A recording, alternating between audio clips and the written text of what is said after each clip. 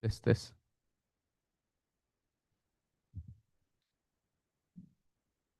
Mm, Cek cek tes tes tes tes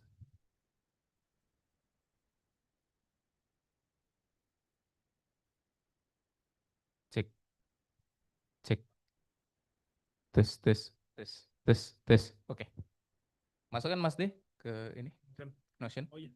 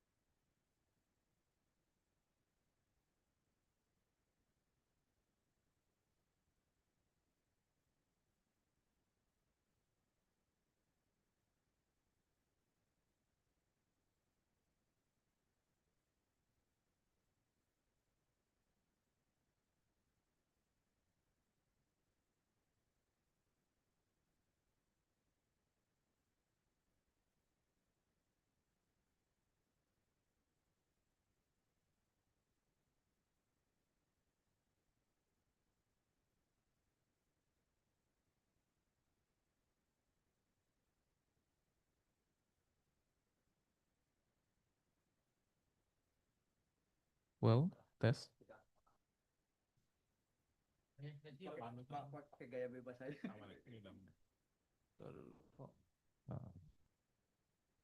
Cek tes one two three. Harusnya muncul. Cek satu. Satu dua satu dua satu dua tiga tiga dua satu. Cek satu dua tiga. Udah masuk.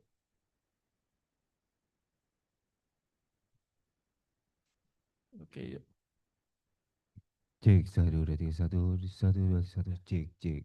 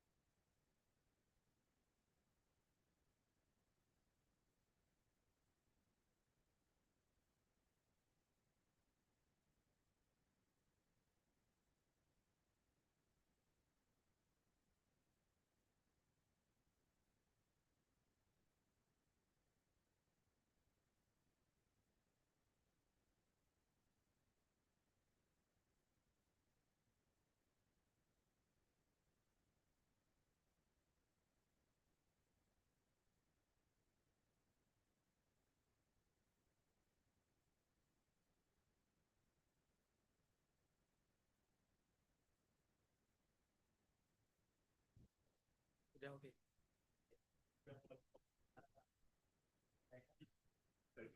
Halo, tes tes tes tes tes tes tes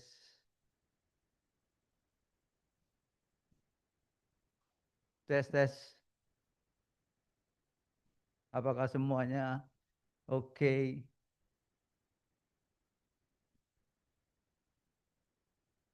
Halo, tes tes tes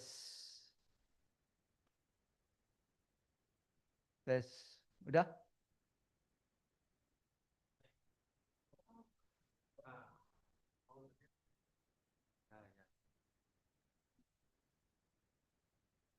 Pasang. nanti tolong kirim nomor saya tak ada. Atau Paramus juga nggak apa-apa. Paramos aja. Oh, mana? Paramus saja. Boleh, boleh. Aku khawatirnya muter-muter. Sweet.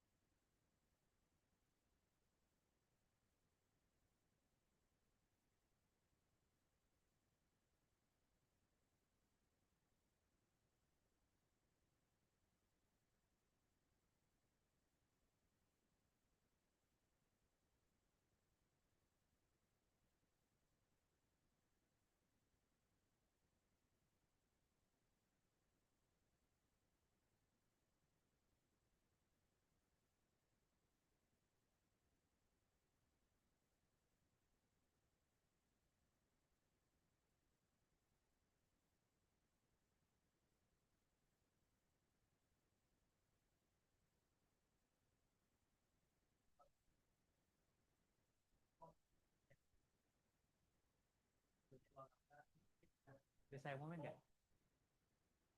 Atau siapa yang mau ngomongin? Salah, salah. Belum. Belum.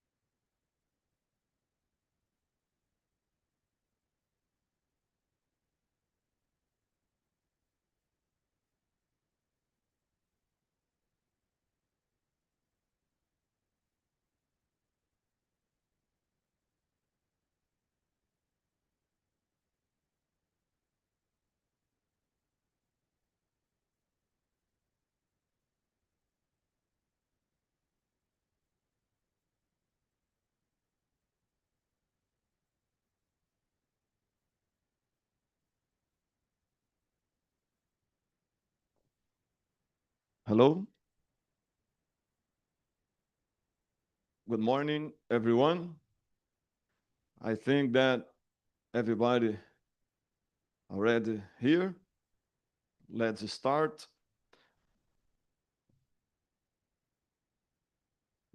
Okay. So good morning, everyone. Welcome to this session 10, organized by the Chinese Academy of Agricultural Science, where we're going to discuss the Global South low carbon agri-food systems. So first of all, I want to thank the invitation to be part of this ceremony. And before we start our conversation, our discussion, I want to invite a few people to give a warm welcome from everybody here. The first one I want to invite to speak to you is Dr. Yin Ma, Director General of the Institute of Feed Research of Chinese Academy of Agricultural Science for China. Please.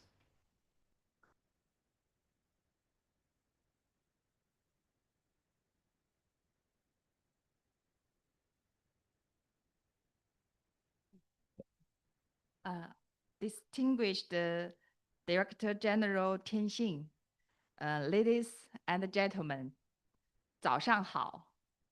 Selamat pagi. Good morning. It is a great honor to join you here in Jakarta for the conference. I'm also pleased that the Institute of Feed Research of the Chinese Academy of Agricultural Sciences has the privilege of leading the organization of the Global South Low Carbon Agri-Food Systems Forum as part of this important gathering.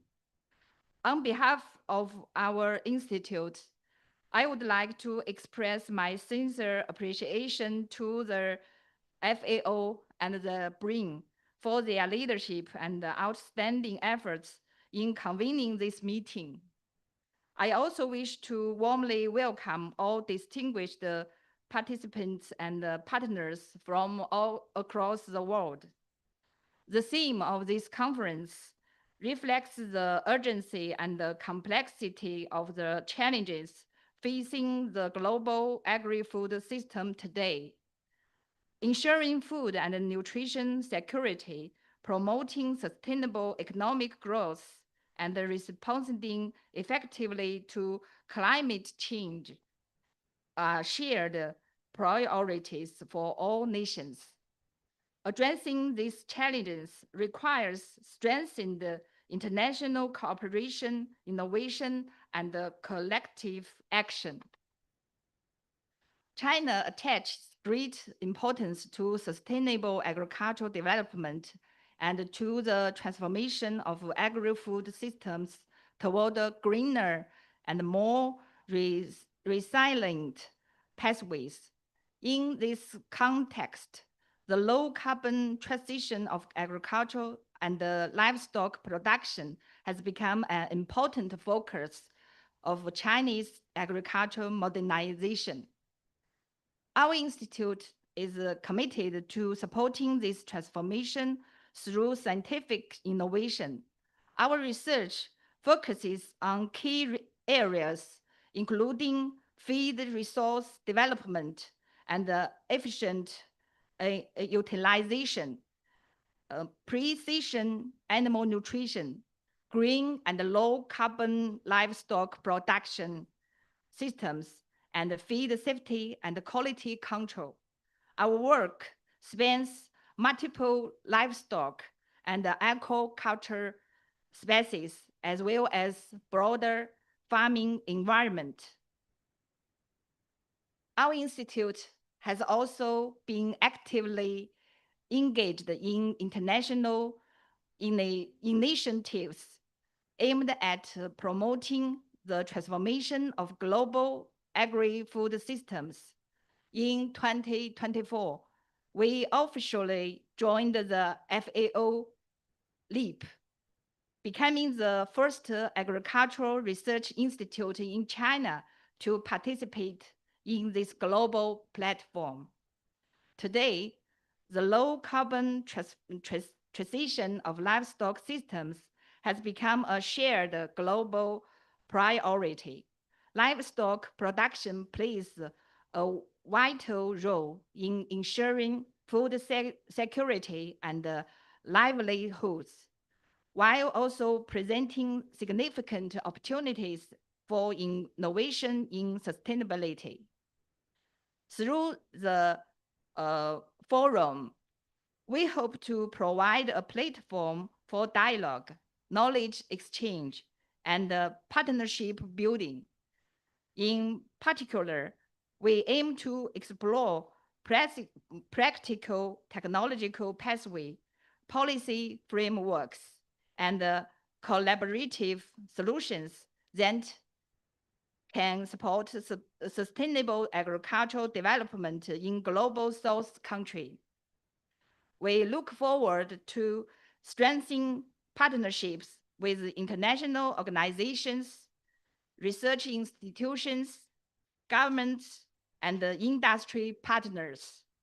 Together, we can advance science-based solutions that promote sustainable livestock development and accelerate the low-carbon transformation of global agri-food systems.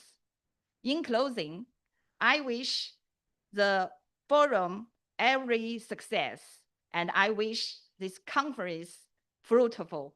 Thank you very much.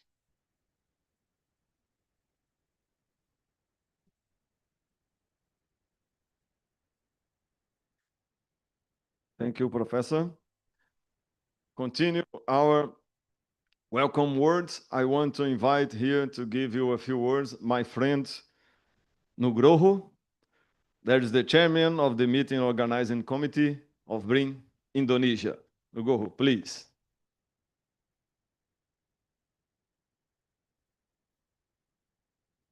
The floor is yours. Yeah, thank you. I prepare slide, but no space because limited time. Thank you very much and very good morning, everyone. honored to have you here, all here with the in the scientific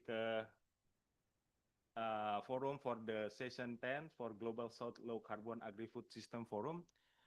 Indonesia, we already have the national determined contribution, and then recently we updated to enhance our national determined contributions. And then agriculture is one of the part that most important for for improvement our environmental footprint in Indonesia. And then thank you very much for all you guys together here in Indonesia is to be our spirit, and then we collaborate together more for future's better world. And then today we don't have much time here. I just want to say that I'm myself is a director for Research Center for Sustainable Industrial and Manufacturing System. We also here develop the National Life Cycle Assessment Inventory in Indonesia. If you know about LCA, Life Cycle Assessment, and then the carbon footprint, our center is responsible for National Life Cycle Assessment and Life Cycle Inventory. So agriculture and also livestock is one of the part in the national database. Together with in Thailand, we work together very close with the TSRTR and STDA. And then we develop with Malaysia also, we develop Southeast Asia National Life Cycle Inventory. So anytime if you want to hear about our project, we can discuss more.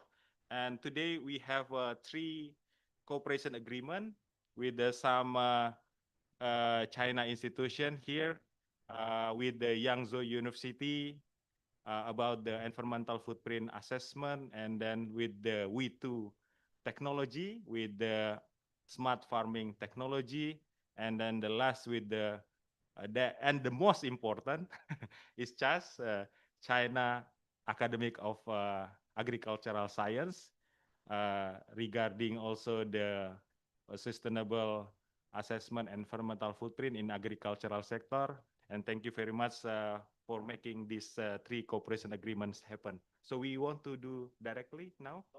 Okay.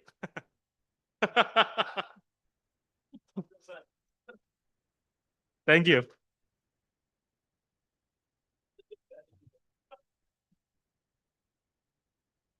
Don't worry. That side. Well, hello. To continue, I want to invite Dr. Yu Zhang, Dean of College of Animal Science and Technology, the Northeast Agriculture and Forest University of China.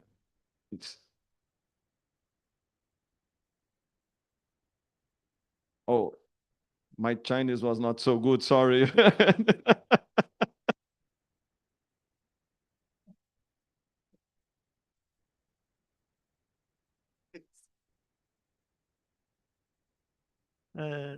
So, distinguished coordinators and colleagues from FAO, BRIN, and CAAS, and ladies and gentlemen, good morning. It's my honor to join us to be this meeting. And as we towards this transition from to low carbon agriculture and food system in the global things, and we must confront a fundamental challenge. Our genetic and nutrition improvement strategy have not kept pace with the diversity of so large and diverse production environments. For decades, such like the dominant livestock genomic evaluation is the BLUP, the best linear unbiased prediction model. While it's powerful, however, it needs high quality and fine structured reference populations. So this need a topical derived large-scale commercial operations with standard management and uniform nutrition inputs, which are very successful in the US and in the European. However, not that successful in the South country. So this, especially for some smallholders for sheep, goats in the poor country. So the blood-based indicators developed in such like in different temperature, such a high input system couldn't simply be used in the humid tropical or arid zoo or low protein feeding regions. So for the beef cattle, meat sheep, and dairy goats, which need in many diverse conditions lack accurate genomic prediction, familiar with the nutrition system.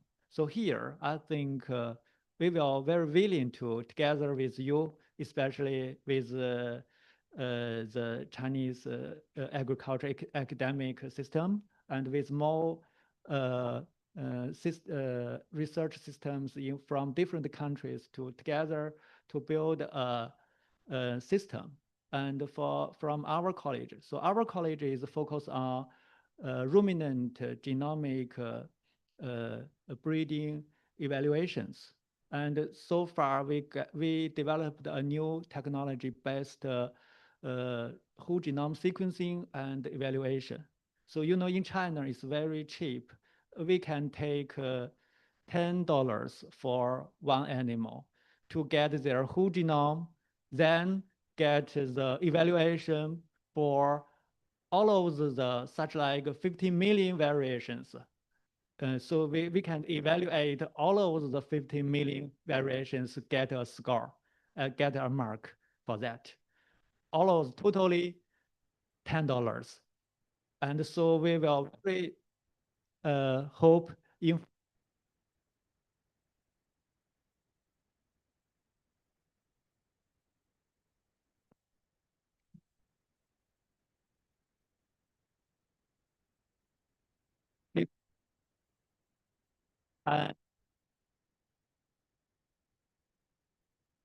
or nutrition. Okay, with their local nutrition system.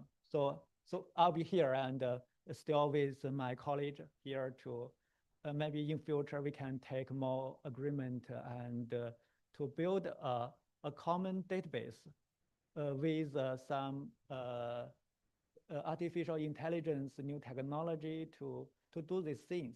So I'll be here and very honored to say these things and together to build this system for the future of sustainable livestock. Thank you very much.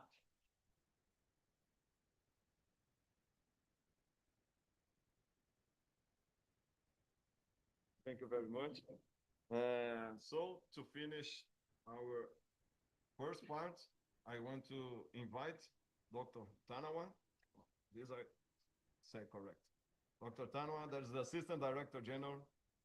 Dr. Tanawa, there's Assistant Director General of FAO, NSA Director, and the Chief Veterinarian. Please, Dr. Tanawa, a few words.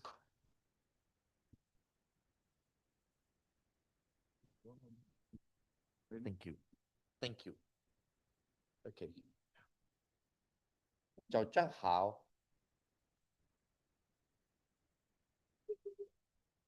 Selamat pagi. Bom dia. Buenos dias. Morina. You don't know Morina? Okay, very good. Morina from Maui, from New Zealand. Thank you very much. I know that there are some other country as well, but I need to learn. I need to learn more to make sure that I can address you with different languages. But thank you very much for joining us. I'm very happy that all of you come together as one livestock team. one livestock team, colleagues, friends who are working for better futures of livestock sectors, of our farmers, producers, is very important. And you have heard from our distinguished speakers already. Everyone ready to share knowledge, to share experience, to share innovation and technologies that you have. Because we have only one planet Earth. We have only one planet Earth. Whatever you call yourself, from the global south or the global north, but we are living in one planet Earth. Today, our planet Earth, the situation is unusual. Unusual. The situation of conflicts and misunderstanding from different countries around the world or some particular countries, it makes ourselves in the situation of uncertainty. We don't know what will happen tomorrow. But for livestock, you see that from the photo, you see that livestock together with high-speed train. It means our livestock will move faster like high-speed train. We will have a better future like high-speed train. We will have more technology and innovation like high-speed train. And you can see that our grassland, this year is the International Year of Rangeland and Pastoralists. When you're talking about the low carbon, we know that our grassland can absorb a lot of carbon. When you have the technical term carbon sequestration or soil carbon sequestration, because our animals, our grassland as well, can keep the carbon low. But at the same time, you see that our cows, our animals produce manure. If you manage very well, those manure or biofertilizers will become a food for microorganisms in soil, that they have a good microbiome. And that's why this one is also highlight the biocircular economy.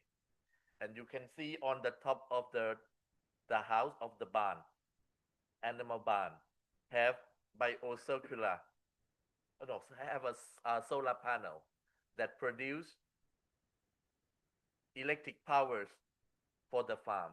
But at the same time, we know that our animal also, their waste and their manure can produce biogas. Maybe if you move another photo bigger, you will see the biodigester next to the farm. Yeah, because maybe they cannot capture all.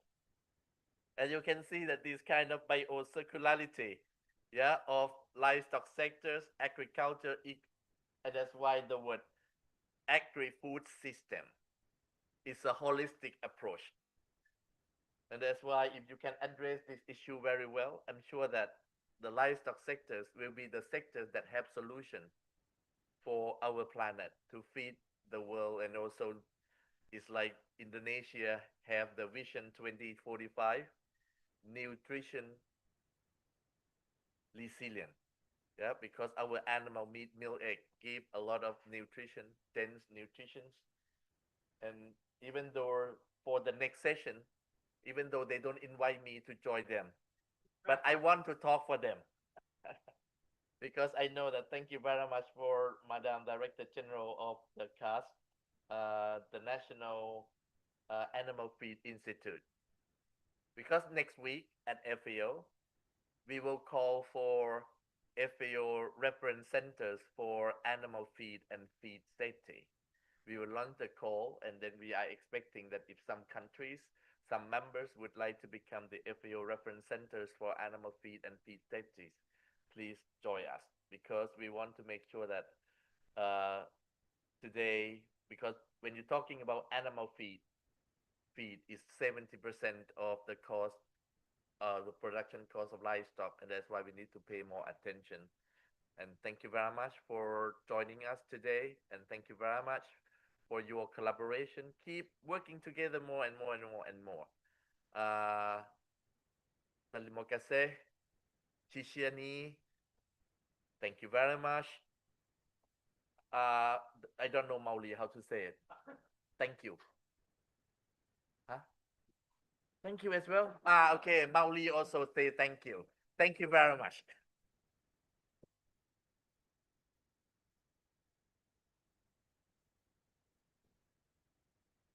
Okay. Ladies and gentlemen, thank you very much for.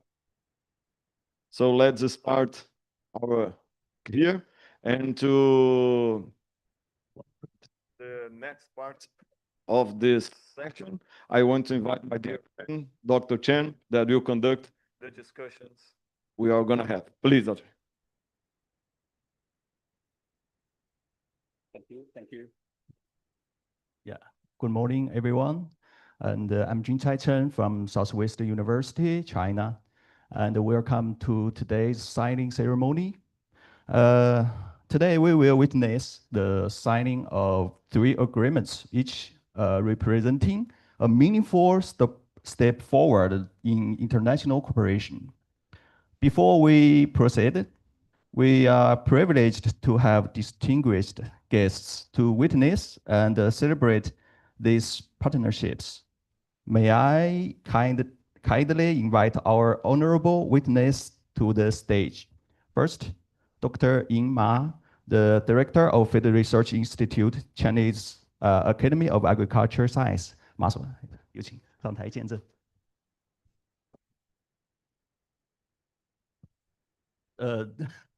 没，因为是签约方，所以因为是那个 CAS 的签约方。You can go together. And Dr. Tanawa Tianxing, Assistant Director General and Chief Veterinary Director of the Animal Production and Health Division FAO. And Professor Nunang Nuyato from Brain. Okay, please. And Dr. Bruno, my friend, the coordinator of animal production, Brazilian Ministry of Agriculture and Livestock. Yeah. Let's warmly welcome them and give applause. Yeah. Okay. Thank you. Now, let's proceed to the first signing.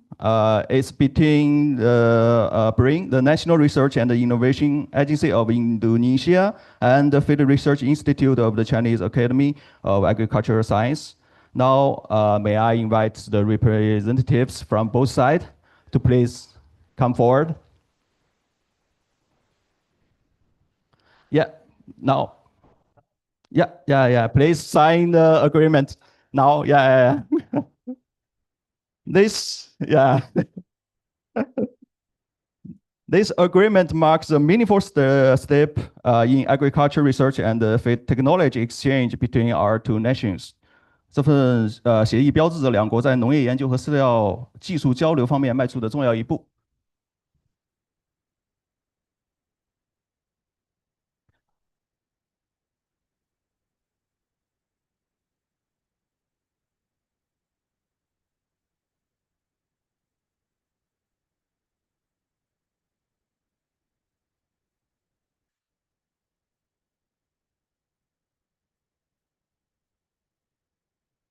Okay. Let's give applause.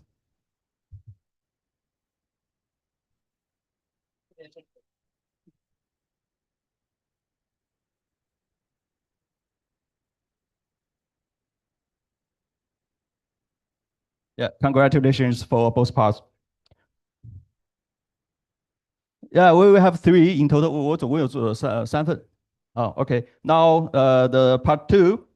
It's the collaboration between Changzhou Huitu Smart Technology Company and BRIN. Now, may I invite the both representatives to come forward?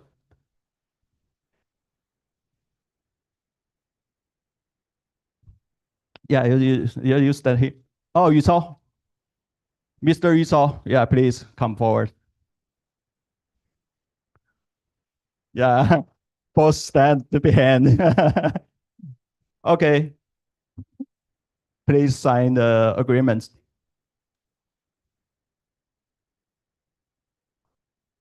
This partnership is to promote innovation and sustainable development in agricultural sector.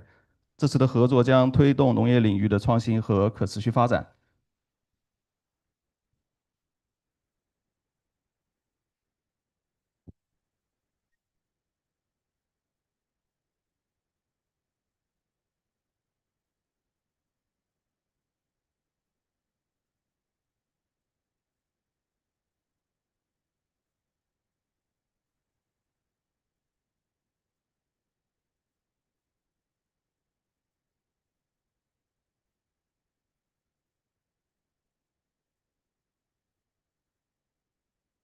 Yeah, okay.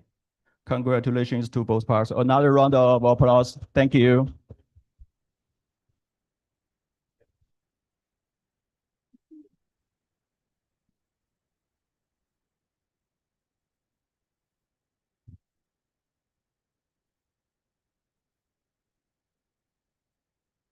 Okay, thank you, thank you. Now it's the part 3. It's the collaboration between Yangzhou University and Brain. Please, the representatives come forward.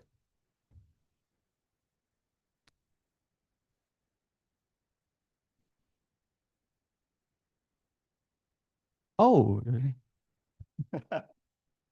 Coincidence. This partnership aims to strengthen the academic and research cooperation, fostering new opportunities in education and innovation.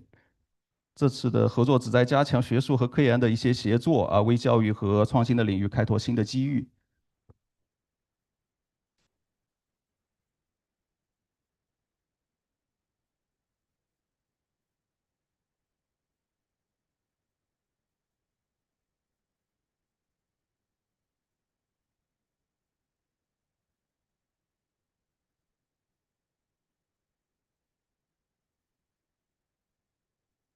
Okay, congratulations. Let's once again express our congratulations to them.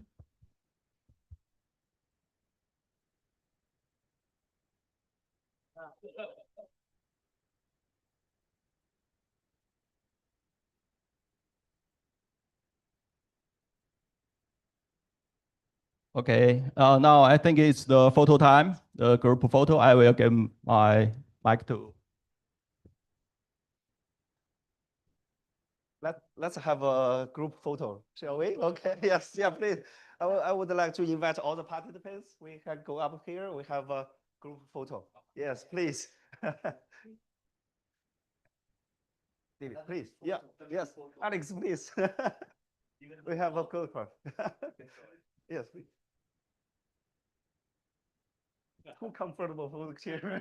I don't want to get up. Please, please. Yes, please. Yes, please. Yes. Well, I got those. Yeah. Please.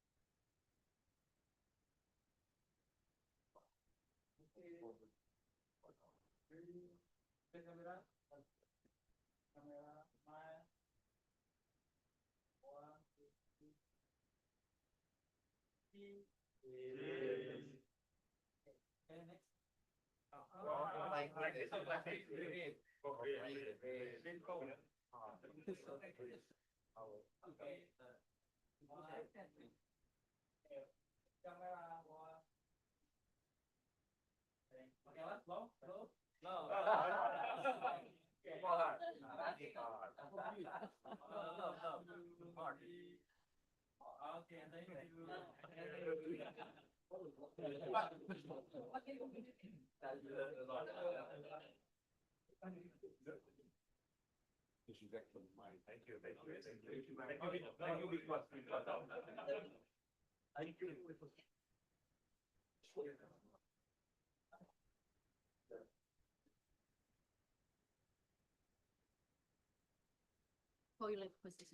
Yeah. We have 5 minutes break time. Yeah, 5 minutes. Okay.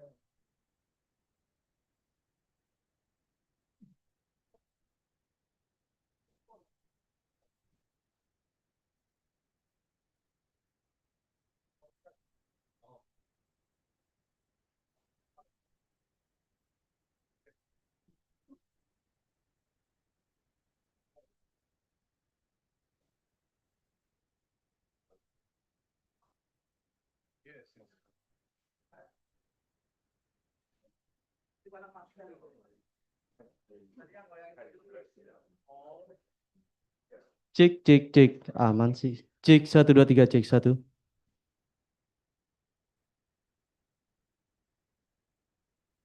Suara, soalnya di dekat. Iya, kalau begini ya. Cek, 1, 2, 3. Siapin? Nggak usah, nggak usah. Yang ini buat ya siapin dia kalau dia jalan. Yang ini sini kalau dia nggak mendekat aja. Oh iya, gitu aja. Yuk.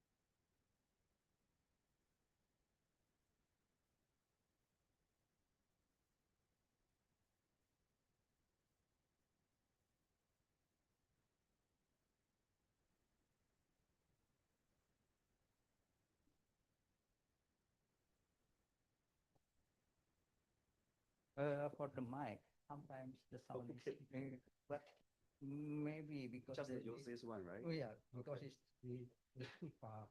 So maybe they put this or use this is okay. Or use this Yeah, one? or this is okay too, but please close to the mic. Okay, I see. Just use this one. Yes, maybe it's better. Yeah. Okay. Yeah. You need stand for the mic. You need stand for the mic.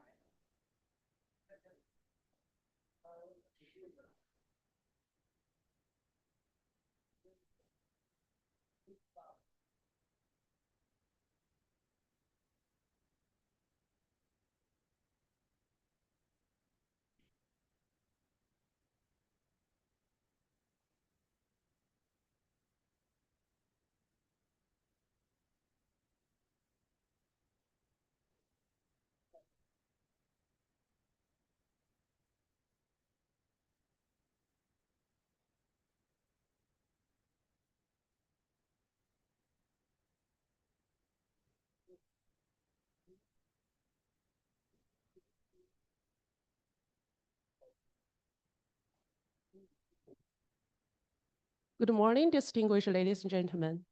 Dear the colleagues, my friends from everywhere all over the world. My name is Wang Ling from Yangzhou University, and it's my great honor to be the moderator for this session.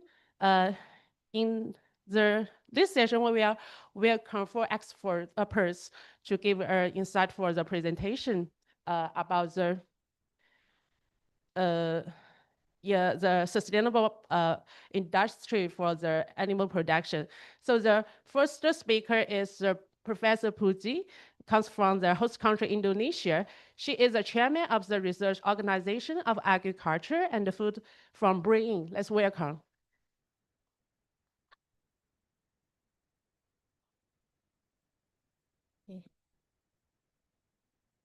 Thank you, Dr. Teng. Very good morning, everyone. Thank you from the organizing committee and FAO to give opportunity to research organization for agriculture and food. At this moment, I would like to deliver a short talk about research and innovation for low carbon agri-food system in Indonesia. It includes not only livestock, but also mainly actually crops. So here is brief introduction, the role of BRIN. That in BRIN we have supporting agency, which deal with scientific-based policies, and also executing agency, including 12 research organizations. This is also ROAF, Research Organization for Agriculture and Food, and BRIN has 85 research centers that focus on the national research innovation activities. In addition, a funding agency, it is important to strengthen national research innovation ecosystem, which provide matching fund for external collaborators. This ROAF, the Research Organization for Agriculture and Food, contribute and have a role how to lower the carbon emission, which has 7 research centers, 6 deal with the on-farm research. This is the Center for Food Crops, for horticulture, for estate crops, animal husbandry, freshwater aquaculture, and marine aquaculture, including brackies. And mainly for the activity is starting from the management of genetic resources and genetic improvement, especially by breeding, not only the conventional, also but how we use the modern biotechnology and how to detect and control pests and disease, and the land agricultural resources, also how to manage soil and greenhouse effect, then also how to stem the environmental pollution that to lower of the climate change effect. Also how we contribute based on the off-farm research center. It's called Food Technology and Processing. Here we focus on the research on functional study and alternative food and innovation in the development of food and beverage, also how to preserve and package technology innovation. We also support food safety, including how to support free meal program in this current government. Now, how to reduce carbon emission while we secure the food. So we have to make balance with the climate change effect and the food in Indonesia. As we know that greenhouse gas emission from agriculture actually is still high and approximately 20%.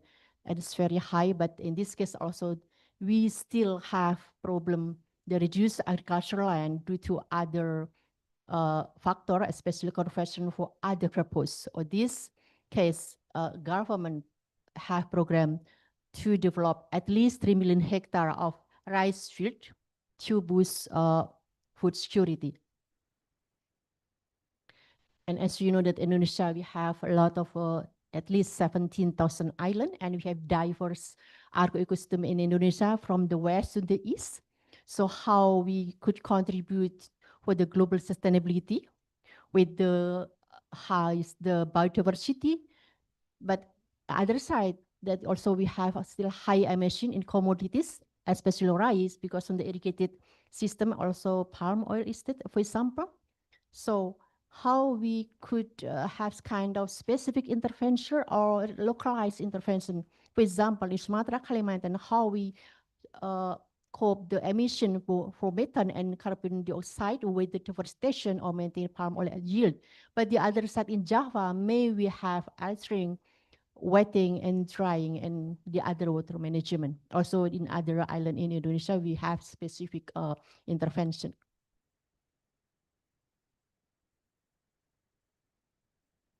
Okay. And this is a example of our current research in ROAF to low methane emission in rice production called Tabela, this direct seeding. Based on our research, there is no significant difference from compared to transplanting method. And also it has more efficient period of time that between 10 to 15 days earlier compared with transplanted rice. It's the technology is how we coat with iron coated seed. And we also have cultivation method called Salibu Ratun. It's combination with the rain-fed land modification that can increase cropping index. From this approach or technology, it reduces cultivation costs, especially for seed and land preparation. And as we know, actually, this could be hopeful, can be beneficial. And this project is ongoing until this year. For smart cultivation technology, is focused on the rice and soybean production, because until now, even last year we have self-sufficient of rice. It's still 1 year, but our challenge is how we can sustain the self-sufficiency of rice. So on rice and soybean, we still import a lot from, I think, from USA. So we try to have a technology how to minimize the water use and fertilizer application, which doesn't have any significant yield reduction. And especially how we have kind of sensor to detect nutritional requirement, especially like nitrogen, phosphorus or potassium. You also have a research collaboration, especially alternate wetting and drying for rice production. It goes for around 3 years. And the end of this project, we hopefully can develop best practice protocol, also how we can have kind of research-based recommendation, and in the future, how we can prepare for scaling up and carbon credit implementation. This pilot testing could validate the monitoring, reporting, or verification of system. There also can be a scalable implementation in the future. On the stage crop, especially coffee, so Indonesia, I think most Indonesian like coffee. This Liberica coffee. Also, here we try to have a kind of output that digital data can serve a basis for developing fertilization recommendation. This can also lower the methane emission or carbon emission, and also this digital platform could be integrated in machine learning. So hopefully with Liberica coffee, it also can be helpful for the future coffee in Indonesia, also in the global level. And it's for the livestock, we have project, especially we introduce kind of species looking at taramba, can mitigate the carbon emission. Hopefully it can reduce up to 15%. It's specific in the eastern part of Indonesia, NTT, Eastern Nusa Tenggara. And you can see here we apply on the cattle. I think it's a research project between Indonesia and New Zealand. And hopefully it also can increase the livestock production in parallel how to reduce the carbon emission. So in addition to the previous research, as we know also this information that is also we know that cattle it contribute a lot for the methane emission is 27% from ruminant, and how we can also use kind of tea waste, fermented tea waste that can be effective for feed additive to reduce enteric methane emission. Also how to increase the efficiency of the feed digestibility. This research is still also ongoing. And still in Indonesia, we have a coastal area, maybe third among the Indonesian area. So we also use green alga called Ulva lactuca, and we extract the ulfan polysaccharide to obtain the functional prebiotic ingredient. With this functional prebiotic ingredient, hopefully it's not only for food, maybe for feed, but the important thing is how this can contribute to low carbon food supply chain in the future is one also a part of our project. And we know tempeh, I think everyone also consume tempeh, mostly Indonesian, but we try not only to just based on the soybean, especially because we import soybean a lot. So we develop non-soybeans or food waste, which from tofu, for example, to reduce, to produce local non-soy tempeh. And it's high protein and room temperature for the process. So with the longer shelf life, high protein, local based products, hopefully this can also reduce or lower the energy and to reduce the transport emission because we use the local genetic resources. And with irradiation, we also used for the preservation to produce animal-based food, especially the chicken meat or egg powder or local Indonesian honey or the other cheese. From this irradiation is really how it means we fewer the spoil animal-based food. Also from we have less methane from waste. Also how we reduce reliance on energy. So overall, how it can contribute to lower the emission carbon. It's the last actually partnership for transformative agents, how we can harmonize monitoring report and verification. And with the fund, for example, how we can focus on the method to bridge the income gap. And BRIN, of course, we could contribute with the science-based policy, research-based policy to differentiate policy between high emission industrial zone and also the other vulnerable smallholder zone. So overall, the harmonized agriculture could ensure food security while empower the communities. It's the contact person. It's me and the other head of the center contribute from this research. And thank you so much. And terima kasih. Sia-sia.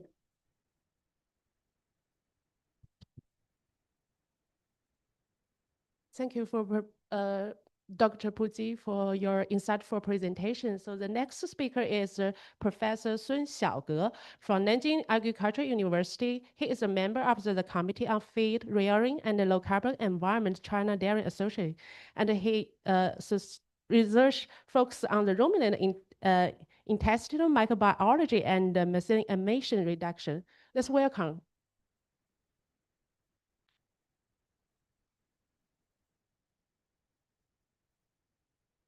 Thanks. Good morning, everyone.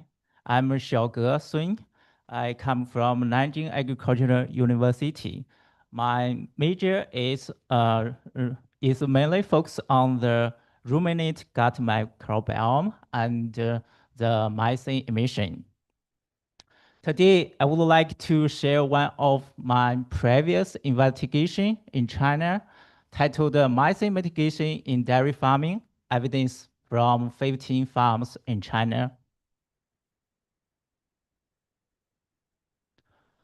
As we all know that the livestock contribute a very big share of the global greenhouse gas emissions. And with the increasing of the global demand for the dairy and meat products, that's it's expectation that the emission also will be increased. So it's urgent and important to take action in reducing the gas emission. This is our research. We select 15 farms in China, across northern China to southern China, where the geographic distribution is also very wide. And you can see in China, all of the farms almost is big farms. Our herd size from 422 to 24,000. And we classified the farms as small scale farms if their total cows below 2,000. And the medium scale between 2,000 and 5,000. And the large scale more than 5,000 has. And the questionnaire coverage, including the farmers and dairy processors, government, university, and research institution. This is the herd structure of these dairy farms. As we can see that almost all the farms, either from small farm or the large farms, the proportion of the milking cows and dry cows are similar for these three different kind of farms. Therefore, this would have a very similar, the very small effects on our calculation. For the key emission state, we can see that the methane, we can see the first one is methane emission. It's the biggest contributor of the whole GHG emissions in our farms. And the large dairy farms, the green one is the large farms. Oh, sorry, how to? The large dairy farms had the lowest values of methane and nitrous oxide emissions per unit of their milk. From this photo, we can see that the source of gas emissions in dairy farms are mainly from the enteric fermentation and manure management and feed production and processing. The most source of the gas emission in large farms shows that they have the lowest emission intensity.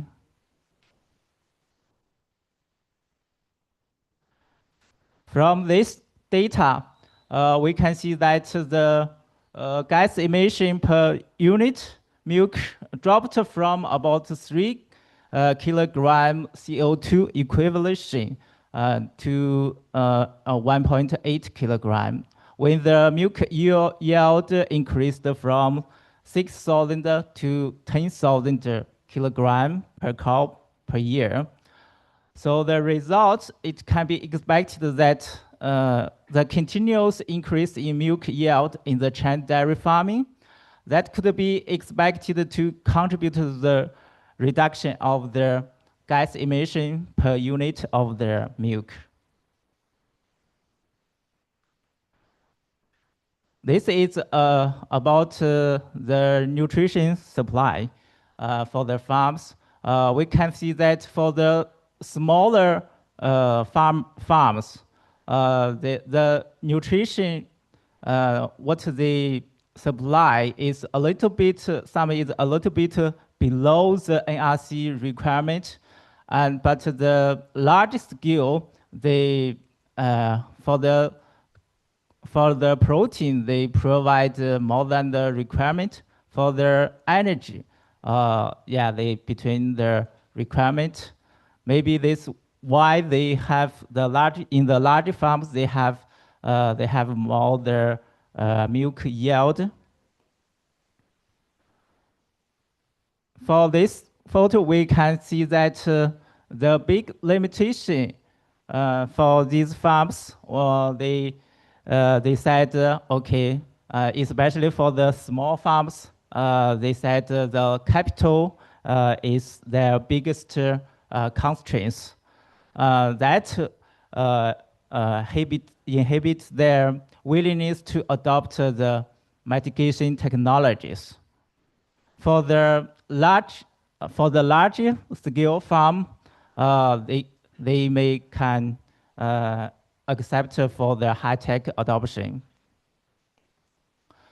This is the mitigation option, the feasible waterway investigation. The precision feeding is more acceptable. And the methane inhibitor, for example, the 3-NOP, is the most efficiency way to control the gas emission. But this is not the acceptance is low, maybe due to the cost. Yeah, so this is the problem. So what should we do for the policy and the market incentives? We want to combine the two dimensions, economical incentives and the regulatory pressure. For example, for the government, we can build the emission standards and carbon trading, and we also can do some green credit financial support for the sustainable farm transition. Another way we can do is to improve the animal welfare. The animal welfare also can be one co-benefit for the in reducing the gas emission. According to the previous study, that if we can improve the welfare, that would be reduced 10% to 15% gas emission per unit milk. We can see that the biggest barriers for these farms, what they see is the lack of capital.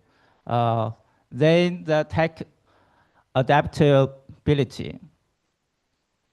So what we can do, the suggestion for action from three parties. For example, the government maybe can strengthen the financial support and maybe can build some emission standards. For the international organization, can update the GHG calculation model and building the technology transfer to the global. And the research, we can open source data and for the more research analysis and conduct the cross-national trials on the mitigation efficiency.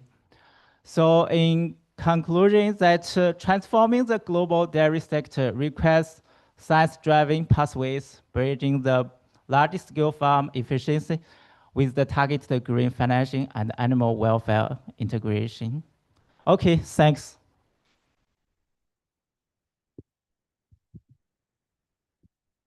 Thank you, Professor Xiaoge, for sharing story about the dairy story in China. Next, we turn to the insight from Australia. It's my pleasure to welcome Professor Aaron from the New South Wales Department of the Primary Industry and Regional Development.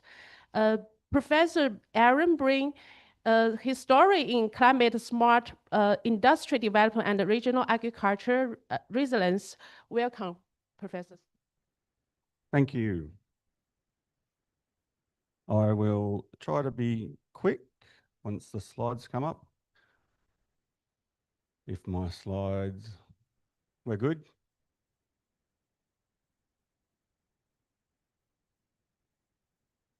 With me or the slides?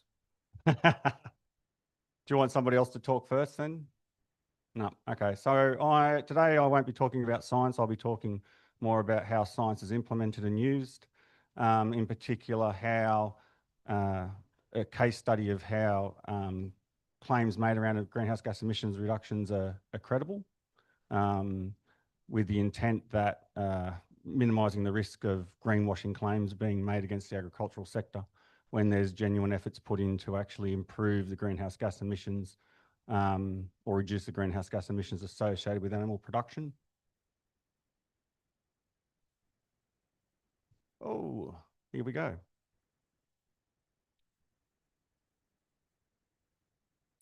Okay, so this was done, the work that I'm going to talk about was done for the dairy sector. And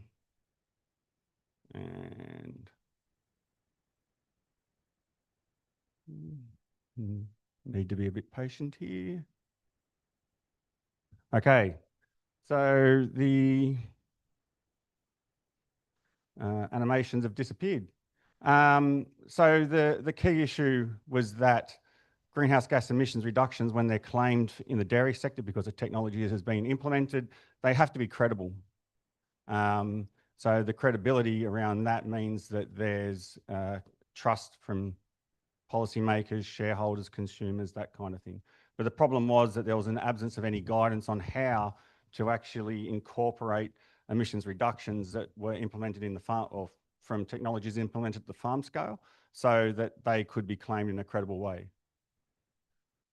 So the solution was that the international dairy sector as well as the New Zealand Ag Emissions Centre got together and invested in a project called the Milker Project. So the Milker Project, which that's the logo down there, was a protocol for including greenhouse gas emissions reductions in life cycle assessment. So very much dairy focused.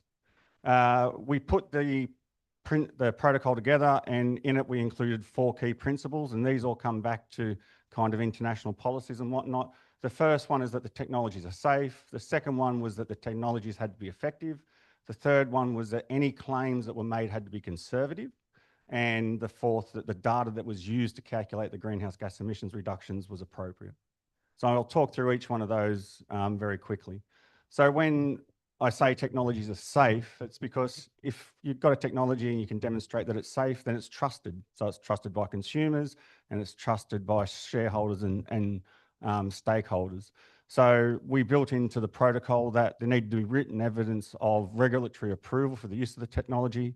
There had to be a life cycle assessment of what the impacts were once that technology was implemented to look for trade-offs with other environmental indicators, and also had to demonstrate that there were no impacts to the farming system. So that's things like animal health, but also product quality because that flows through to human health.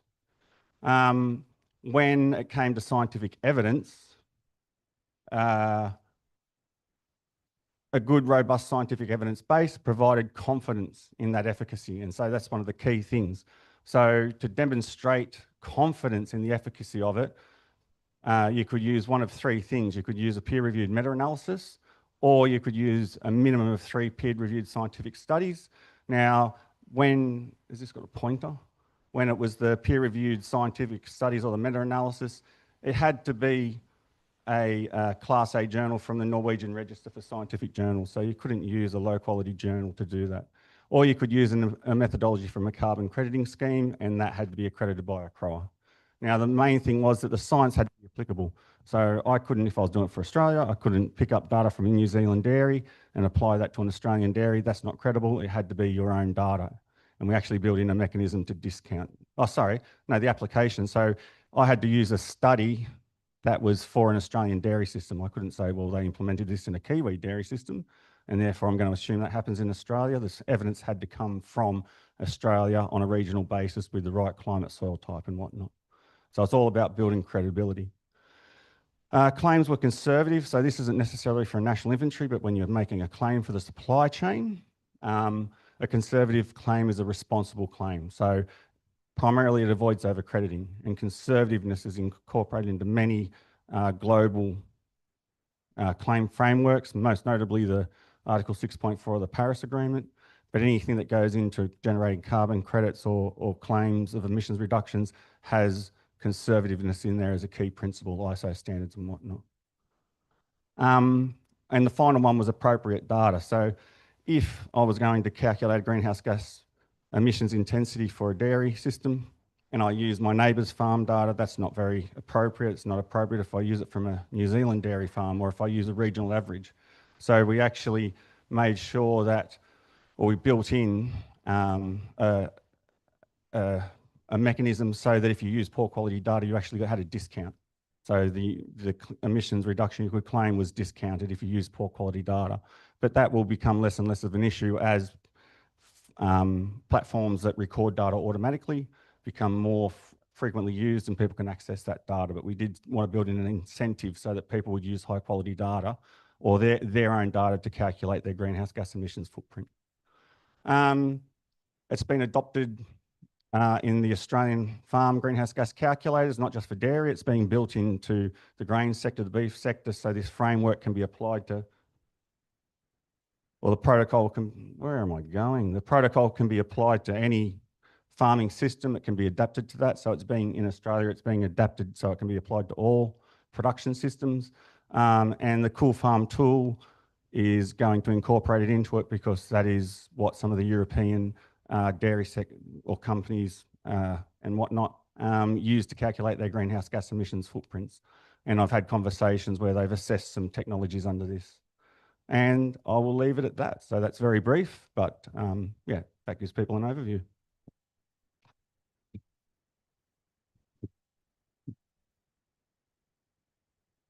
Thank you for your insightful presentation. Now we come to our final presentation by our Professor Alexander Benedict, comes from Brazilian Agriculture Research Cooperation. He is a globally recognized expert in tropical, low-carbon agriculture and sustainable agri-food system in transformation.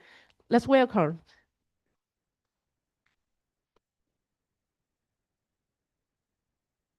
Okay, thank you. Good morning. It's a pleasure and an honor to represent Embrapa and Brazil here today. Where's the pointer? So we are here because we often hear in general that livestock is a problem for the climate, but in the global south, we are providing or proving that livestock is actually one of our most powerful solutions. Through integrated systems and carbon neutral protocols, we are not just reducing emissions, we are healing the soil and feeding the world. So these are more powerful opening remarks just to give the first idea. The previous speakers also commented on this dual mandate of feeding populations and protecting the climate. And in our case, tropical pasture have the highest global potential for soil carbon sequestration. And low carbon agriculture is not just a climate must, it is a productivity plus. The integrated crop, livestock, and forestry system, the model, physically integrates crop, livestock, and forestry. We have obviously the thermal comfort, so trees provide shade, drastically improving animal welfare. And we don't have enough data to prove this, but this is AI, so we need to teach AI how to perform well. We don't have enough data to prove that animal welfare is directly related to weight gain in our conditions. But we have data to prove that reproduction indexes definitely increase with animal welfare. We also have the diversified resilience, so multiple revenue streams that farmers, producers can benefit from a single commodity when it make market shocks. And if we use legumes and other legume trees, we can also have nitrogen fixation, integrated plant life, heals degraded land, and locks the carbon in nitrogen and nitrogen in the soil because the organic matter molecule is larger and is more stable in these soils. Some of our colleagues, Chinese colleagues, visited us last year, so that was the production system that you visited at Embrapa Southeastern Livestock is a dairy system based on grazing systems with trees integrated in the same area in the same time. Our idea was to have a simple structure for the voluntary milking robot and a system with trees and another one without trees. Very simple, simple milking parlor. And the idea with the automatic gates that are here, they recognize the cows, and during the day after the first milking, the gates send the animals for the shaded area with trees that the animals will graze during the day. And after the milking in the afternoon, the gates open to the other sector that is more intensive, and it doesn't need the trees and the shade because it will be grazed at night. And of course, the thermal comfort is evident. We can see the different temperatures. This is the road, and you can see it's very hot and the freshest area under the trees. And animals are clever, cows are clever animals. And if we support them with environmental conditions, they will explore this environment and use the shade properly. So, so it's resume here. Comparing conventional grazing versus integrated systems, we have this thermal comfort via forest canopy. We actively sequestrating carbon in the soil and also in the stems, the trunks of the trees, also nitrogen fixation. The emission profile can be favorable in the sense of neutrality. I will show some research results, and we diversify forestry crop and beef income in the same area. So this is one of our results on the dairy system. Is published a few years ago, but it's the main number here is when we intensify a lot in both systems here are grazing systems, but we increase 360% the milk yield per hectare per year. The carbon footprint actually also increased a little bit per fat and protein corrected milk, but in the final calculations, we need 52 trees to compensate one milking cow in this system. And depending on your stocking rate, this is feasible to have enough trees to compensate the emissions, total emissions. So this brings us on the direction to neutrality. That's why, because we have these offsets and we have the we launched a protocol for the beef, carbon neutral beef, and now at COP30 in Belém, we launched the low carbon beef. Is not completely neutral, but in essence is the same idea to compensate emissions by carbon sequestration in the soils and in the tree stems. And that's why when we look deep in the soil layer, and the amount of carbon, we can see that in the surface layer, all the systems with, this is forest, standard reference, with trees, agro-silvopastoral, silvopastoral, agro and forest, agro and livestock, sorry, without forest. And this is crop livestock system, also without forest. But when we see in depth, it's systems that have trees, like of course, the forest, but both agro-silvopastoral and silvopastoral, they show more carbon in depth. And that's because of the presence of the trees. So our soil profile is very deep, and we can see that almost 50% of the carbon is in the first 30 centimeters, but we still have 50 of it until 1 meter. So it is really important to check all these, how to say this, all the profile, soil profile. This is another research result on beef. Beef is just to show again this more or less the number that we need. Sorry, 300 trees per hectare can compensate or neutralize 12 steers per hectare. We usually don't have 12 steers per hectare, but on average we can have 3 or 4 on average in all the year. In the summer, in the top production moment, we can have up to 20 steers per hectare. So it's an average, but the publication is there. You can see all the data, and the idea here is to show how many trees do we need to compensate the production.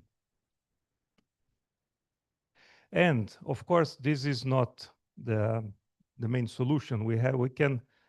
We can accumulate or use different strategies, like Professor mentioned on the genotyping system. So we have projects on selecting feeds with low emitting bulls for further optimize the herd biological footprint.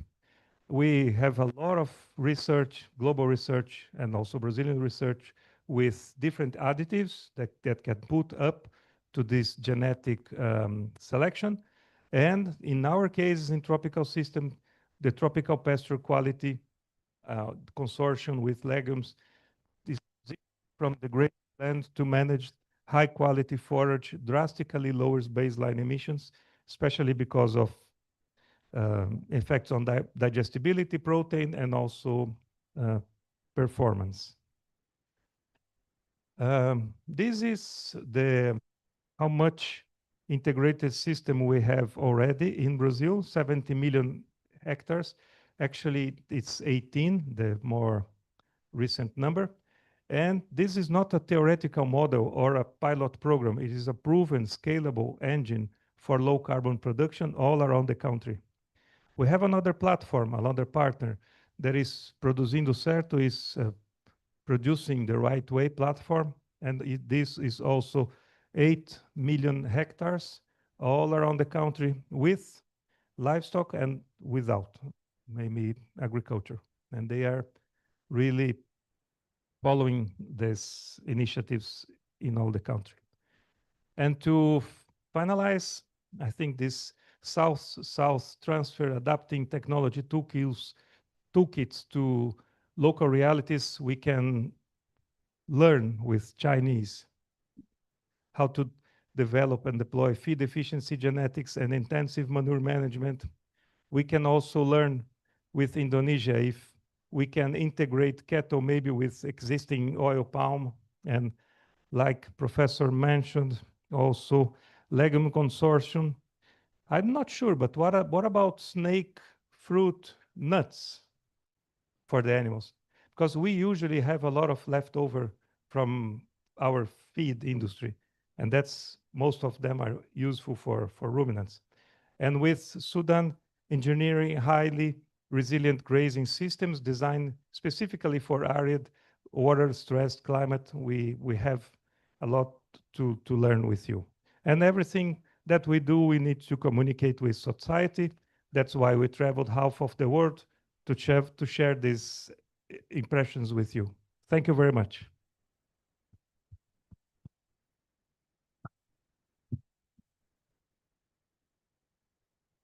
Thank you very much for your nice presentation. That's the presentation in the session 10. We are going to give the certificates for all the 4 experts. Please come to the stage again.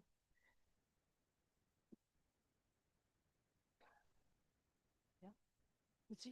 Professor.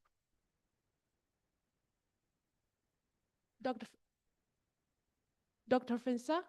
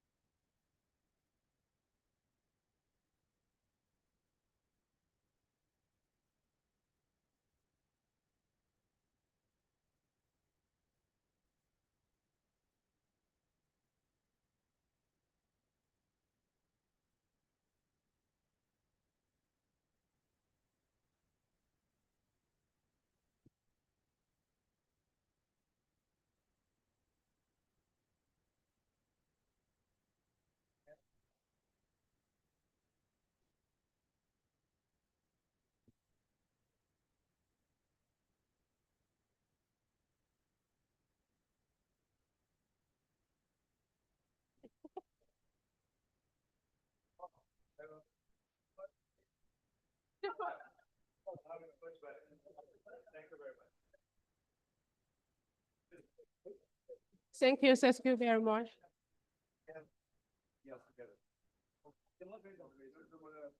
The moderator. Yeah, please in the middle. Can open this one? Sorry. Yeah, open it. Yep.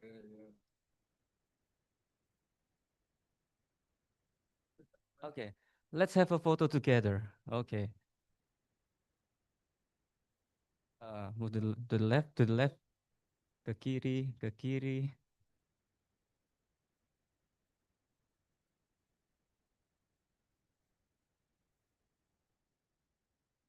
Yeah, thank you so much.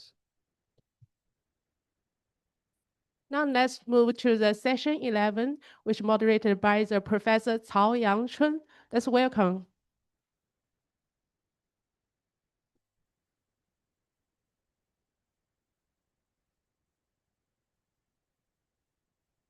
So good morning, everyone. So let's move to section 11.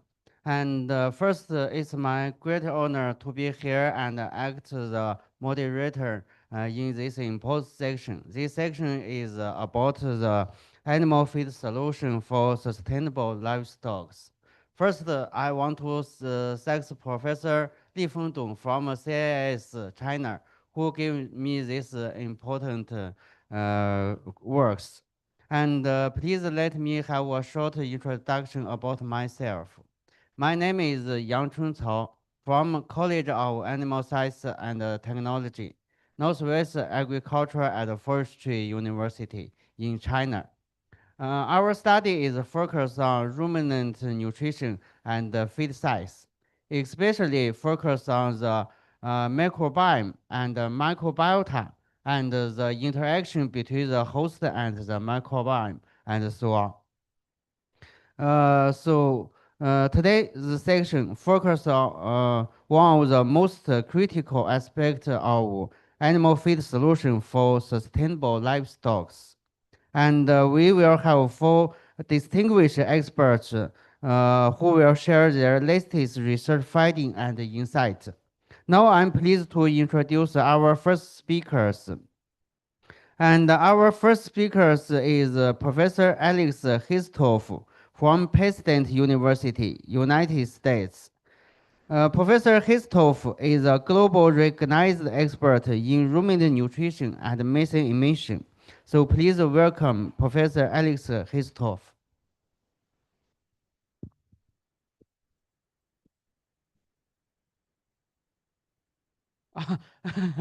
So Professor Alex Histoff will come soon. So I have more short introduction about myself before Professor Alex come here. And I'm the vice dean for the College of Animal Science and Technology, and Professor Jiang is my boss, dean for this college. And my role is focus on about to the international things between different countries and different institutions. For example, maybe we can apply projects from China and from foreign country, and also have some meetings like this, and also we can offer the full funds for master doctor students and postdoc students. So welcome master doctor and postdoc students to our college. We also have good salary for postdoc students to join our college. So I found Professor Alex come here, and so warm welcome. Thank you. Thank you. Thank you very much. So we have 10 minutes to talk about feed additives, 10 Indonesian minutes or 10 Chinese minutes or what?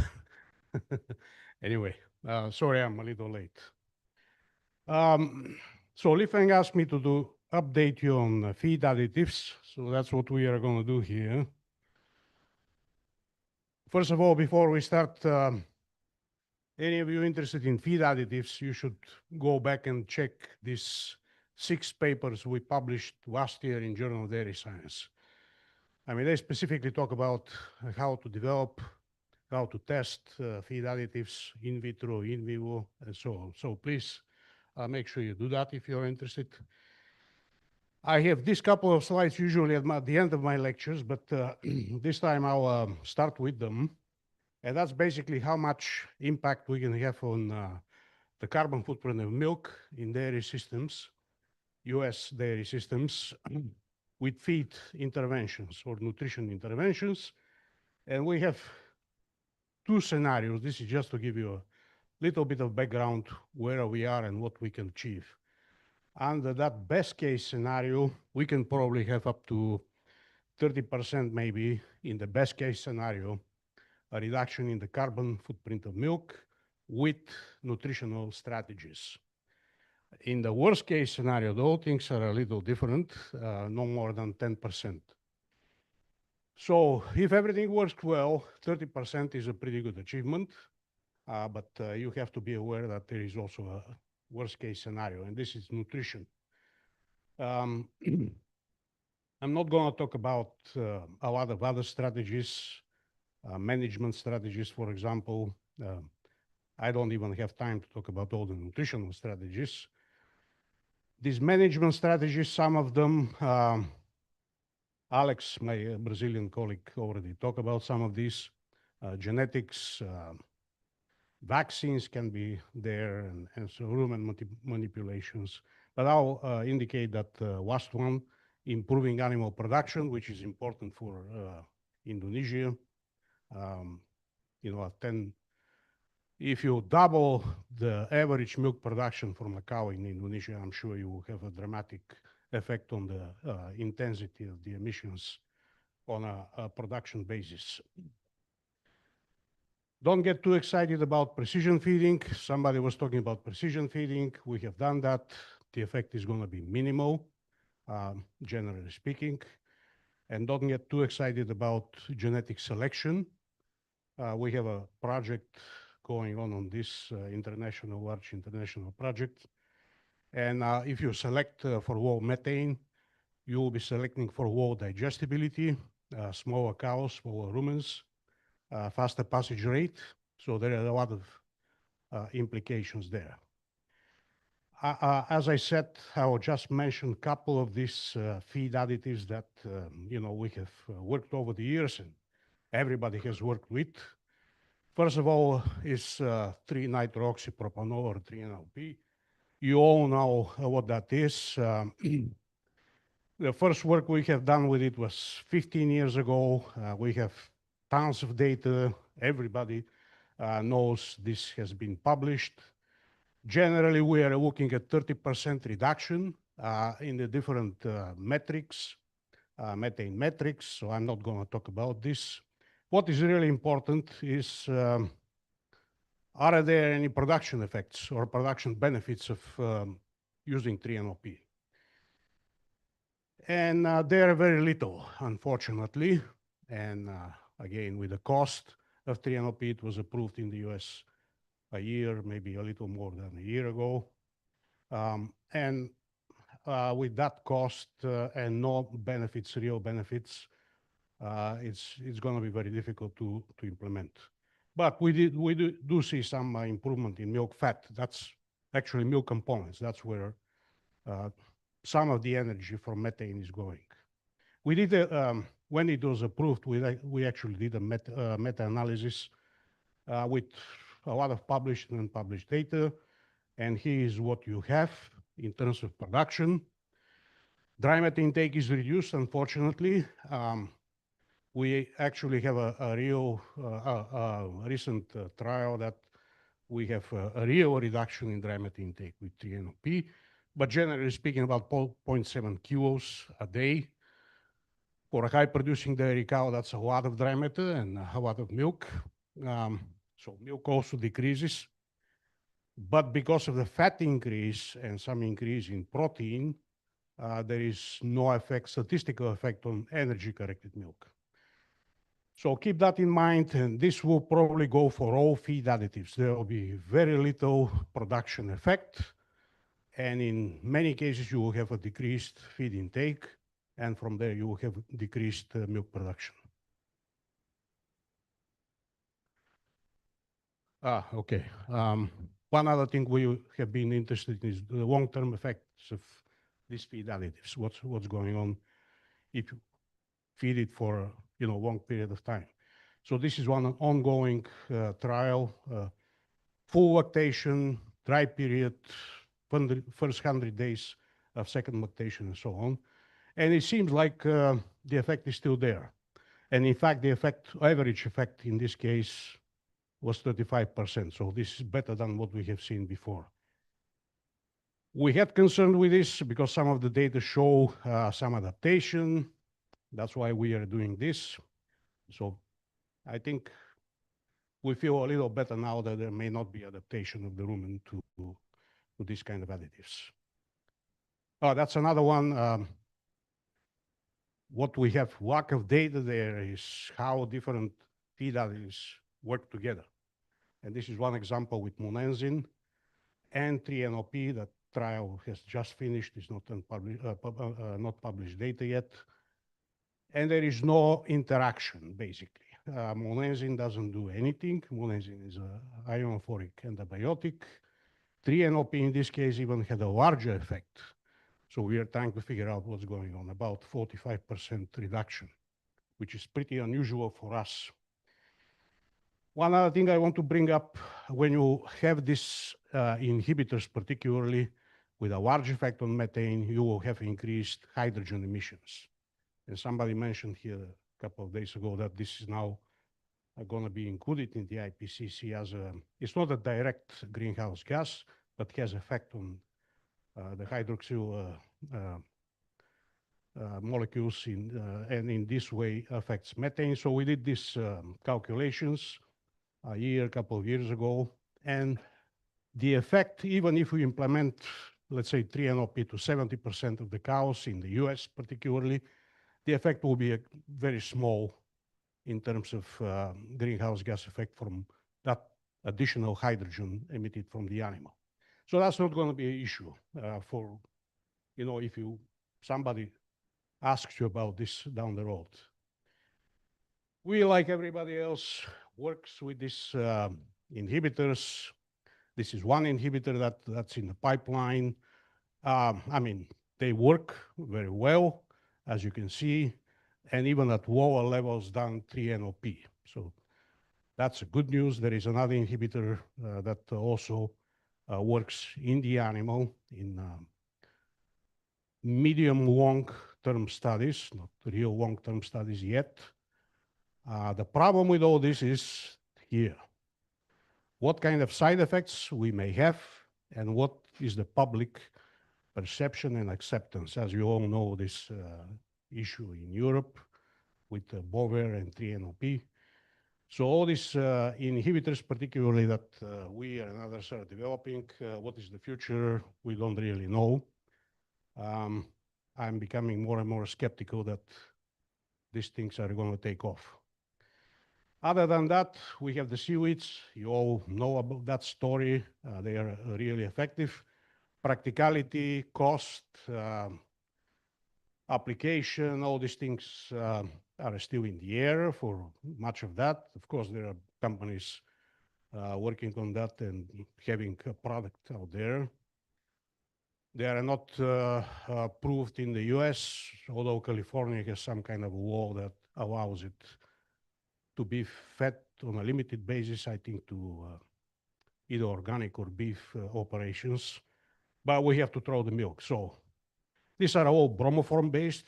The more bromoform in the intake, particularly from this Asparagopsis seaweeds, the higher the effect.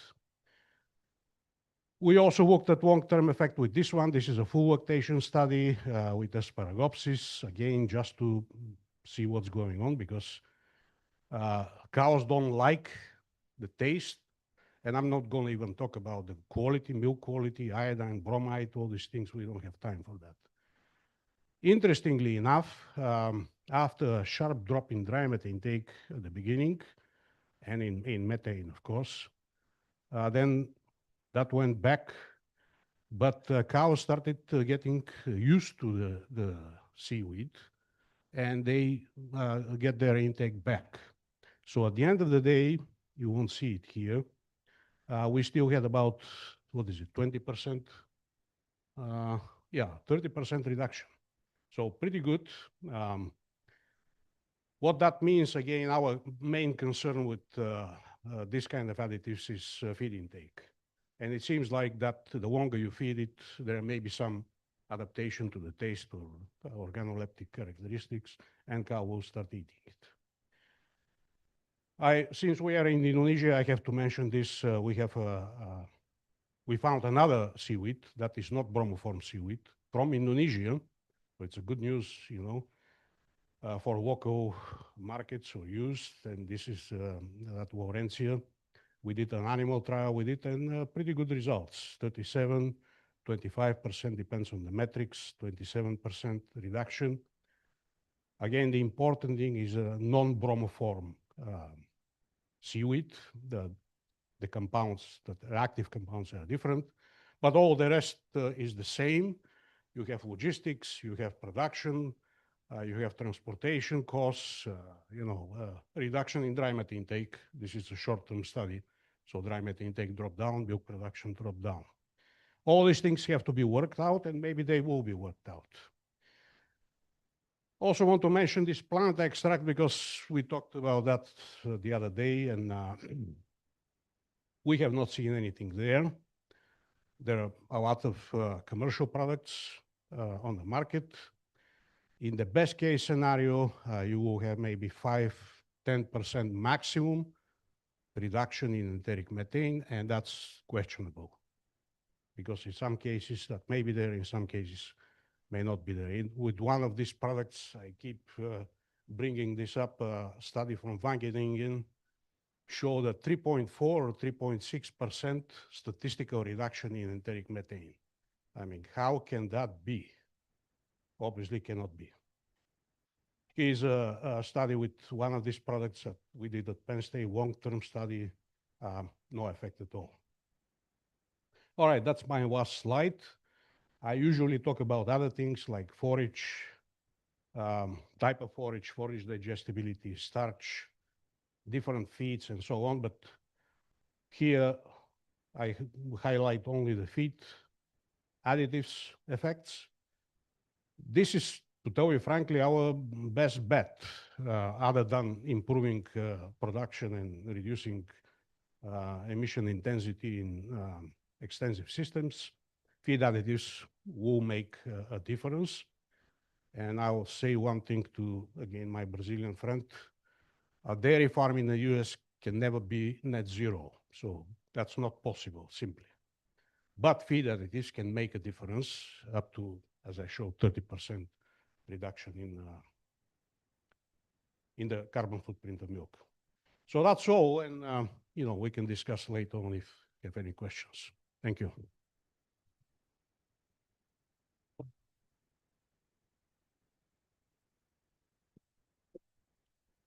So thanks for Professor Christoph's sharing about the outstanding work about methane emission. Now I would like to invite our second speaker, Professor David Kinney from Tegask, Ireland. Let's welcome.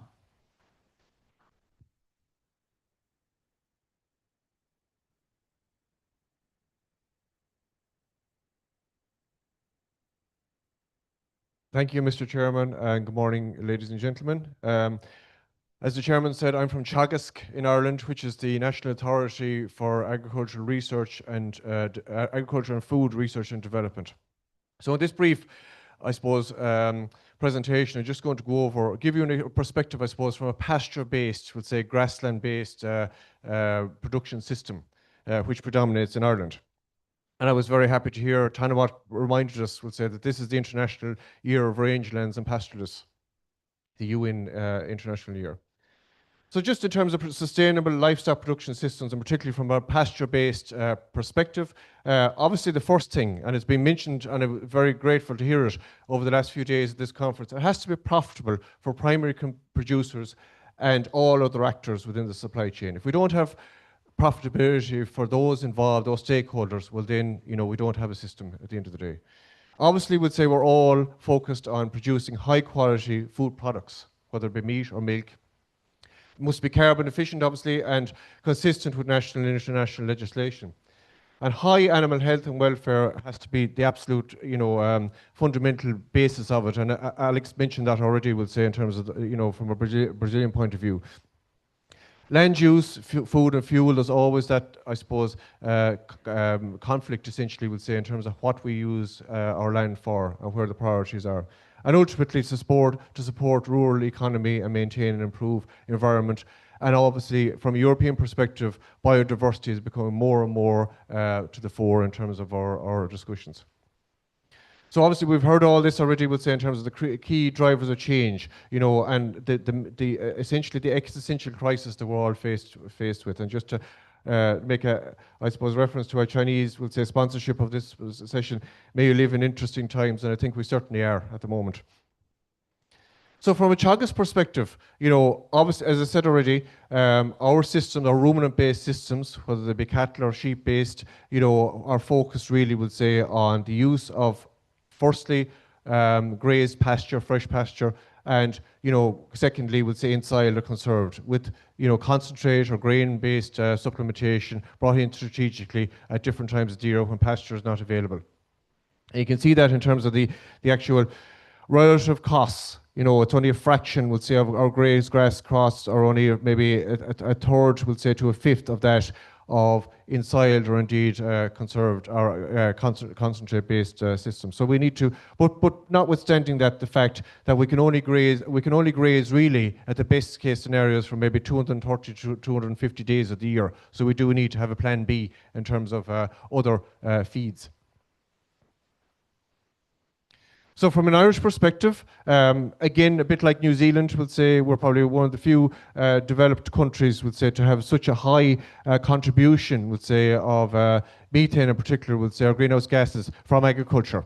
And at the moment in Ireland, it's about 38%, we'll say, of our national emissions come from agriculture, well, compared to about 10%, we'll say, for the EU average. And all of that is, because of our reliance on ruminant-based agriculture, about 70 to 80% of our total gross agricultural output comes from essentially cattle. You know, methane and methane emissions, would say, make up the vast share of that. And when you include methane and nitrous oxide, again, obviously, we'll say, which is very much driven by our grass-based ruminant system, you know, it's a huge proportion overall of our greenhouse gas emissions coming from ruminant-based production systems. And we have, as already mentioned by other contributors, we'll say, legislation ultimately derived from the Paris Agreement back in 2015. And overall, our objective is to reduce emissions, agricultural emissions, by about 25% by 2030, and with a sub, I suppose, target of 10% for a reduction for methane. So, in terms of trying to grapple with how do we best, I suppose, you know, focus our resources towards reducing emissions overall, we've conducted what's called a marginal abatement cost curve analysis. And that it essentially highlights, you know, mitigation strategies on the basis of their effectiveness, which is represented here by the more or less the width, we'll say, of the actual bars, and the relative cost, with the cost being those I suppose, interventions that are relatively low cost are on the lower end of the scale, have a minus designation, and those above the baseline there are those that cost money are more expensive, I suppose, to implement. And I just mentioned a couple of those, we'll say, from a livestock perspective. So ultimately, when we look at those, technical efficiency, and it's already been mentioned there, is so important ultimately. It's the low-hanging fruit, I think, that we've all, as agricultural scientists, have been talking about for the last 30, 40 years in terms of the importance of that, and the fact that it goes hand in glove with improved profitability. So it's an easier sell to farmers ultimately. When we crunch the figures in Ireland, we look at our systems, two of the key ones from a management or technical efficiency point of view are reducing the age of slaughter of our animals, and also reducing the age of first calving. And both of those, and the reason I mention them is because they're very much driven by lifetime nutrition. From a more forage production point of view, pasture quantity, pasture quality and composition, and Alex has already mentioned the importance of those in terms of driving methane emissions, lower inorganic nitrogen input, with the greater use, would say, of legumes in our pastures, for example, to try to reduce chemical nitrogen, and also the potential to look at other in-soil forages other than, from our perspective, our reliance on grass to be in-soiled. And then obviously we'll say, and again Alex has mentioned the fact that we need to be very conscious of other strategies and the interaction between nutrition and other strategies, and notably breeding and improved genetic merit. And feed additives then, obviously we'll say there are costs involved, there's the potential there for interactive effects or synergistic effects with the base forage, we'll say, or indeed other strategies, and that's obviously important, we'll say, in our investigations. But what's really important from our perspective is, can these feed additives be delivered, within the context of a pasture-based system? And that's absolutely critical, because if they can't, from our perspective, well then their efficacy, we'll say, is a lot lower. So then just to move on and talk very, very briefly, as I say, when we have a big study on at the moment where we have probably 300 farms involved looking at the effect of, I suppose, various factors affecting the age of slaughter, and we've seen there that, various interventions have decreased slaughter age over the last 10 to 15 years, but is still stubbornly sitting around maybe 2 to 3 months higher than what our research systems would suggest would be possible. Typically we can easily slaughter animals, to achieve a market specification based carcass at about 22, 24 months, whereas the national average is closer to 27 months. And when we look at farm systems across all the various beef systems in particular, there's huge variation there between the most efficient and the least efficient farms. So certainly, potential there for improvement. And a lot of that is driven by particularly the performance of the animals in the first year to 18 months of life, and particularly over that first winter, when they're being fed conserved forage.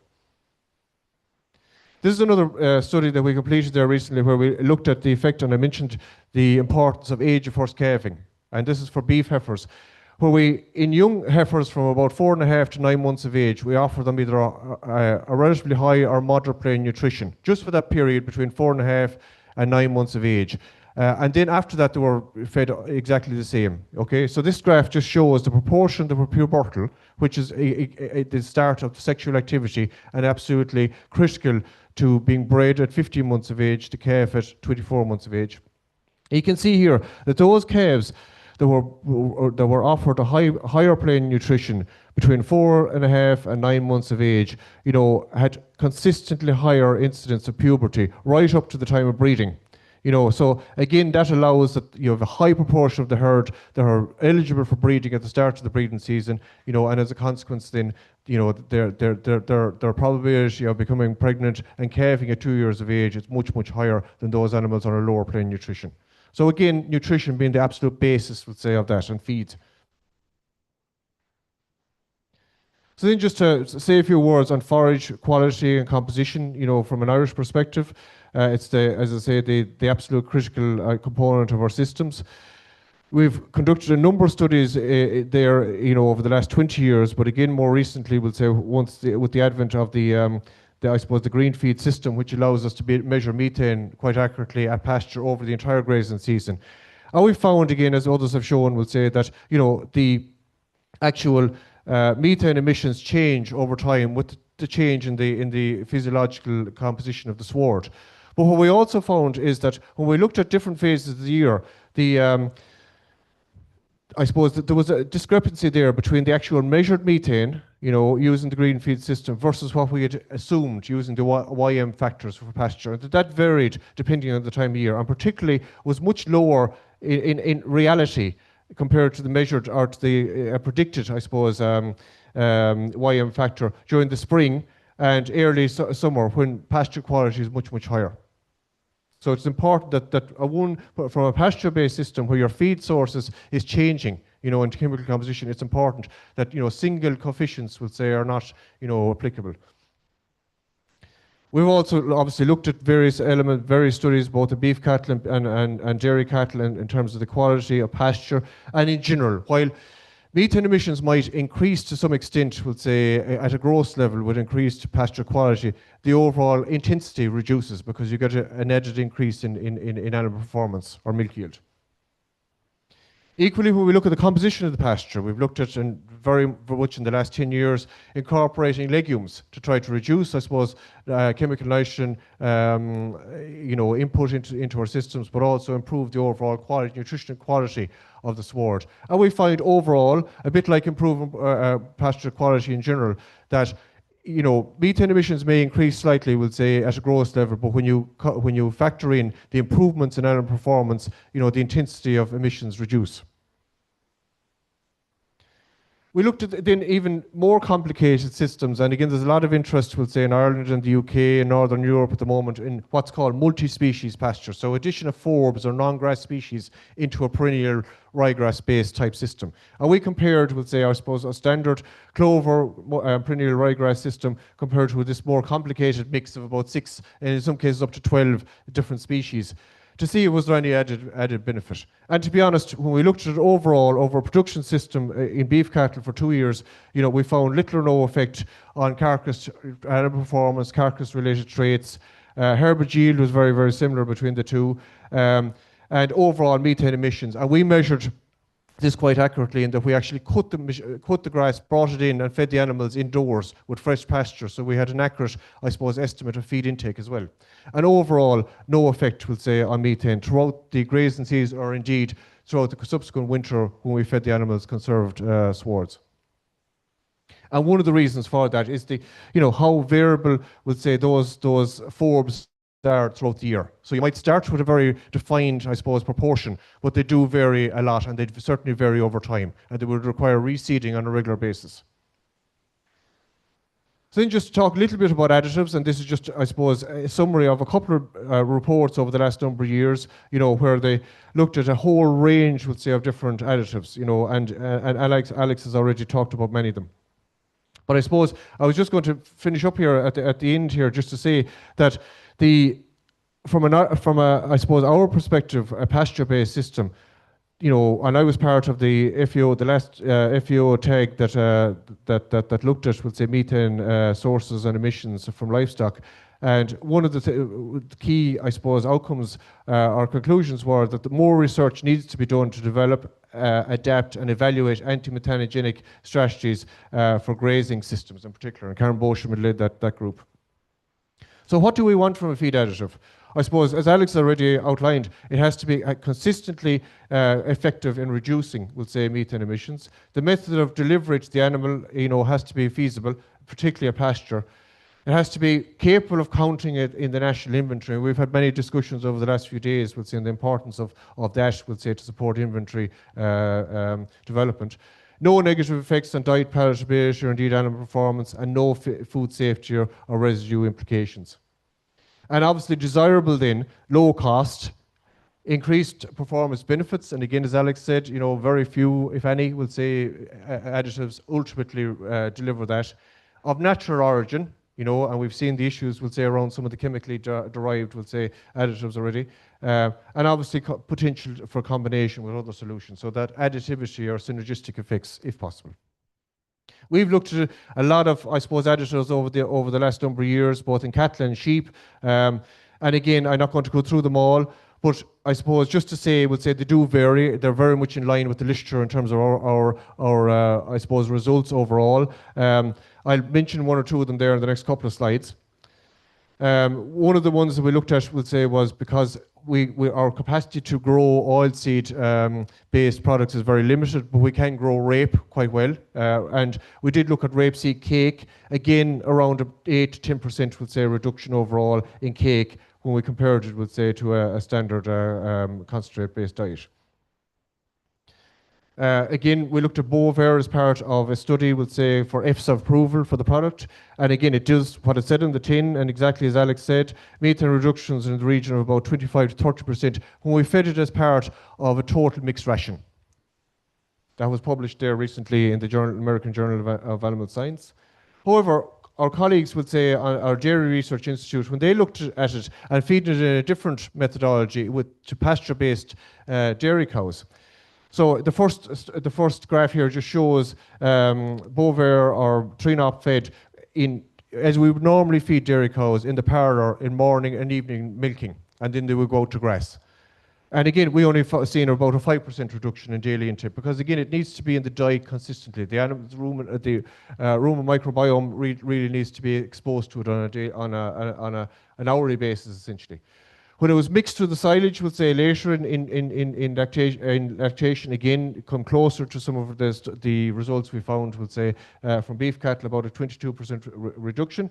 And again, buffer fed at night, about a 17% reduction. So again, it just shows the fact that it's not that amenable, certainly during the main grazing season, we'll say, for use for pasture-based systems. But, you know, for confined, we'll say, it does certainly work. We're also working more recently on alternative or other types of feed additives, and one in particular is based on, I suppose, the concept of oxidizing methane inhibitors. So essentially, this is a peroxide-based, we'll say, compound, you know, and the premise of it is, you know, that you're releasing a small amount of oxygen within the rumen, and obviously those obligate anaerobes, and particularly the archaea, will say, you know, don't work, you know, or it's toxic, essentially, we'll say oxygen, we'll say to those particular microflora.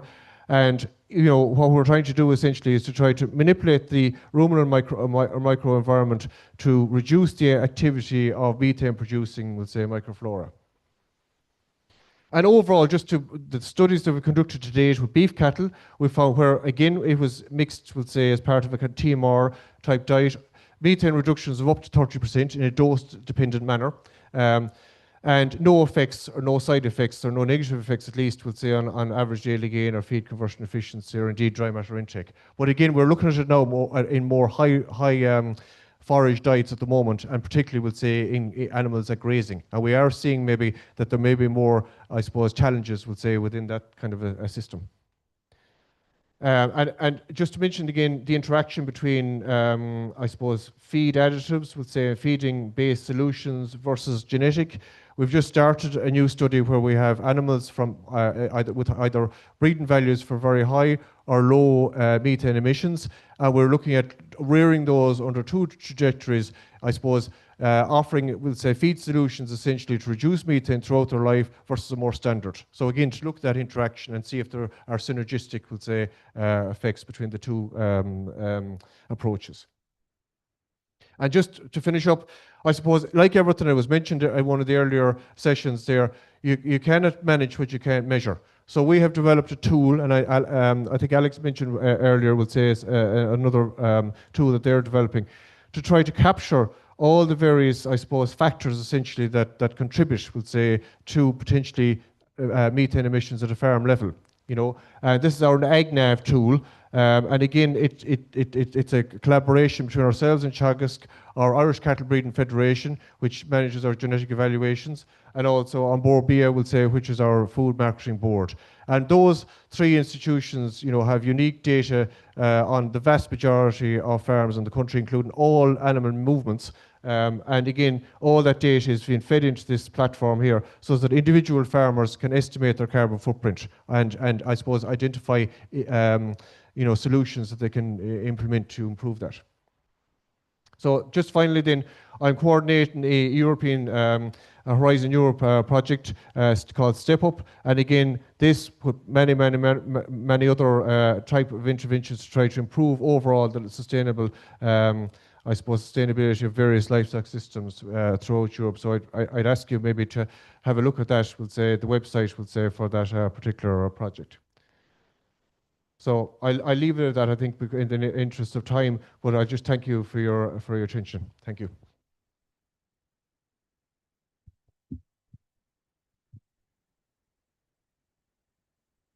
Okay. Thank you for Professor David Kinney for the wonderful presentation. The next speaker is Dr. Ying Hui Han from the University of Chinese Academy of Science, China. Please welcome Dr.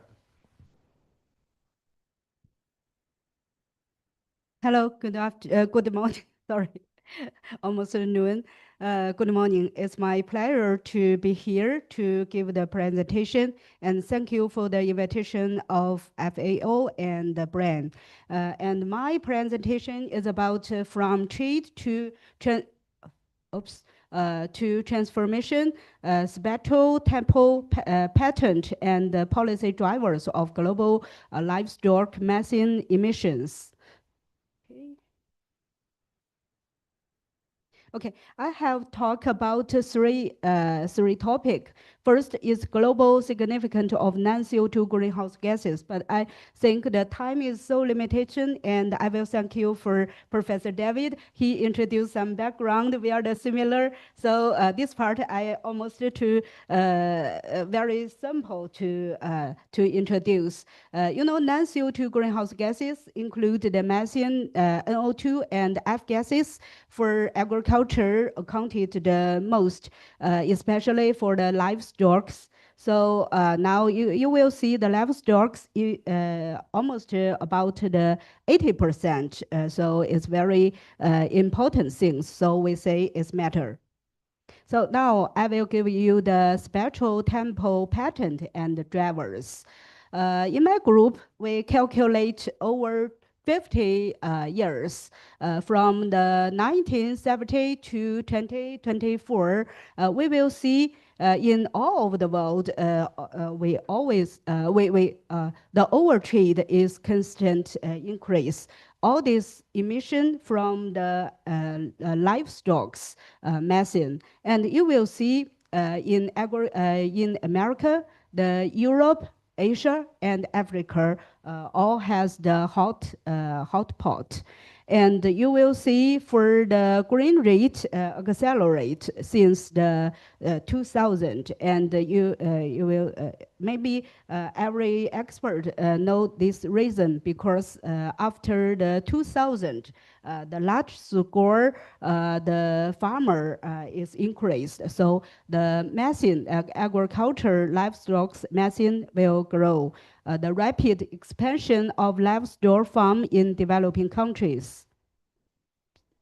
Okay, let's see for the different part, the different area. The first part is Africa. Africa is very interesting. In previous, it's very lower. The livestock methane emission is very lower. You will see only 7.6, but now it's increased very higher, is 21.3. And let's see the others. The South Africa, especially for Brazil, and you will see in the previous 90, 70 is about 11.3, but nowadays it's also increased 25. And the others is Europe. Europe is interesting. In previous, it's very higher, but nowadays it's lower. It's lower. Later, I will explain why it is become decrease. And Asia also increased, and nowadays Asian is the highest emotion. So let's see the European. European is very interesting, and the reason one because the technology breakthrough. Another reason is because you know the geopolicy shift, because you know Russia and the other countries is separate. So the counting is different. So we will see is a very interesting part is 90. After 1990, it will decrease. And let's see the European country. this part, the 1990, you will see there is a peak, and then after that peak, it will decrease. So the reason is because the geopolicy shift. Of course, the technology breakthrough is also the main reason. Let's move to the Asian. The Asian country, you will see no peak. It just increase, just because in the Asian country, a lot of farming developing, so the agriculture machine is growth, especially for the livestock expansion. So let's see the country, the special country, China. Let's see, China only has 5 hotspot part. Most in the North China, you will see one is northeast of China, and the other is Mongolia, and Ningxia. Ningxia is close the One Belt, One Road, and the others is Anhui, is almost the source, but is also in the middle. We will see in China, this 5 part is has a very higher the livestock methane emission. So let's see the total emission. In China, the total emission, it's complicated. You will see before 1995, it grows, it rapidly increased. But after that, China, the livestock methane emission become lower. Of course, now we also the very higher emission, but you will see the trend is decrease. Why this? It's just because China published some policies, some standards, and they can control the livestock methane emissions, especially, let's see, this part, 1996, we submit a new policy.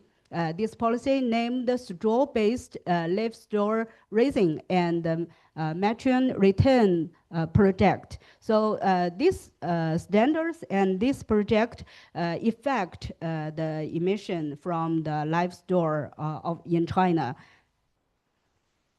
And another year is 2022.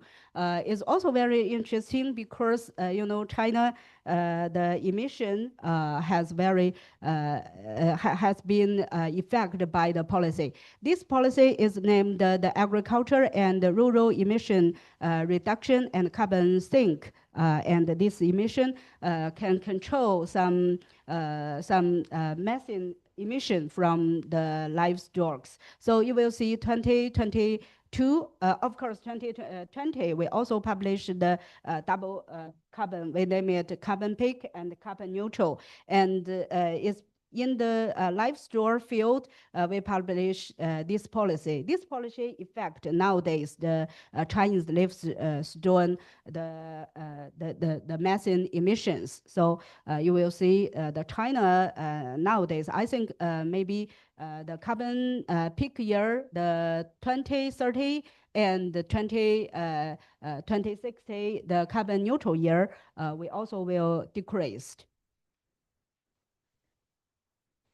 And another interesting result is about we research about whether the living like the livestock development and the methane emission, whether they're positive correlation or the negative correlation. We will see before the 1995 is positive correlation.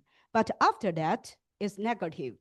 It's negative. What this meaning? It means before 1995, if we develop the livestock farming, it will have more the methane emission. But after that, you will see after that is negative correlation. It means nowadays we use the technology, we affected by the police. So it's negative. Negative means now we can have more the good well-being, and we can have lower carbon development, but we also can develop our livestock industrial. And the last part is we have our pilot score demonstration. This demonstration not only for the methane. We do some the N2O and the NOx. So you will see for the solution, the system solution, we say it has the 3 steps. First, we need to monitoring. The second, we need to study the mechanism, and later we will to give the solution, the system solutions. Now we think, of course,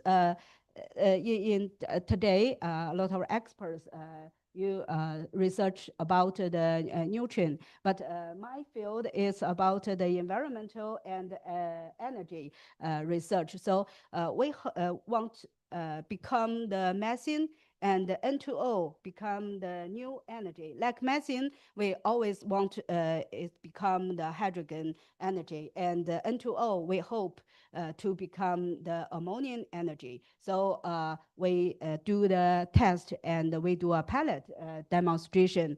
And this area in the in Chinese word we named Xizang province, but maybe English name is Taibing Plateau. And this part we make the energy restructure, promote neutral return to soil, and enable the carbon sink. And I will explain this. In previous, a lot of the farmer, they put the drone just burning, and they want to got the heater and got the energy. But nowadays, we let them not burning the drone, just use the new energy like solar or wind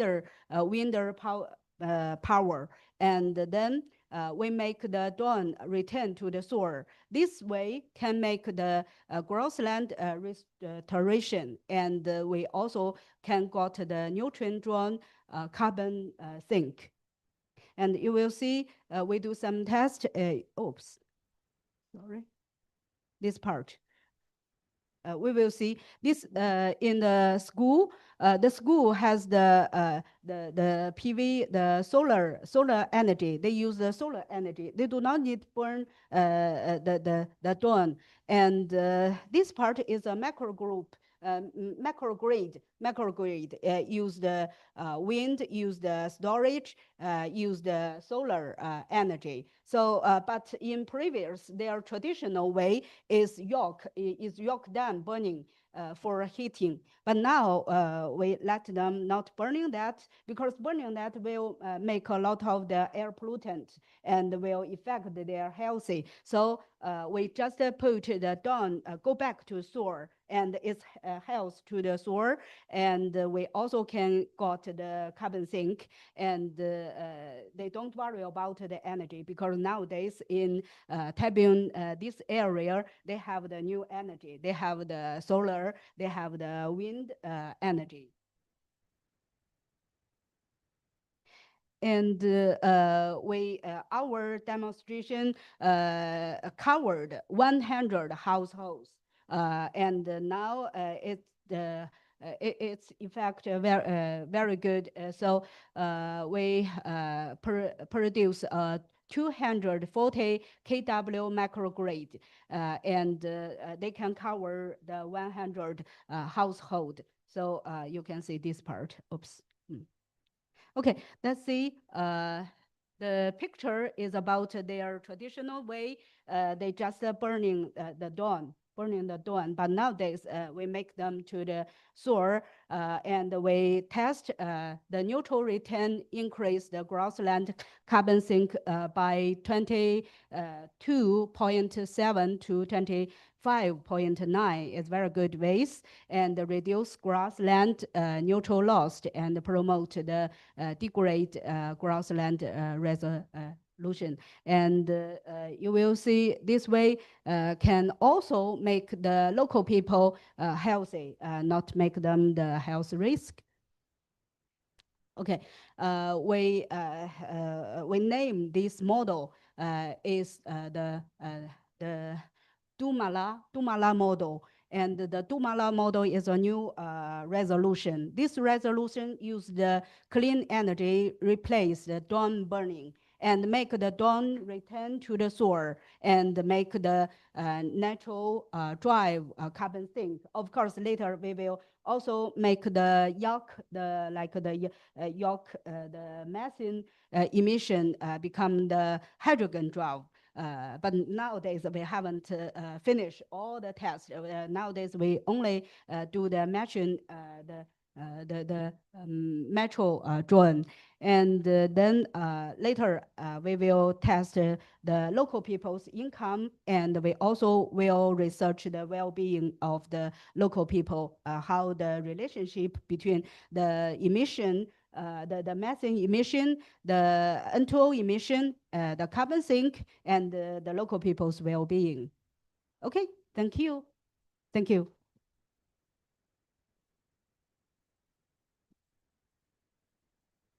Okay, thanks for Professor has an excellent talk. So let's move the next one. The next speaker is Professor Veronica Sigada from INIA, Hungary. Please welcome.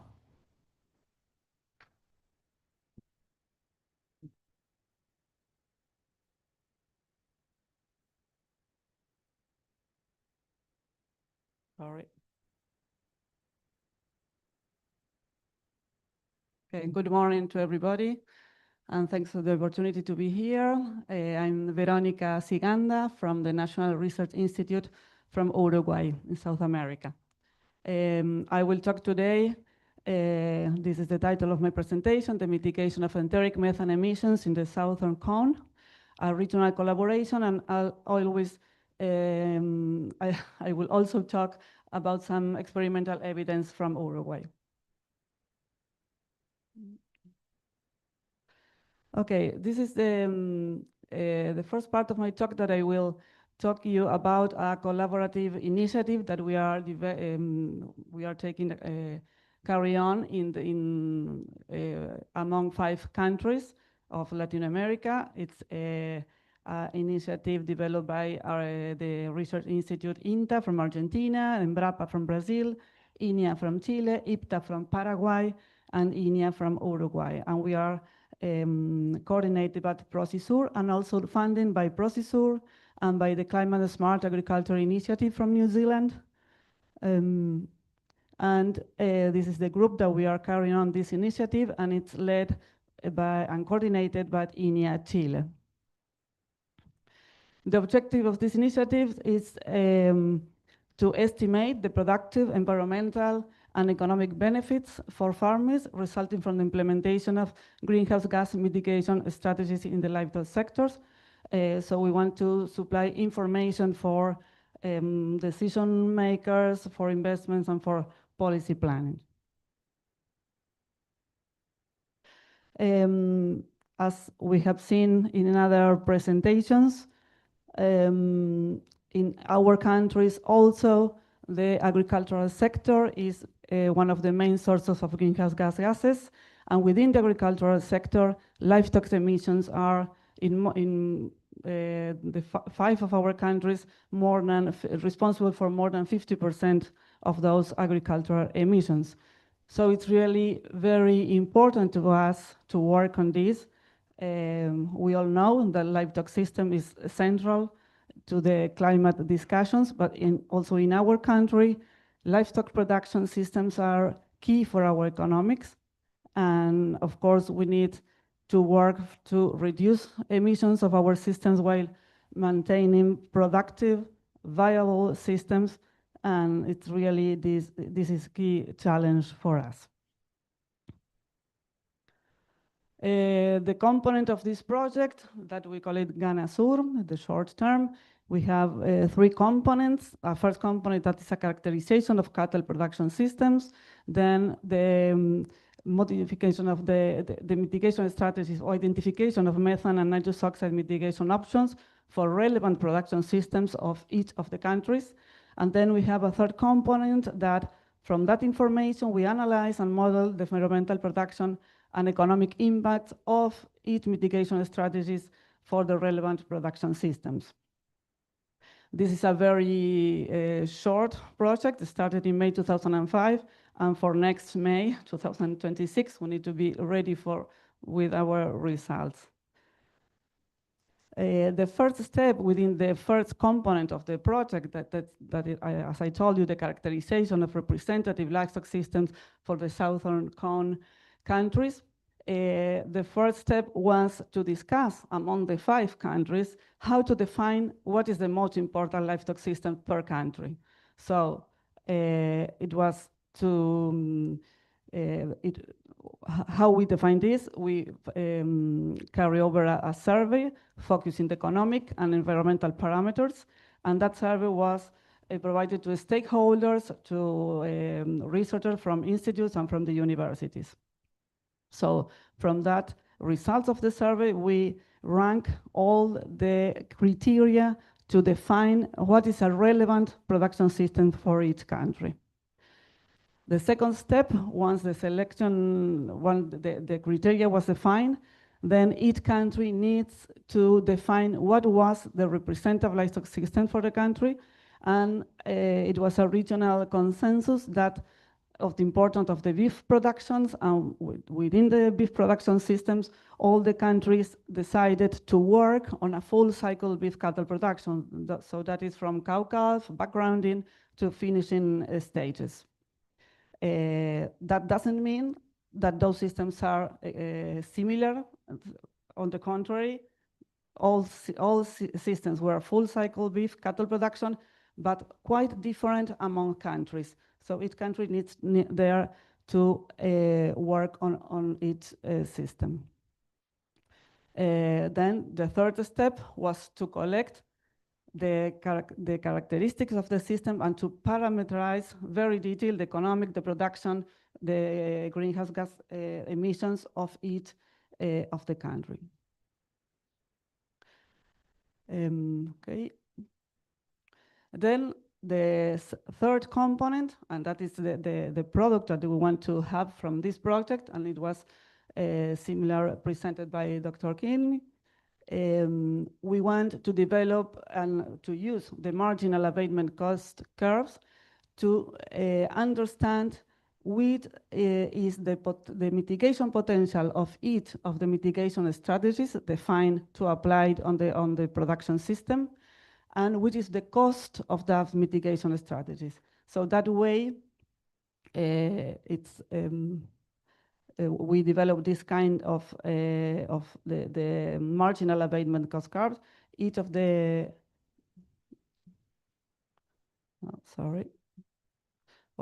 each of the bars is one mitigation strategy.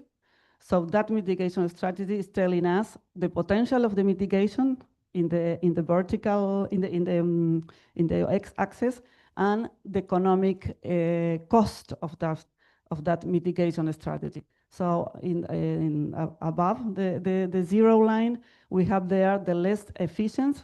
Those mitigations measures involves a cost for the farmer at an additional value for the farmer, and the ones that are below the zero, they are the mitigation strategies that are cost effective. And the white of the bar means the mitigation potential of. We are doing this analysis for the baseline scenario, so the business as usual for each country that is very different among the countries. Also, the same analysis when we applied the best technical maximum of the mitigation strategies. And then we did the same analysis for a feasible mitigation potential application of the strategies. And then between each of these steps, we have some gaps for the implementation of each of the scenarios. From those analyses, we can obtain the total emissions by source, also the emissions by production stage. But the most important is that from those analyses, we can have the projections for, in this case, for 2040, of the total emissions for the business as usual system and the total emissions for the scenarios of mitigation. As I said, for the maximum technical application scenario and the feasible application. And also we can have the projection of the carbon footprint. So the GANASUR projections will show the real impact of the mitigation scenarios, helping to guide the transition to our more sustainable livestock systems and carbon neutrality. That this is usual not only for the farmers, but also for the policymakers. It's useful information for policymakers. So now we are working in the development of these curves for each of the systems for each of the countries. And after we have the information developed, we will have a validation of this information with the stakeholders and policy alignment from each of the countries. So it's a project with a lot of discussions with the stakeholders, with farmers unions or farmers federations, and also with people from the ministries and from the universities and from the research institutions. Okay. So really this project wants to improve the accuracy and the consistency of projected livestock emissions estimates in the Southern Cone in order to support robust and feasible climate policies. And we think that we are getting good results to harmonize modeling, to use the MAC curves that will be very useful. And also we are giving some inside practical results for farmers and for policy makers. Going or shifting briefly from this regional perspective, I want to show you some experimental evidence that we have from Uruguay in greenhouse with focus in enteric methane mitigation. That is the science that wants to feed all the analysis that I was telling before. We have been working very brief. I will tell you this. We have been working. We have grazing pastures. This is our basic systems. So it's important, very important for us, the diet quality effect on the enteric emissions measured through the content of fiber and the relation with it with the digestibility. And we have found the improve of diet quality, the pasture quality. We have having some improves in about 14–15%. We are using in this kind of experiments the classical techniques of the sulfur hexafluoride tracer technique. This is another experiment also with working with the fiber content, and we also have reductions in emissions intensity, but we don't have reductions in absolute methane emissions, because this improvement of quality is improving also the dry matter intake. This is very important for us. In the case of Uruguay, the inclusion of tannin-containing legumes on grazing diet in native grasslands. We have developed some experiments on this. It's quite important for us because the inclusion of legumes is quite adopted among the farmers in Uruguay. And we want to quantify the effect of the tannin content of these legumes, but taking care of the trade-offs with biodiversity of our native pastures, because in this case we are working with lotus, and lotus is quite well adapted to our pastures and could be a problem with the equilibrium in the biodiversity. So we have also here found some significant effects on intensity measured by dairy gain, average daily gain. And also we have find some effects, not only on the methane, but also in the distribution of the nitrogen in urine versus fecal. That could be a potential effect on the nitrous oxide emissions. Also, we have been working in additives, both in forage diets and in concentration, in confined animals in finishing stages. In the case of forage diet, we haven't found any problems with dry matter intake, but we didn't find any effect on methane reduction. This is the case that we work with the confined animals under grain diet, the finishing steers. That here, yes, we found effects only of the 3-NOP, not on the other treatments. But at the same time, this is a short span time of our full life cycle of the full cycle of the animals. Also, we have been working in not in feed additives, but in the management of the diet, and this is a compensatory growth effect on methane emissions, and we have found also some effects on the intensity emissions with that reducing nutritional restricted animals. And that's all for here. Thank you.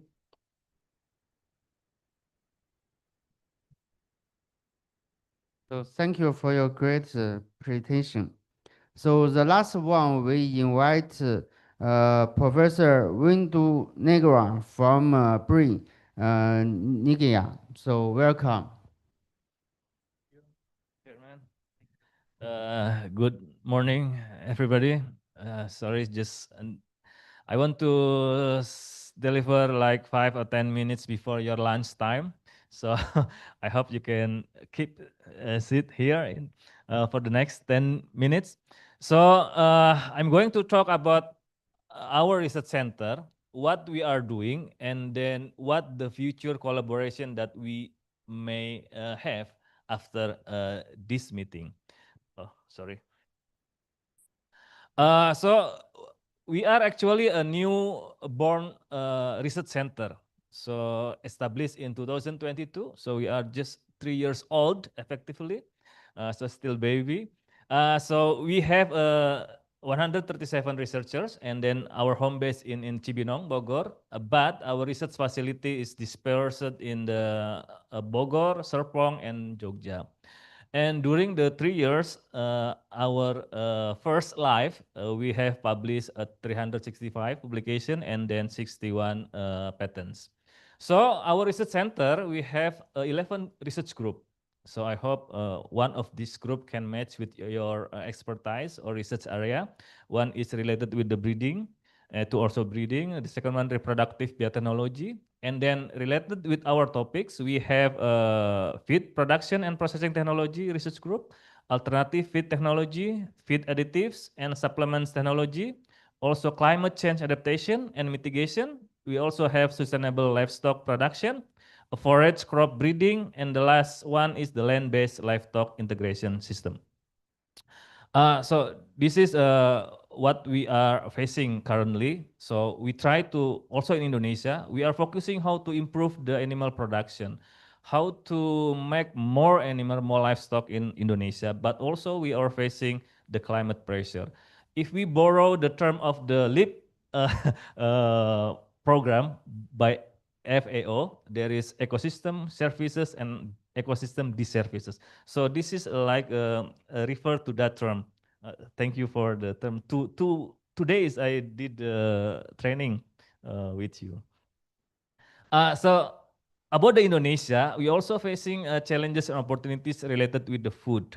So this one is, I think, is similar globally, climate change and etc. And the specific one is about the government program. So in this new cabinet, we have a school meal program. And by this new program, we will have 82 million beneficiaries. This is a student. and also 5 years old children, also mothers that in the what you call it, uh, uh, yeah, yeah, and so this program is needs lots of foods and also provide lots of budget. So this thing make us in the brain and all stockholder in Indonesia, we need to produce more food to fulfill this program. And our research center, basically, we are more focusing, as I said before, that we try to increase productivity. We want to multiply our population of cattle. So our main target, our research center main target is we want to create a new superior breed based on our local breed. But during the process, the research process also, we will have research related with the feed technology, also related with the how to minimize the negative impact of the animal to the environment. So we are doing the research in the beef cattle, in dairy cattle. Sorry, sorry. Oh.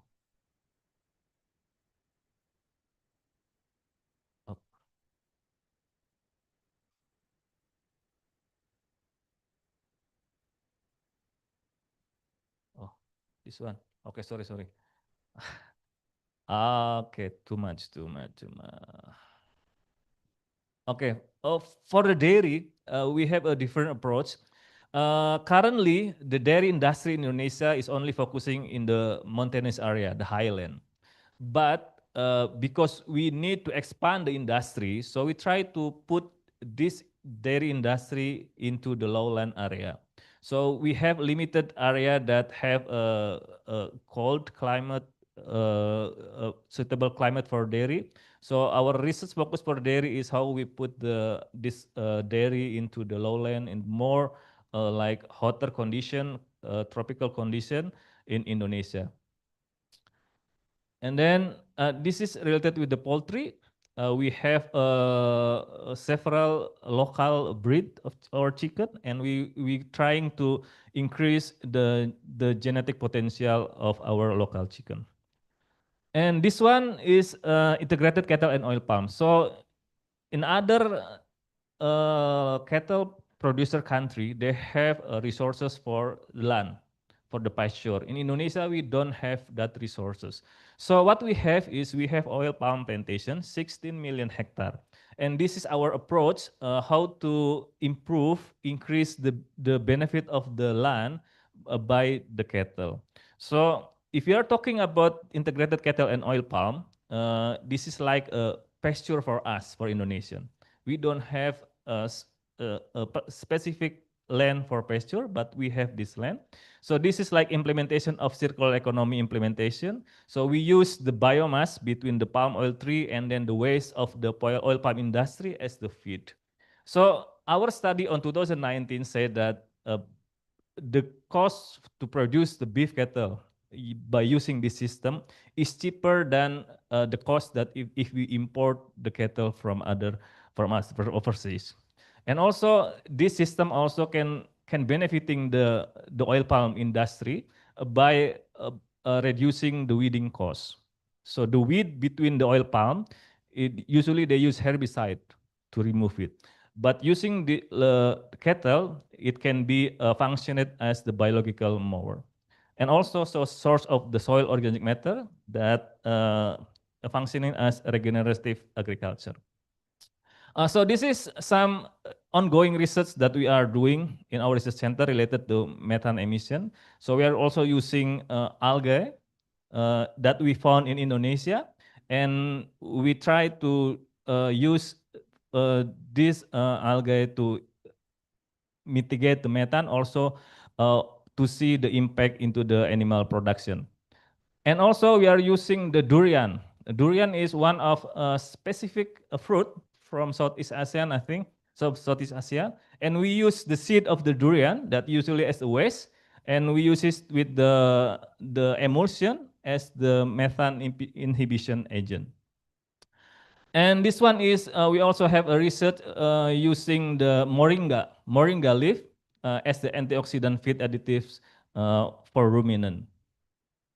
And this is a mangosteen peel. So our research focus related to feed additives, we are focusing on local resources that we have.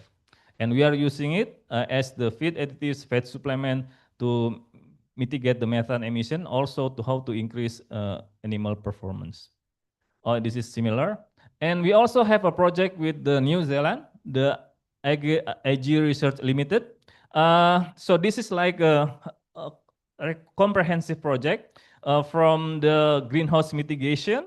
We also did the climate change adaptation in the several area of Indonesia. Also, we also measurement the greenhouse gas emission factor, and then how is the result, and then how the farmer can adapt with this information. And the result is 15 until 20% greenhouse gas reduction from mitigation action that we did during this project. This is another project because in tropical country we facing the heat stress. We try to reduce the heat stress by the IoT system. The target is we increase the efficiency of dairy by 15 until 25%. Okay, this is the 2025, the last year project that funded by in-house program. So our research group have two group of funding. First is the in-house from research organization, and then the other one is from LPDP through the RIM program. So this is some project that already funded in 2025. And this is our expected output in-house program on 2026.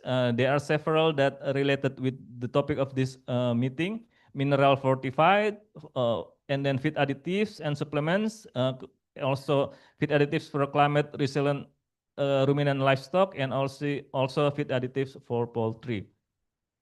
And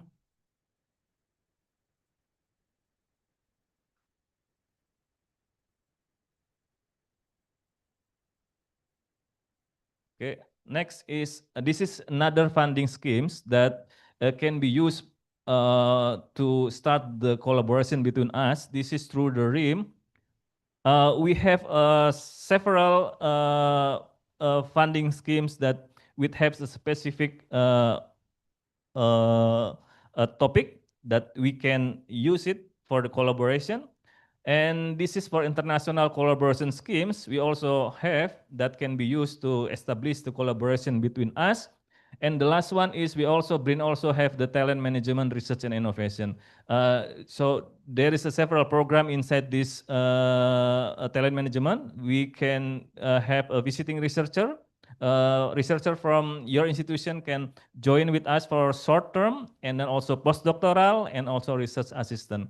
So I hope by these resources that we have, and also the expertise that we have, the interest of research that we have, we can establish a collaboration for in the future. Thank you very much, and thank you.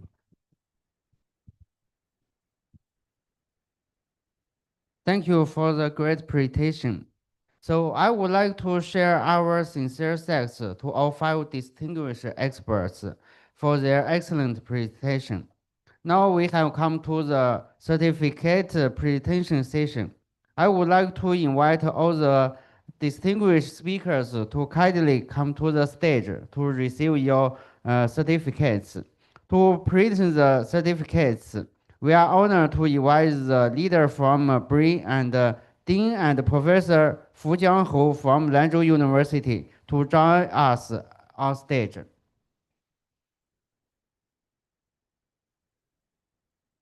All speakers, yeah.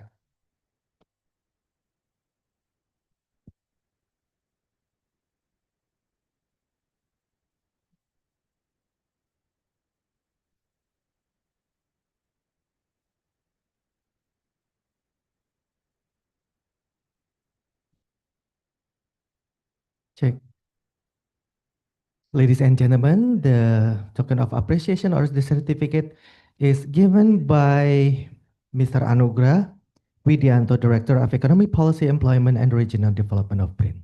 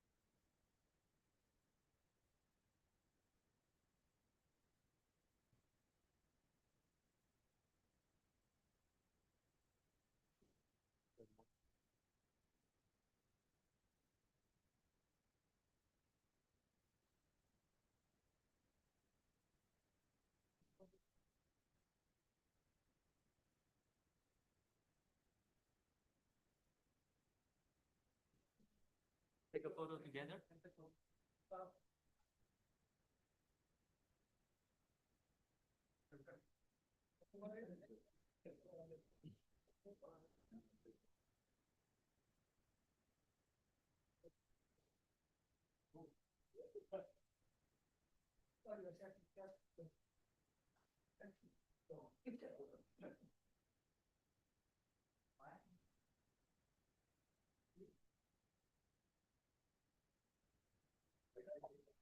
All right, ladies and gentlemen, it's now the time for lunch break, and the lunch is actually served to you by International Dairy Federation, and the lunch is actually served at the auditorium. Please head to the auditorium for the lunch. Thank you very much, and we are going to begin the next session exactly at 他们已经宣布吃晚了。1:15. 对 All right, thank you, and see you soon. Okay, thank you very much again, and please enjoy the lunch. Thank you. Well done. Thank you. Thank you very much. Big surprise. Yeah. Thank you.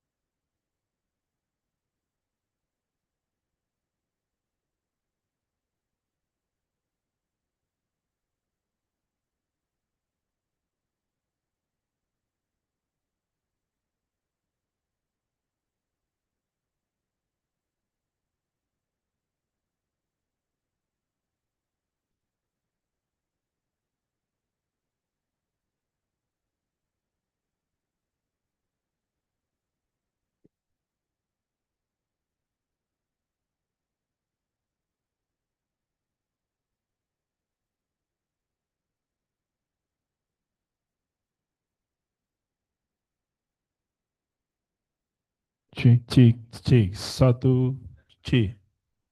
Cik, low, satu. Cik, satu, dua. Satu. Cik, satu, dua, satu. Cik, satu, dua. Satu, dua, satu. Cik, satu, dua. Cik. Cik, satu, dua. Cik, satu, dua. Satu, dua, cik, satu. Hehe, cik, satu.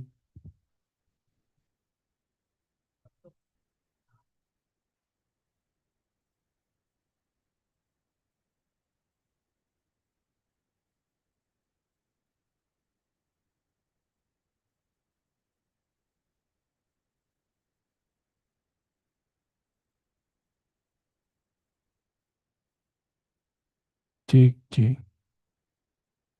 Cik, cik. Cik, cik, cik, cik, cik. Cik, cik, cik. Cik, cik, cik. Cik. Cik, satu, dua, satu. Cik, satu, dua, satu. Hi, hi, hi. Satu, satu.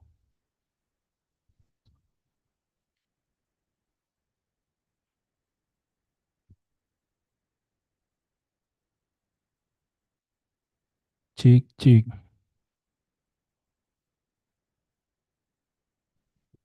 C, C.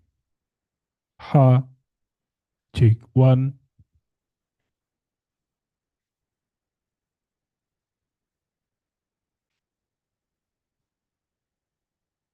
Cik, satu, dua. Satu, satu.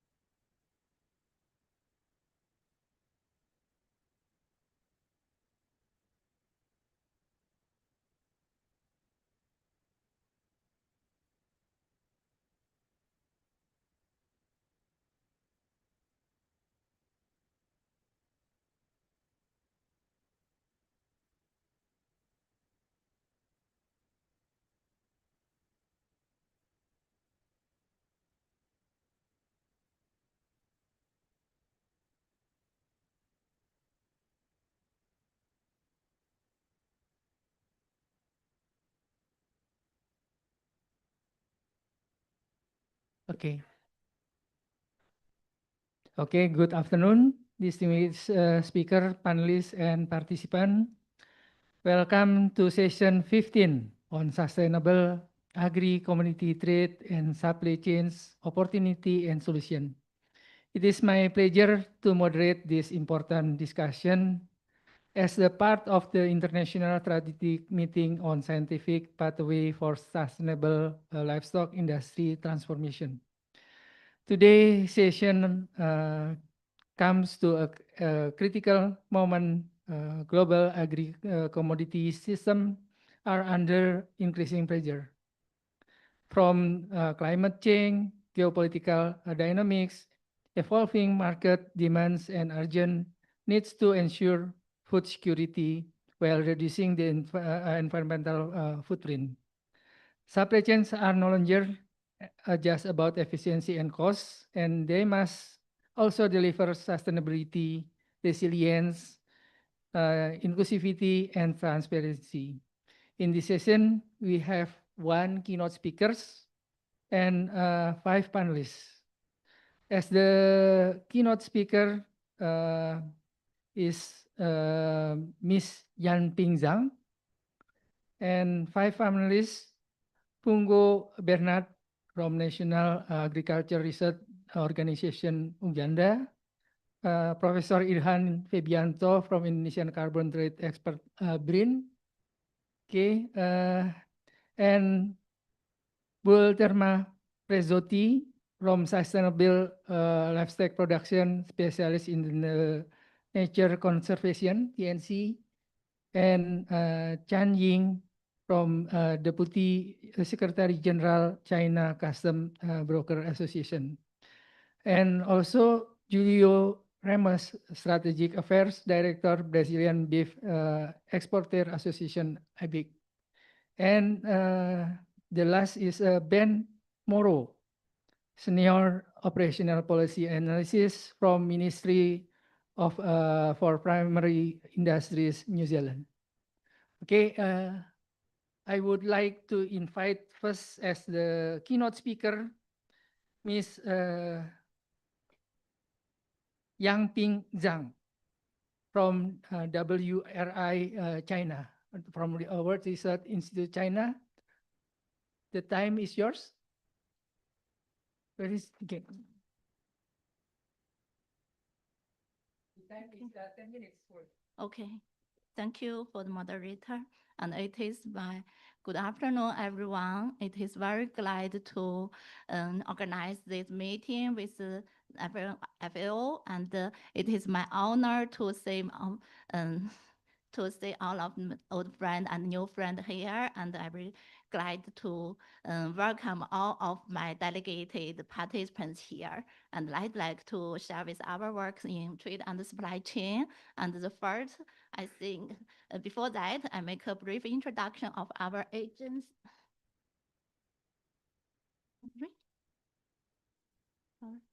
Brief introduction of our agents. Oh, sorry. What? Oh my God. How to? There is some. Oh my God. Sorry. Because we are. Okay. Okay. Yeah, it's okay. So we are World Resources Institute of China, World Resources Institute, WRI, and we have over 2,000 staffs and experts working at the more than 50 countries to supporting the global sustainable development agendas. And we are focused on 7 key areas: cities, climate, energy, food, forest, water, oceans, and 3 cross-cutting areas with economy, finance, and governments. So we are also developing the trade strategy now. So I'm working at the Food and Natural Resources Program in WR China office.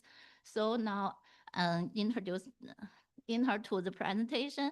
And the first one, would like to say agricultural trade play a very critical role in the global food supply chain and food security. According to the recent research, in 2024, the global agricultural trade reached to the 2 trillion US dollars, which is 1.7 times of its in 2010 levels, and accounting for not 8 to 10% of the total merchandise trade in the global. And we also see that 20% of the category consumed worldwide have crossed at least one international border. But from this chart, we have seen that nearly 80% of agricultural trade is focused on 4 categories: grain, oilseed, livestock, and fruit vegetables. And also from the regional level, for the American, European, and Oceania is the net food exporting region, while Africa, Asia, and are net importing agents. At the same time, we also see agri-food system are critical. Currently, the biggest driver for environmental degradation and biodiversity. It is contributed the 30% of the global GHG emissions, also roughly cost to 50% of biodiversity losses, and also included the deforestation and degradation of soil. So we also found that the food system and the supply chain is very voluntary. It is will be impacted and by the geopolitical, also the climate and the market shocking. Take the,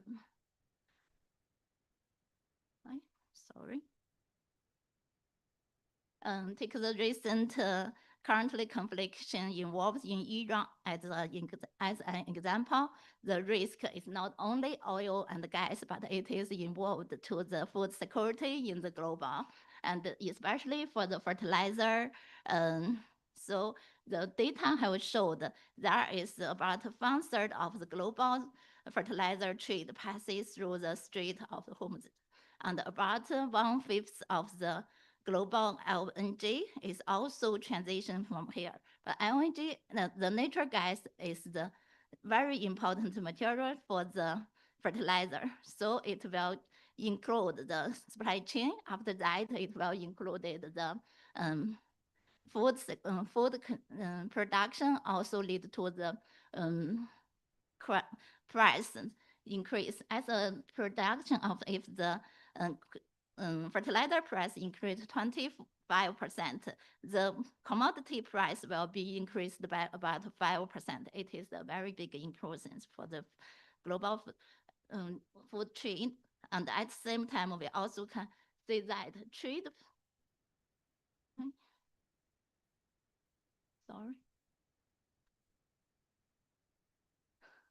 trade is also play a very critical role and closely connected to the global decarbonization. And we can see that although 20 to 30% of the global emission are linked to the international trade, but trade can be reduce the cost of climate change mitigation and facilitate the exchange of environment goods and green technologies.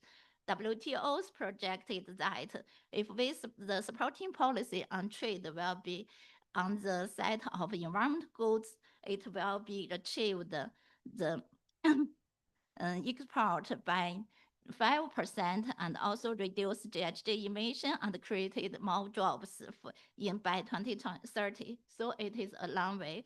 And we also see that the trade and climate issues have attracting increasing global attentions. WTO and the UNFCCC have a series of action to do that. We can see in the COP28, the utilitarian trade measure have been discussed, and in the Bonn event in 2025 and 5, they have discussed trade and climate and the transition program. And at the 20th COP30, and the trade was included in the global multi-decision and also launched the UN-led dialogue platform to the IFCCT. It is a new platform for trade and climate. And we also, at the same time, we also found there are some concrete trade rules have been regulations are started to reshape the supply chain in the global. As you are more familiar with the CBAM and the EUDR, which is have the regulations on the carbon tax and also the transparency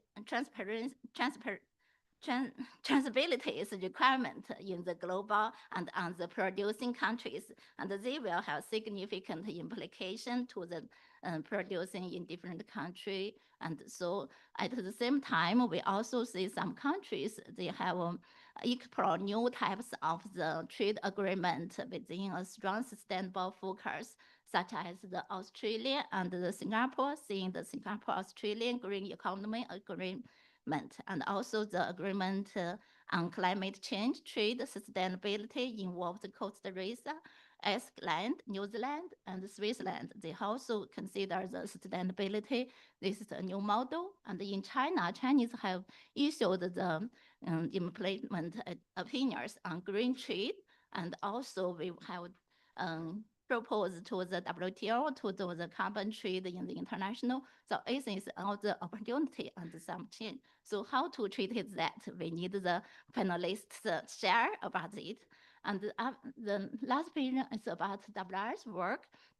And WR work is a do supply chain, especially for the soft commodities. The first one we are doing the building up the cooperation between the production country and the demand countries. Here is some pictures of our work because we have promoting the we have established the working group on the trade in soybean, beef, palm oils with China, Brazil, China, Indonesia, and other partner in Asia. It is some activities with them. Besides that, we're also promoting the high-level dialogues between the different countries to drive the political affirmations. For here is some activities. The first one is we have held in Indonesia in 2024. It is related to the palm oil, sustainable palm oils. And the second one related to the China-Malaysia Green Value Chain Partnership Dialogue and other China-Thailand. And the last one is the China-Latin American. It is the high-level dialogue held in the WAFE meeting each year. And this year we will hold the same meeting in September. And welcome to all of you here. And besides that, we have developed the tools and due diligence tools to temper and the palm oils to help companies to take actions. And we also facilitate the long-term strategy agreement on sustainable palm oil procurement between Yili Group and the major traders such as Ihai Cargo and Bango. And we have supporting the first import into China of the RSPO level palm oils. So it is a very big progress in sustainable trade. Although this, but we still find there are many challenges. We need to do this together, such as we need to stronger political willing and more robust standards and the better data and tools and effective to supporting that. I think this is we need to do together. So this is my main presentation, and I would like to hear my participants share and all the panelists to share their opinion on this. Thank you. Thank you very much. Yes, and it's now my great pleasure to invite our panelists. Firstly, Mr. Fungo Bernard from the National Agriculture Research Organization, Uganda, Africa. Please come here. Please give applause for Ms. Fungo. Second, Prof. Irhan Febrianto from Indonesian Carbon Trade Expert, BIN. Thirdly, Wilma Prezzotti. Please give applause for Prof. Izan and Miss Chan Ying from Deputy Secretary General China Custom Broker Association, and Julio from Brazil, from Strategic Affairs Director, Brazilian Beef Exporter Association, ABIC, and Mr. Ben Moro, Senior Operational Policy Analyst from Ministry for the Primary Industry, New Zealand. Okay. Okay. For the all panelists, I would like to ask, firstly, maybe for the Mr. Dr. Fungo Bernhard, what the major are the narrow taking promote sustainable trade and supply chain for agriculture product? And the second, what are the main challenges and the opportunities in turning green and low carbon requirement from the trade barriers from into possible drivers for the trade and food security in your country? This is your time. Okay. Okay, thank you very much. Once again, I'm Bernard Fungo from Uganda. I work with the National Agricultural Research Organization. And my background is soil science, but I also do work on sustainable management of natural resources generally. And I think sustainability of our farming system is one of those things that we need to pay attention to.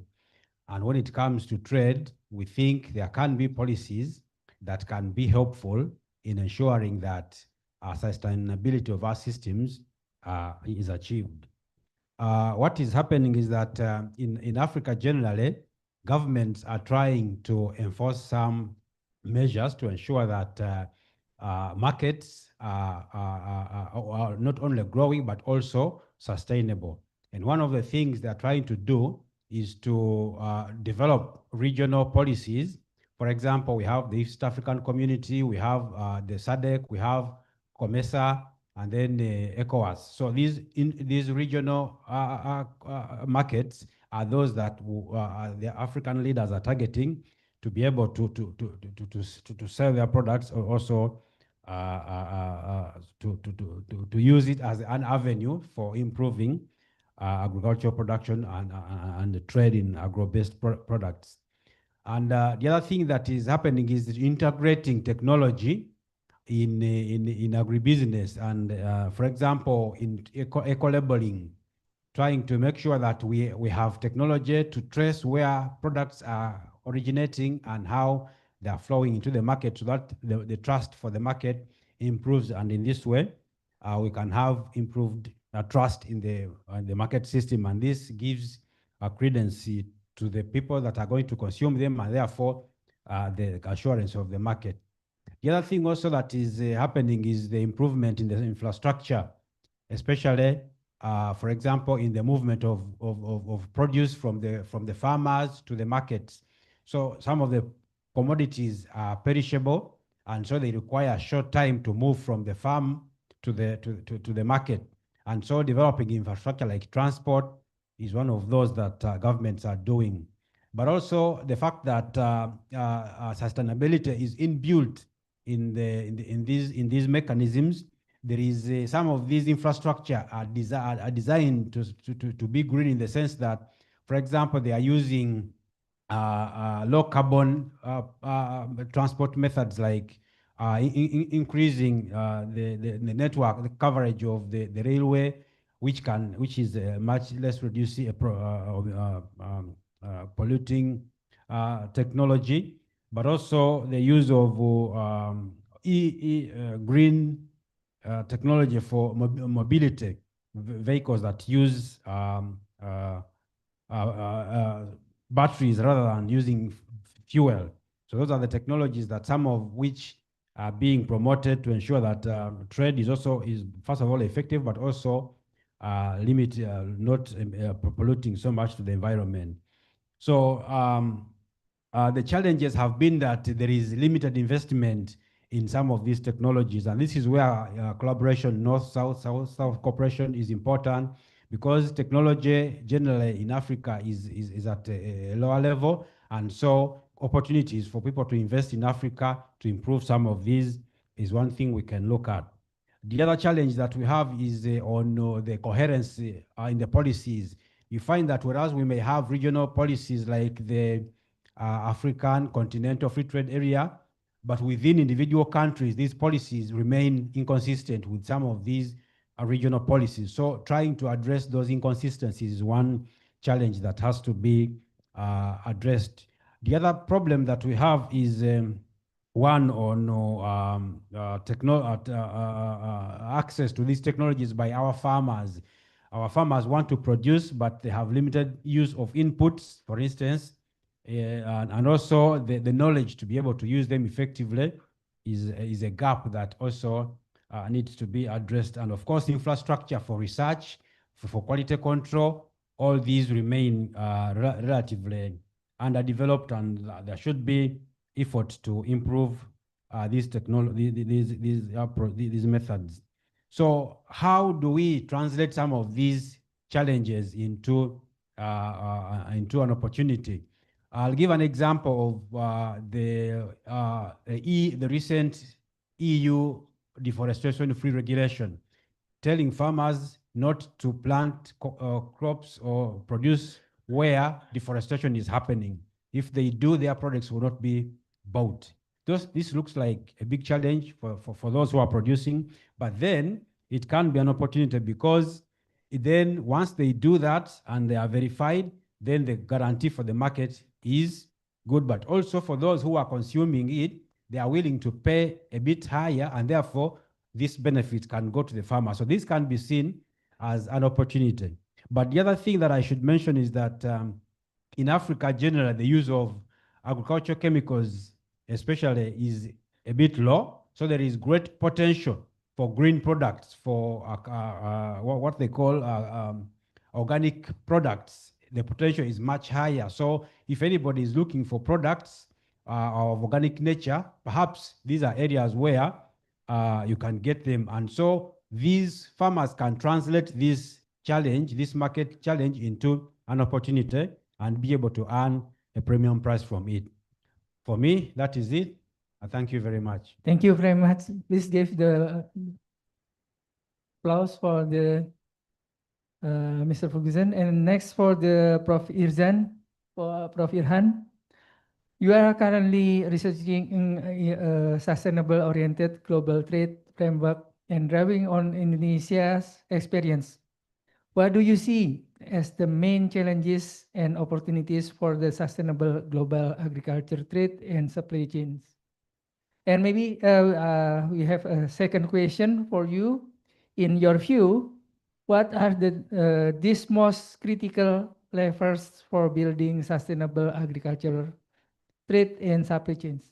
Okay, that is yours. Thank you, Prof. Anugrah. May I explain or answer for your question? So to participate in sustainable global agricultural trade and supply chain, Indonesia must comply with a global market requirement, such as a low carbon footprint, product traceability, and sustainable production practice. However, the challenges are quite different depending on the type of actor involved, particularly between large company and smallholder farmer. First barrier, high initial investment costs. For large company, this challenge is relatively manageable. They usually have better access to capital, technology, and international markets. They can invest in sustainability certification, traceability system, and even carbon project. However, for smallholder farmer, the situation is very different. They often face serious financial constraint, making it difficult to adopt new technology of sustainable practice. In this context, mechanisms such as a carbon market can help. When sustainable practice reduce greenhouse gas emission, This reduction can be monetized as a carbon credit, and the certification can be sold and become an additional revenue for them. But in reality, accessing carbon market is not easy for smallholder due to high transaction costs and technical requirement. Therefore, for smallholder, additional support is needed, such as government subsidies, aggregation scheme, and partnership with large company. For the second barrier, limited access to knowledge and capacity. For company, technical knowledge is generally available, either internally or through consultants. But for the smallholder farmer, this is one of the biggest barrier. Many farmers are willing to adopt sustainability practice, but they lack of technical training, access to information, and understanding to market requirements. To address this, the role of the government is critical, not only as a regulator, but also as a provider of extension service, training program, and capacity building. Collaboration with large company and international partners is also important to accelerate technology transfer. Third barrier is market access and compliance requirement. Large companies are generally better prepared to meet the international standard, such as ESG requirement, traceability, and certification. However, smallholder often struggle to comply with this requirement due to the limited resource, fragmented production system, and lack of traceability infrastructure. This creates a risk that sustainability trade becomes exclusive, benefiting only large-scale producers. At the same time, there are also important opportunities. Global demand for sustainability products is increasing, creating access to premium market. Digital technology such as AI, IoT, and blockchain can improve efficiency and transparency in supply chains. However, again, the key issue is accessibility. If this technology are only accessible to large company, the gap between large player and smallholder will widen. Based on this, in my view, there is three of critical level to build sustainable agricultural trade and supply chains. First is a coordination.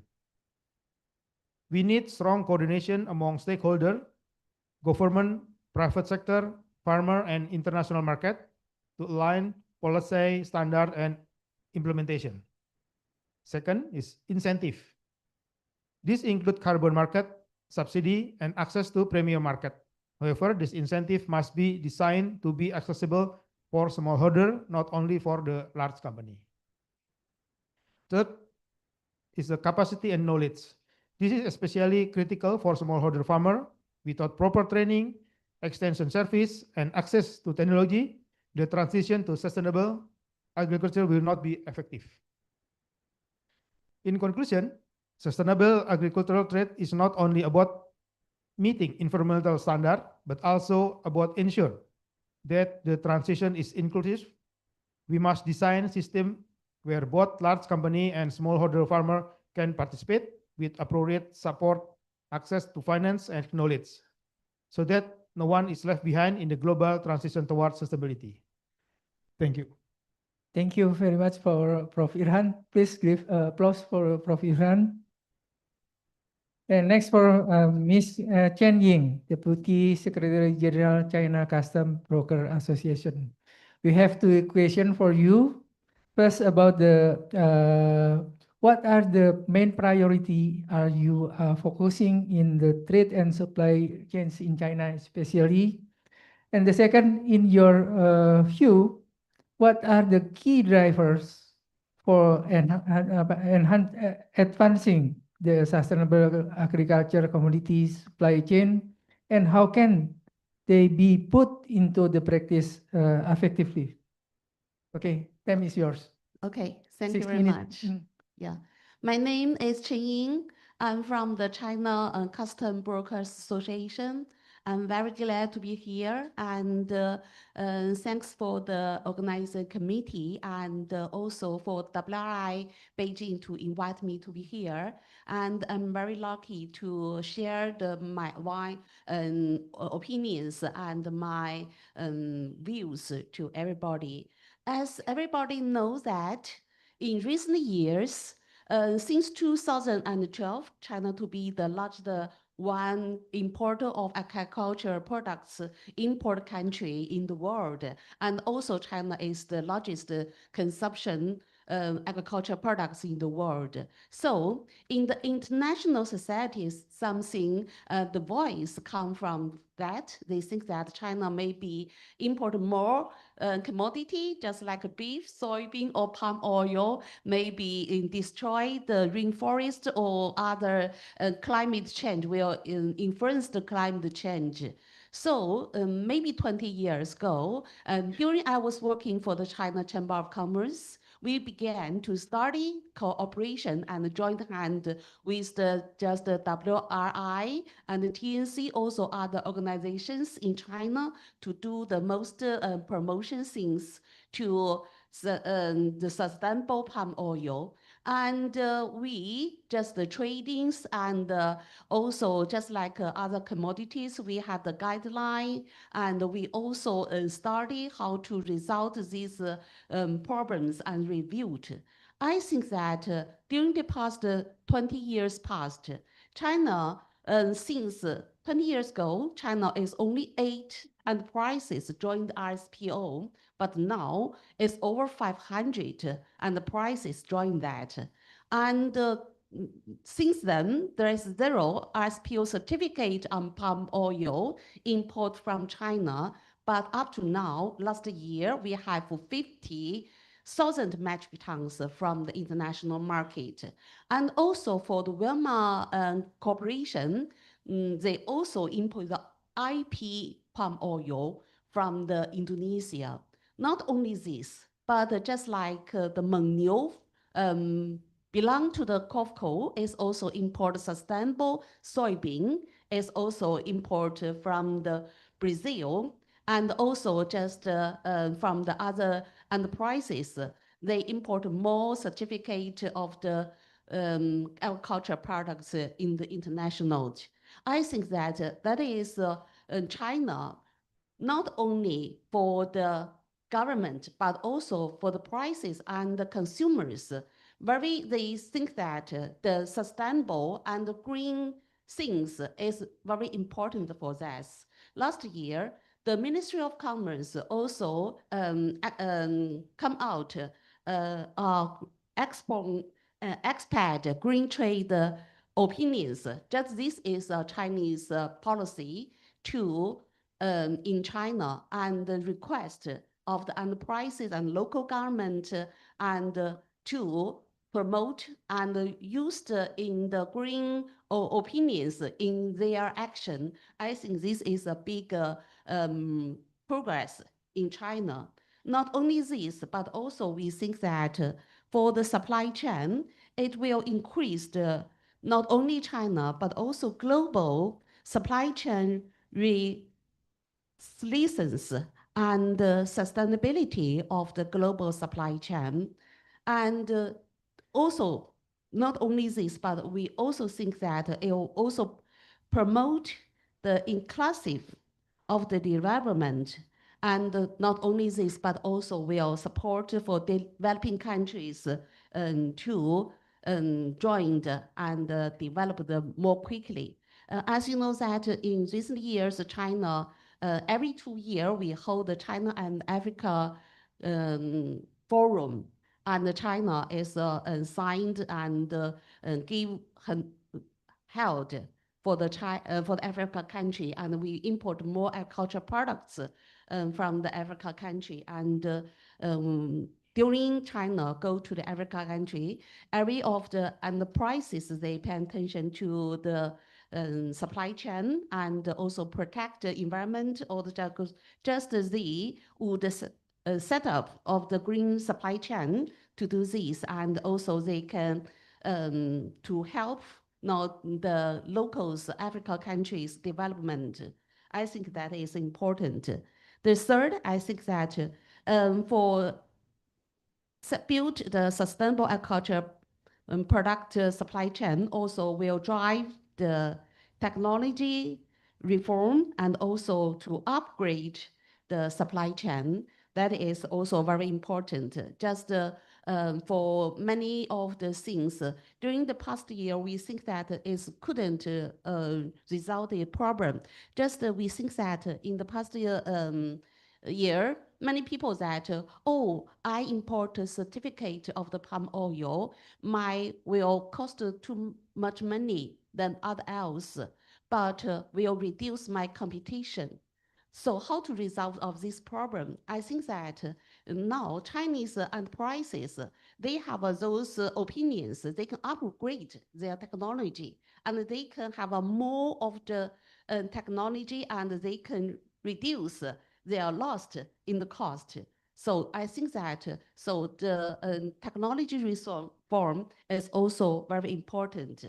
And the fourth, I think that for building the sustainable agriculture product supply chain is also will better with the market and prices and all kinds of respect the demand. That is for very important. But and also we think that frankly I have to say that more certification and more to the protect the environment, we think that we'll spend some enterprises more money on that. But I think that continue for the enterprises, for their business, for the human beings, and for the global environment is very more important for us. Thanks. Okay, thank you very much, Ms. Chen Ying. Please give the applause for her.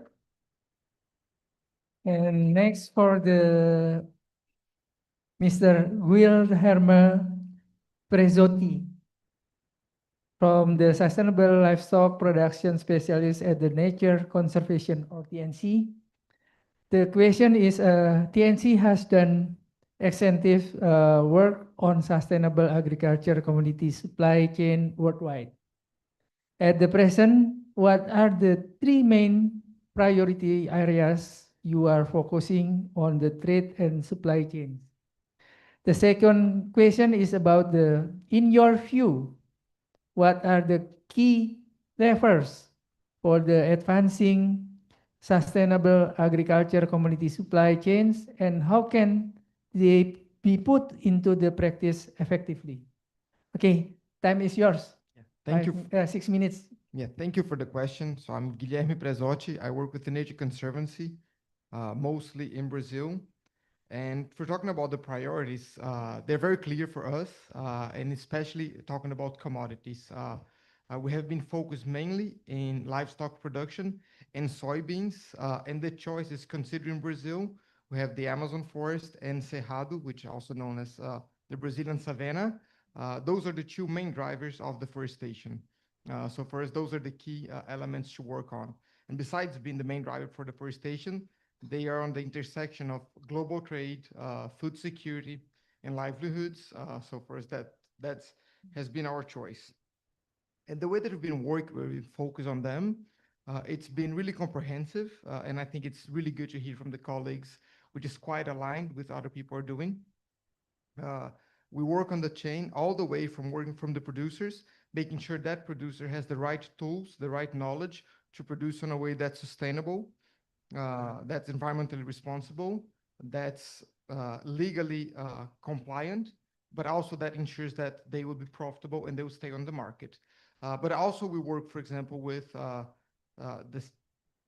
the meat packers or the soy exporters and with the final producer. And our approach in that is to understand that responsibility must be shared and accountability must happen across the whole chain. We can't just have one part of the chain accountable or responsible and not spread that throughout the chain. Yeah, if a country it's buying soybeans or cattle that's coming from a region that should not in the Amazon or in the Cerrado, that country is as responsible as it is the producer who is producing in a manner that's not appropriate.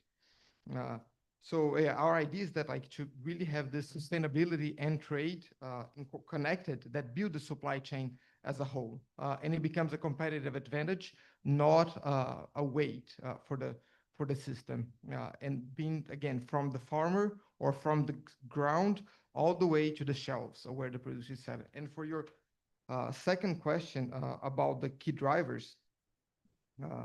First is transparency. It's one of them. I think to be able to take action, it's really important to understand what's happening throughout the production.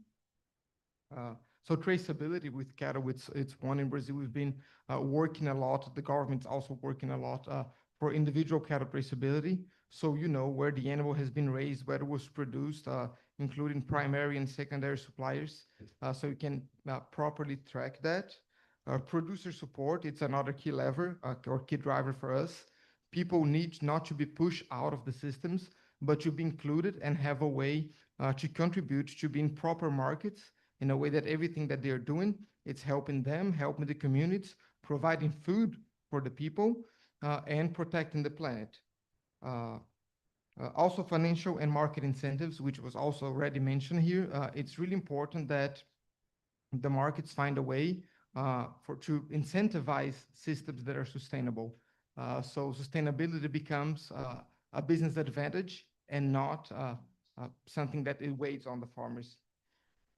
And then the last one, it's the whole chain accountability. It's also one driver that we've been working on because we think, yeah, that, for example, when using a Brazilian example, if a bank's lending money for a company or for a farmer, that it's using that on a way that's not sustainable or not according to Brazilian environmental law, that should also have accountability. The same way that if I'm buying from a farmer that's not doing not sustainably, I should be accountable. So that whole chain accountability, it really helps to move everyone to a better, a more sustainable future.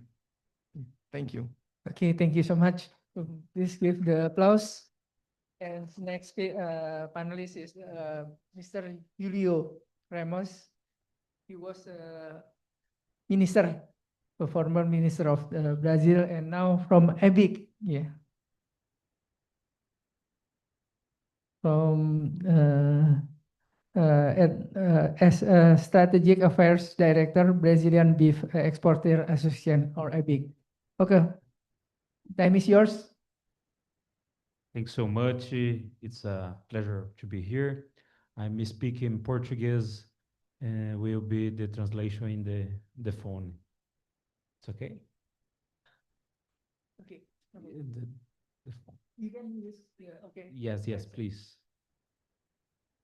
No, the invite. I'm speaking Portuguese. He will speak in Spanish or Portuguese. Yeah. So no, the audience maybe you can use. Okay, your time. Primeiro, agradecer a oportunidade. Vou falar só para o Guilherme hoje. Primeiro.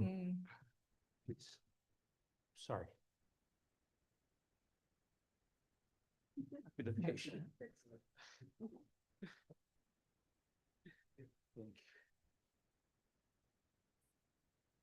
Thank you so much. It's okay. Don't worry.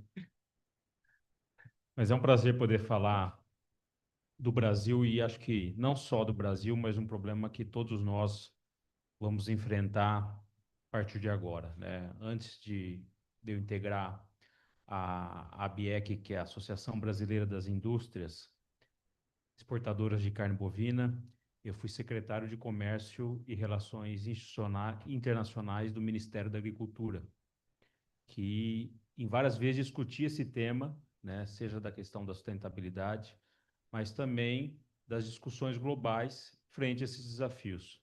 Eu acho que o que a gente tem que discutir aqui, e não é só um problema do Brasil, é como a gente trabalhar a sustentabilidade, o combate à insegurança alimentar, sem que isso impacte na vida das pessoas. Né? O que a gente vê aqui na Indonésia, por exemplo, é um consumo per capita de carne bovina de 2,7 quilos por ano. O que a gente vê no Vietnã é um consumo de carne bovina de 3,5 quilos por ano. Quando você vai para a China, você vê um consumo de 8 quilos por ano. Aí, no caso da Indonésia, em relação a aves, você vê um consumo de 11% ao ano e de ovos de 22 a 30% por ano. Essas pessoas estão comendo esse número pequeno porque elas não podem comprar ou porque a cultura local não faz com que ela coma essa carne. Então, as questões que nós temos que enfrentar de poder colocar junto a sustentabilidade e o combate à insegurança alimentar é fazer com que essas proteínas não fiquem mais caras para o consumidor final, para que isso crie uma barreira para que ela compre esses produtos, né? E o Brasil tem feito isso através de políticas públicas, que é o que nós defendemos, né? Que o nosso território hoje é composto de 67% de florestas e matas nativas. 18% são de pastagens. E o que sobra são áreas de outras culturas, né? Diante disso, o Brasil hoje acaba exportando quase 1 bilhão de toneladas por ano, né? Produz para 1 bilhão de pessoas por ano, né? Produtos em que ele é o maior exportador e muitas vezes o maior produtor, com preços acessíveis. Mas o problema não é só esse, né? Como a gente fazer essa correlação? E o governo tem feito ações, primeiro, no combate, né? Que é a questão de combater o desmatamento ilegal, de ter no Brasil hoje um código florestal que eu posso afirmar que é o mais rigoroso do mundo, né? E aí o Guilherme pode me corrigir se eu estiver errado. É um código altamente rigoroso que impõe condições sem remunerar o produtor, né? E isso tem que ser levado em consideração. Mais que isso, programas como o Programa de Recuperação de Pastagens Degradadas.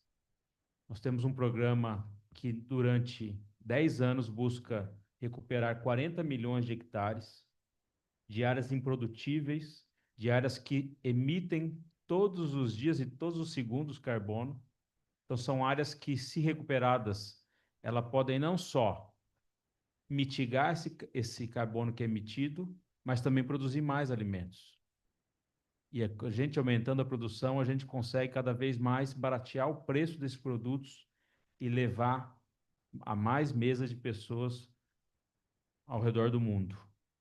Programa de rastreabilidade, que é o Programa Nacional de Individualização Bovina e de Bubalinos, que é um programa do governo, né, que tem um ciclo de implementação e até 2032 vai ter concluído. Então, programa como esses, né, que é o que nós acreditamos que são únicos, são políticas públicas institucionalizadas. E através deles nós entendemos que essas ações, elas não vão impactar no consumidor final, ou seja, fazer com que as pessoas não possam escolher o que comer, mas a condição financeira dela impor a ela o que ela deve comer. Nós acreditamos o diferente. Nós acreditamos em continuar fazendo uma produção altamente sustentável. O Brasil hoje é o maior produtor de carne bovina sem uso de indutor de crescimento, sem uso de hormônio, sem uso de anabolizante, né? O que faz que o nosso rebanho de quase 200 milhões de cabeça, né, abatendo algo em torno de 40 milhões de animais por ano, possa atender 177 países, né? Não é acaso que estamos na China, estamos nos Estados Unidos, estamos na União Europeia, ou seja, altamente reconhecido pelo globo, pelas nossas questões sanitárias, pelas nossas questões de segurança, né, que chegue na mesa das pessoas, primeiro com preço acessível, com qualidade e com tranquilidade, né? Mas mais que isso, tem nos preocupado muito que muitas vezes, e aí por ter passado pelo governo e ter discutido isso muitas vezes em foros como a OMC, como com a própria União Europeia, que muitas vezes alguns países, e por uma necessidade de salvaguarda, e que é normal e que é natural que eles imponham isso para proteger suas produções, que eles transvestam barreiras comerciais de barreiras sanitárias ou barreiras de sustentabilidade, né? O que isso implica, no fim, no custo, não do importador, mas de quem vai comprar aquilo na linha final, né? Que vai pagar todo esse custo. Então, programas como o do governo, que não tem agregação de custo, como criação de selo, de isso ou daquilo, é o que o Brasil, o setor da indústria, tem defendido. Nós não queremos que mais um custo seja imposto dentro da carne bovina. Pelo contrário, nós queremos continuar fazendo sustentabilidade. Apresentamos na COP 30 em Belém um programa de integração lavoura, pecuária e floresta, que integra todas essas cadeias, e com isso hoje o Brasil já consegue mitigar 40% do que ele produz de emissões de carbono. Nos próximos 20 anos, se nós seguirmos ampliando todos os anos esses projetos, nós podemos chegar a 80%, mantendo a carne do Brasil altamente sustentável, com qualidade e acessível. Muito obrigado. Okay. Okay, thank you very much, for, Mr. Julia Ramos. Please give applause for Mr. Julia Ramos. And the last but not least, from the Mr. Ben Morrow, Senior Operational Policy Analyst from Ministry for Primary Industry, New Zealand. Hey, lucky last. Salamat siang, namahi kia koutou katoa. Thank you for having me to speak. So yeah, I'm from New Zealand, from the Ministry for Primary Industries, and primarily working on agricultural greenhouse gas emissions in our country. To put it into perspective, New Zealand's quite small. I think it's roughly twice the size of Java, but we have about 5 million people total. So we are a net agricultural exporter, exporting around 85% of what we produce. So about 95% of dairy production, 85% of beef, and 90% of sheep. And the food and fibre sector is very important to us. So it's about 15% of our gross domestic product, 12% of our entire workforce, and 83% of all our exports. Also, from a greenhouse gas sustainability perspective, very important. So most of our emissions come from agriculture at just over 50%. Most of this comes from biogenic methane through enteric fermentation, and most of the rest is made up of nitrous oxide. So quite difficult to mitigate when it comes to it. But sustainability is very important. With most farms passing through generation to generation, they try and preserve the land and pass it on in a way that's sustainable and useful for their generations to come. In New Zealand in the 1980s, we had quite significant trade reforms. The New Zealand government removed most price support and other direct support for our farmers. So as a result, farmers face world prices for their products and increased competition, but this forced them to adapt, to innovate, and search for new export markets. As a result, we saw a shift from our sheep meat population, which New Zealand was quite well known for, and we expanded into dairy, deer, horticulture, and forestry. But as a result, our primary export growth actually doubled in the next 10 years. And since then, agriculture's share of our GDP has just continued and continued to grow. And actually, eliminating subsidies had some really positive environmental effects. So for our sheep sector, while it decreased from about 70 million in 1984 to only a bit over 20 million today, our production levels stayed relatively the same. So a significant decrease in overall emissions intensity per product. And dairy cows have become quite prominent in New Zealand, increasing from about 2 million in the 80s to nearly 5 million, and actually I think closer to 6 million today.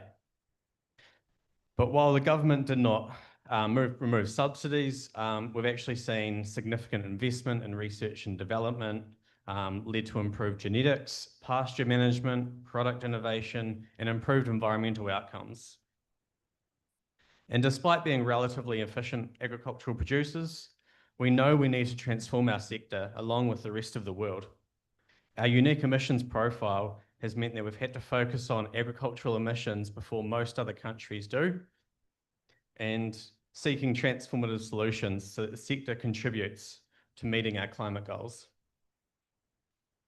Still, globally, the products we export are impacted by market signals and high tariffs and subsidies. And this ends up distorting world prices and means that efficient producers like us and so many other countries represented here today still face barriers to enter some markets. In the World Trade Organization, New Zealand, along with the Cairns Group, member countries, we continue to call for increased market access for agricultural commodities and meaningful agricultural trade reform that supports long-term global food security. Sustainable transformation for agricultural production relies on investment in research and development, extension services, and putting these tools in the hands of our farmers. There are significant gains to be made in the livestock sector globally, and we've seen from a lot of statistics today that it's definitely needed. We need to keep working with farmers worldwide to look for win-win solutions and share our knowledge globally. For example, improving animal health, reproduction in developing countries could reduce the climate intensity of production, improve outcomes and prosperity, and enhance nutritional outcomes. Some work that New Zealand's been doing globally, and what we believe will sort of help assist this, is we're trying to work with some of our partner countries to not only embrace mitigation efforts, and why I'm been here in Jakarta is we've been very fortunate to be part of and some of my panelists here as part of the LEAP tag to incorporate mitigations into national greenhouse gas inventories. In New Zealand, I'm involved in our farm emissions area, so essentially standardizing farm level greenhouse gas calculations to not only make it easier for farmers, but to provide consistency nationally and then provide assurance globally to our purchasers and our consumers. An example of recent work is through our Agri-Den's partnership on the alliance with Germany. And essentially that's looking at a side-by-side comparison of our relevant efforts to quantify farm level emissions and to get better mutual recognition between our two countries. If you were here earlier, you might have heard David Kinney from Chagas talk to AgNav, and we've had a more recent announcement of a partnership between our friends in Ireland and looking to progress similar work as well. And trying to get a bit more involved, I guess, in some of the standard setting processes. So we know there's a lot of work going on with the greenhouse gas protocol and a better harmonization between ISO and GHG. So I think it's extremely important that we're involved in this, ensure these outcomes are equitable, and we can be fully aware of what they might mean for our producers in country. It's critical that policies for environmental outcomes don't result in non-tariff barriers and reduce food security, international cooperation in this space, and help to reduce costs and facilitate trade. Thank you. Okay, thank you very much for Ben. Okay, because limited of time, distinguished guests and speaker participant, thank you for a very insightful and engaging discussion. Today's session has underscored that sustainable agri-commodity trade and supply chains are no longer optional. They are essential, and we have seen how science, innovation, and data play a critical role in improving transparency and reducing the environmental impacts. And we also heard that a strong message on the importance of collaboration across governments, international organizations, the private sector, and research communities to drive the meaningful change. And equally important is ensuring that the transformation is inclusive, creating real opportunities for smallholders and developing countries to benefit from sustainable trade. Moving forward, The challenge is clear, translating these ideas to concrete action, partnership, and policies. On that note, I would like to thank you all distinguished participants and speakers and panelists for their valuable contribution. I hereby close the session 15. Thank you very much.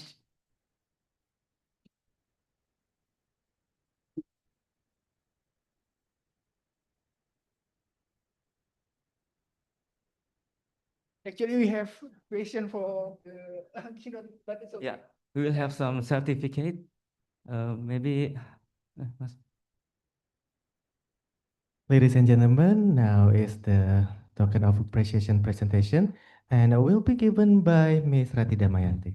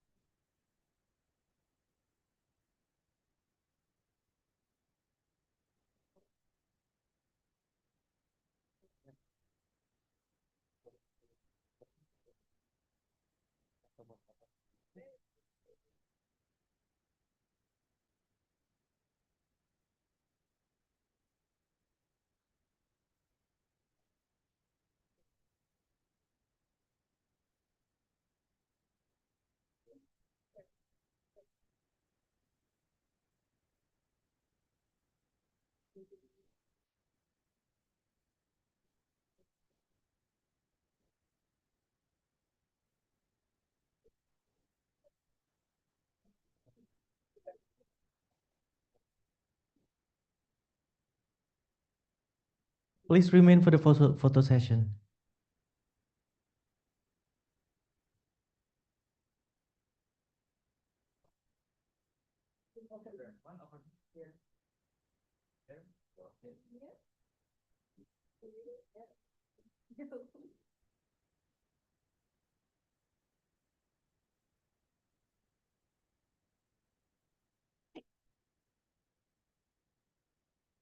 Thank you, ladies and gentlemen. Please return to your seat.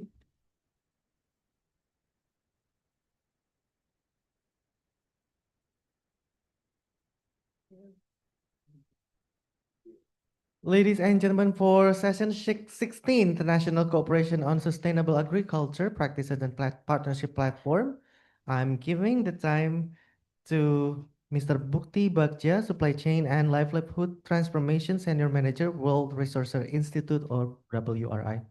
The time is yours, sir. Okay, very good afternoon, everyone. So we've heard that livestock contributes roughly 14 to 15% of global GHG emissions. It's been widely known, but I think what is striking today is not really about the absence of mitigation options. We've heard that quite often. We have feed additives technology, also genetic improvement. I think manure management system and so many other options. And in Brazil, maybe an integrated land use approach has also been implemented. Yet the real challenge now is about adoptions, right? There's some situation about uneven implementation across geographies, Asia, Africa, Latin America, and across the production system. So in the next session, today discussion will bring interesting perspective from China, from Brazil, also New Zealand, Indonesia, for the context that span industrial systems, pasture-based system in Brazil maybe, and smallholder-based system like dominating Indonesia. So considering the limiting times, we only have like 45 minutes until 3 p.m. So I would like to focus our discussion on two main lens of analysis. The first is what actually works at scale, not at pilot level in each countries. And the second is, if we want to develop a kind of partnership platforms in the future, so what kind of platforms is actually need to be designed to address those aforementioned challenges. So before we come to the discussion session, I would like to invite Professor Ageng Herianto from FAO Indonesia to deliver the guiding speech. The floor is yours, and probably we only have like 5 minutes or 10 minutes maximum. 5 minutes. Sorry for that. Yeah. Yeah. Thank you very much, Pak Bukti. Yeah. So can we, yeah, sorry. I hope that, no, okay. So, sorry, this is a kind of the WUS train, yeah, today presentation, because it's, I have to, what you call, use the fast track of this kind of things. So let me start from the country office program in, of the FAO Indonesia. Okay, next one. So country office was established in since 1978. We contribute to the almost 570 or 60 million US dollar during that time.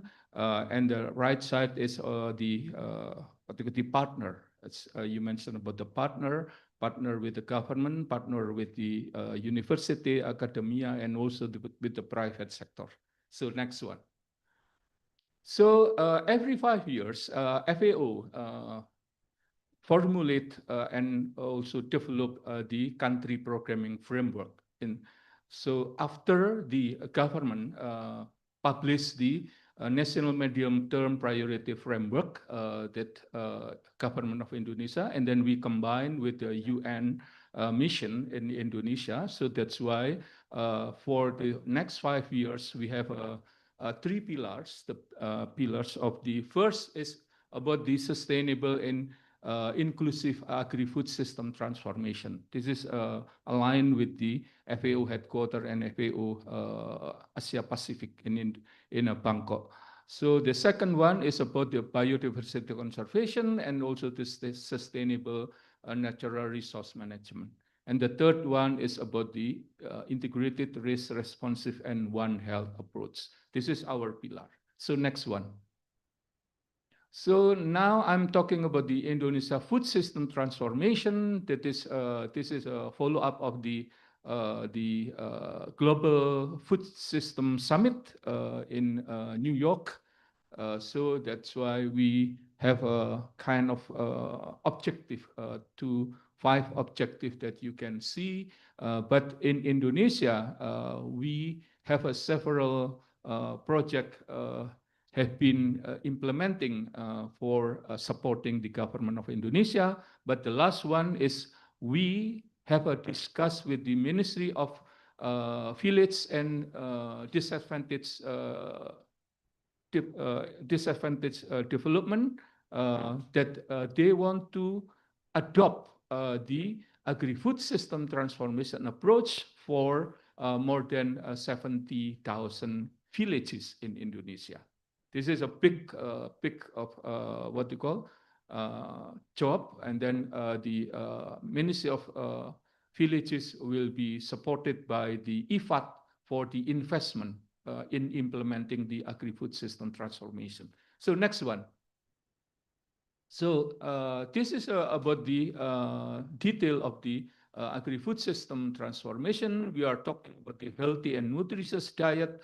We talk about the principle of the inclusiveness and also the equitable and also the resilience and sustainable.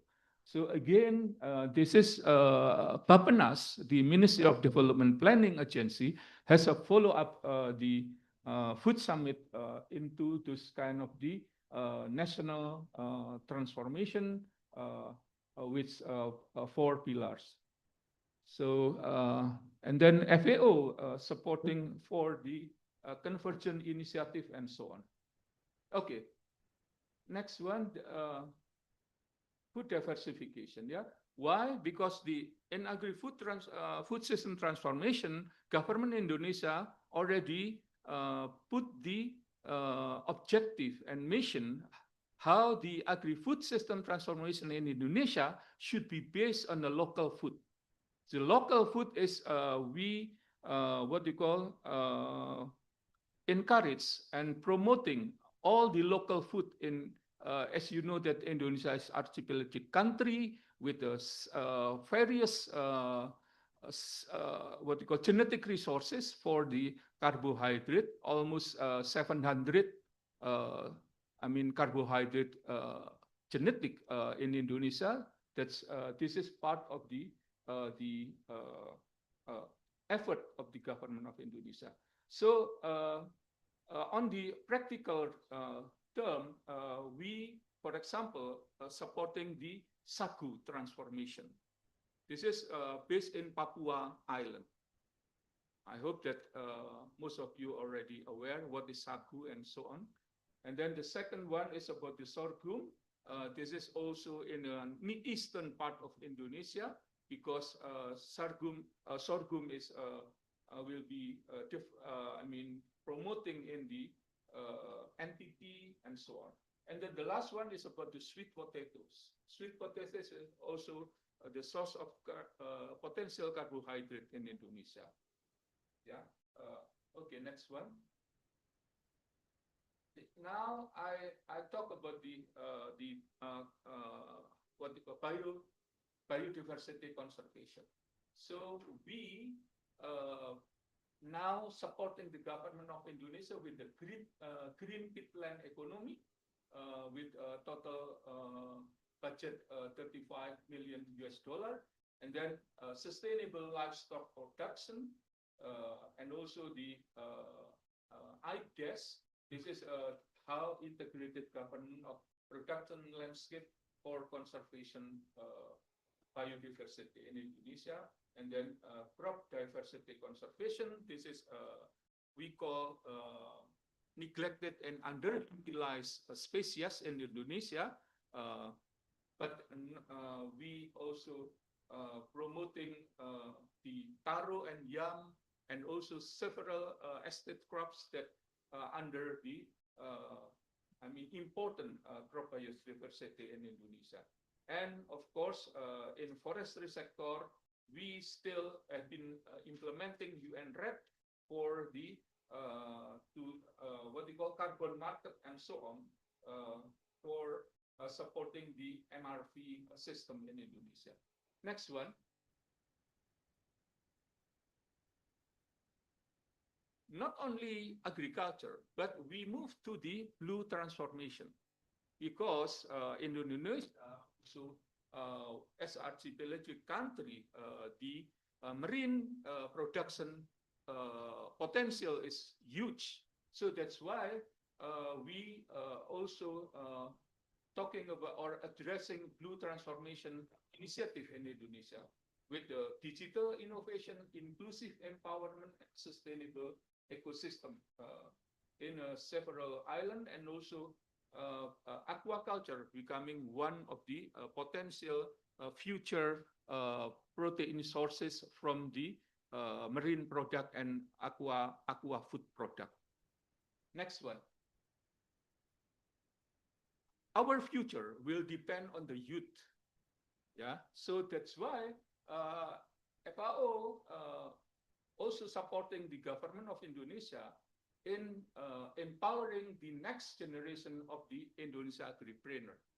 This is also very important to us. So how to attract the youth becoming the future food producer in Indonesia.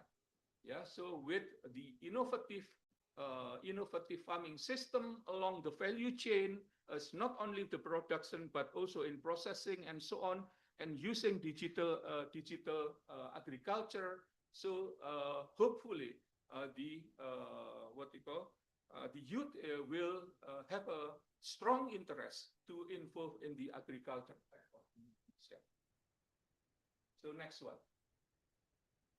Another initiative by FAO is also one country, one priority product. Yeah, this is also in Asia Pacific. We have several, prioritized country. One of them is lady finger banana. This is #1 banana in the world. The most delicious banana in the world. You have to try. Yeah, you have to taste. Maybe we can find in the supermarket, lady finger banana. Yeah, and then also SSTC. This is also important for sharing the knowledge and so on. And with the Philippines and also with China on rice for the saline prone area, as well as for the swampy area in Indonesia. Next one. So that is the last one. Is about the animal health and One Health. So we also addressing zoonotic spillover in a certain area, but also got the support from the Australia government addressing the wildlife potential transmission from the wildlife to the human, especially in a certain area when the local people still consume some what they call the wild animal. So this is a potential issue of the One Health in Indonesia, and also the AMR. Next one, this is the last one. So how delivering impact to save the life and livelihood?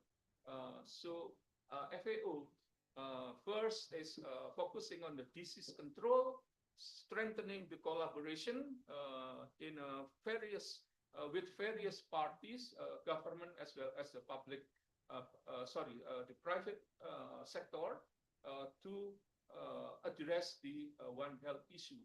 And also digital surveillance, because this is animal health is become important.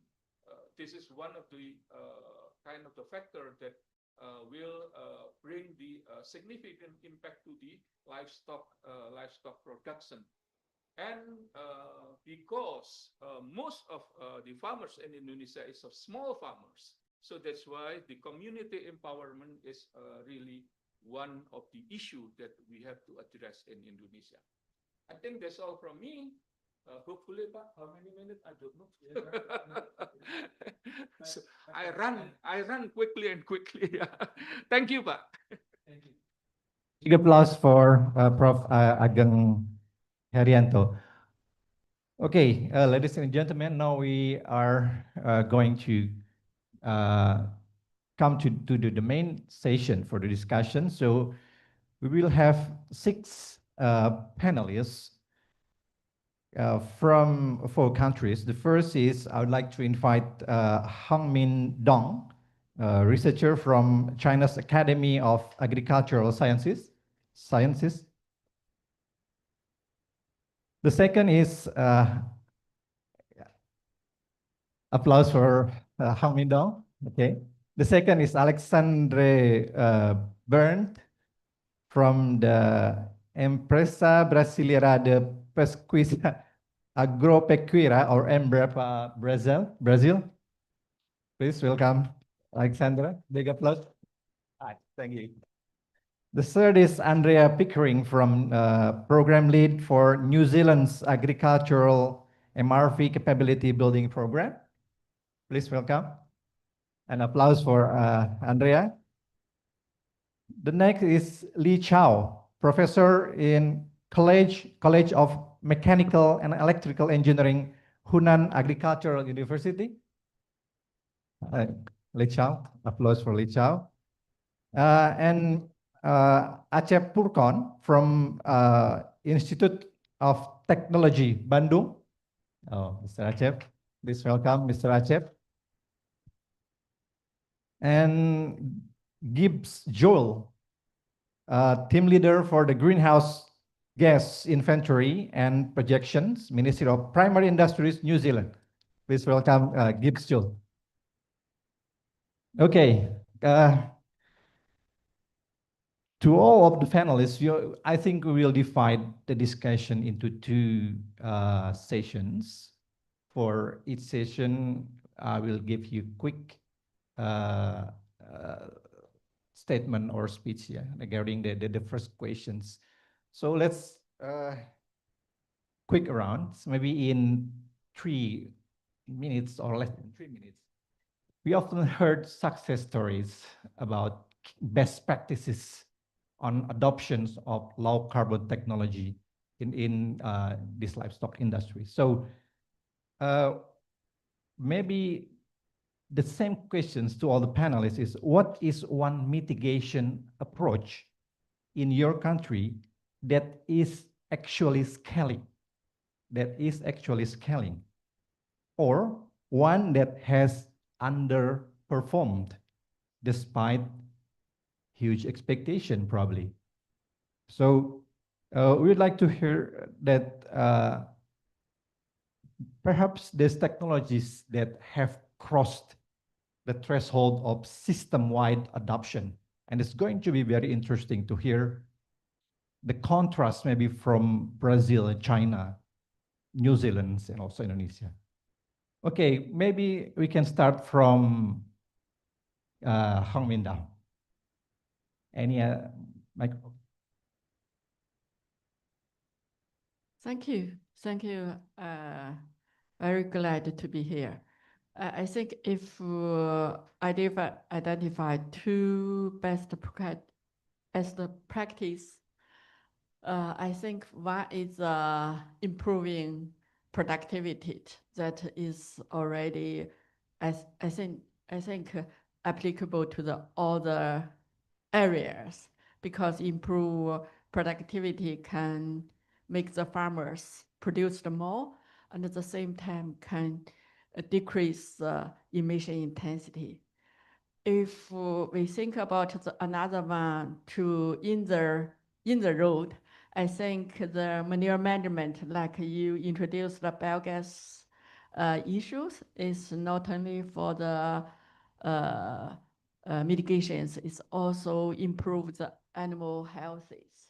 So I think that is on the way to scale up. Why? Because it have some initial cost. So we need make further efforts to extend. Thank you. Thank you, Hongmin. Let's move to Alexandre.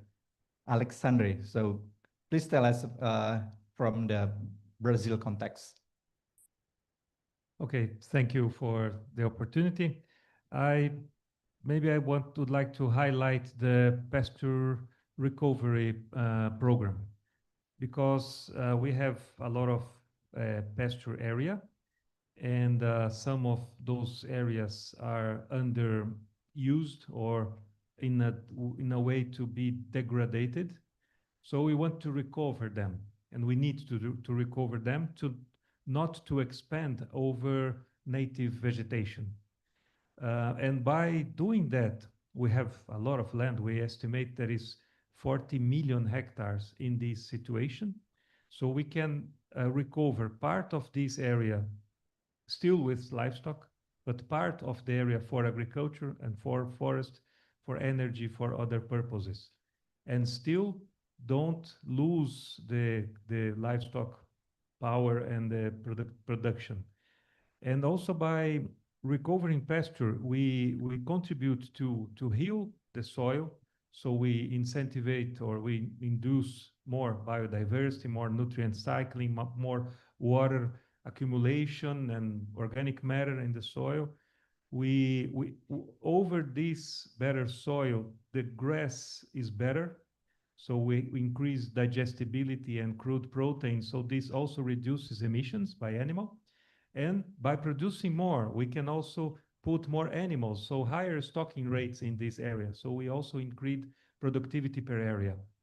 And with better nutrition, better environment, better welfare, also the animal has better health. So we also save money for health and care. So this is an effort that is definitely scaling in Brazil, because it's a win-win situation. Thank you. Thank you. So roughly, before I move to Andrea, how many percent, can you give us kind of rough estimates, how many percent adoption rate by all the farmers or the actors in Brazilian livestock industry? It's not easy to have these numbers, but on the other side of the country, we already have more than 100 million hectares with good grassland, both native rangeland and cultivated grassland. And by the way, in this South collaboration, the success of the Brazilian agriculture is due to the global South, actually. Our grasslands are from African species. We don't have any or only a few Brazilian grass species. The main animal breed raised in Brazil is from India. Soya is from China. Cotton is from South. I think everything. Fruits are from Africa. Coffee from Africa. So all the strength of Brazil is not from Brazilian biodiversity. So we are very thankful to the global South, because we can perform over foreign species. But the secret or the key for this development, for the strength of Brazil in this, is adapted science. We adapted for the tropical region. So we got soybean from China that was only produced in the subtropical regions, and we adapted it to the tropics. So now we have soybean in the equator line. And this was due to tropical science-based evolution of these technologies. Of course, thank you. This brings to Andrea for the same questions. I would like to ask permission if I could just slightly address it in a very different context. It's okay. That we're talking about mitigation technologies here, and all the science that goes into it, but without sort of enhanced inventories, enhanced agricultural inventories, all the work that everybody is going to will go to waste, because we need agricultural inventories and enhanced inventories in our reporting to the UNFCCC to demonstrate how we are actually reducing our greenhouse gas emissions. And we have different methodologies that we can use with the inventory. So we have very basic inventories called tier 1, then we can move up to a tier 2, and then it moves into the more complex tier 3. The really basic the methodology does not allow the inclusion of national circumstances and national data. And so you cannot demonstrate what are you actually doing on farm, what is actually being mitigated in your country with those very basic methodologies. So it's vital that countries actually move up to that tier 2 or tier 3, those higher tier methodologies. And unfortunately, a lot of countries in the global South have not had the many years that the global North have had in order to improve on their inventories. And so the global South is having to catch up. And I think it's vital that the global South really look to the global North and the lessons that we have learned in developing these inventories, and sort of take on board what our lessons so that they can quickly progress their inventories to be able to incorporate all the amazing work that has been going on and to protect sort of, food security and the livelihoods. Because without them, they are in danger because you can, policymakers might make targets to reduce emissions Yes. without thinking about what their actual emissions are in their countries. And if they make unrealistic targets, then that's going to be very impactful to food security. So. Okay, yeah, thank you. That's very important. I forget that you're from the agriculture MRP capacity building program, right? So, yeah, maybe the situation's a bit different between New Zealand and the other countries where the policy framework is and the challenge, the industrial structure is also different. Yeah, but it's interesting to know from lessons learned from New Zealand that can be adopted by countries like Indonesia or maybe Africa or Latin America in balancing between the ambitious policy on MRV with the situation on the ground about the farmers and so on. So can you give us what was the step taken by the government is in doing this effective MRV? Well, as Ben mentioned earlier in the earlier session, agriculture is a massive component of our emissions for New Zealand, and we're a very small country, but have a huge amount of agriculture. So, sorry, when I say small, I mean small population. So, and actually land mass wise, we're reasonably small as well. So it has always been agriculture has always been a very important part for us when we are looking at our inventory and looking at our emissions and what we want to. We sort of got on the road to trying to mitigate our emissions from agriculture quite early on because it was such an important industry for us. Other countries where potentially their emissions are much lower from agriculture, until they, at the moment they don't feel it's important, they want to increase food security, but they're not really thinking about the emissions side of things. But in the future, once they've reduced their emissions from energy, all of a sudden agriculture is a massive proportion. It is. So I think, from our point of view, it's very much just get onto it early. Don't wait until it's a problem. Start thinking about improving your inventory and getting, national data and national science, country-specific data and science that can feed into it and before it starts becoming a problem for you at that sort of reporting level. And it will also help and we're talking about the sustainable production, and so that obviously will help with the farmers. And if you increase your productivity sustainably, that will help you engage with your farmers as well. All right, thank you. So I'll stop there for you. So we'll move to Li Chao. Yeah, time is yours. I will give my views from my background because I'm a mechanical engineer, and the government in the past like 10 or 20 years, they invest lots on the infrastructure or agriculture machine, and for the next 5 years, the government emphasized which agriculture investment or the equipment or the platform should be smart. This means you are including more sensors or in artificial intelligence into this field. But it's kind of tricky because China is so big, the farms, the industry is not quite centralized like in US or in Australia. And the local people, they just familiar or started to know about AI or smart sensors by the videos, by the other application, connection with the mobile phone. So I would like to say, when I work in the agriculture university, we did a lot for case studies or for this kind of best practice or something like this. Even it's so hard to balance the advanced technology or even the real need for the farmers. So we talk a lot, we publish a lot of paper in this field, but even we need to we still need to practice more in the next 5 years to make the agriculture company or even for the robotics, agriculture robotics, this field, they are quite popular. We need to find the application within the agriculture field to support the low carbon sustainable developments.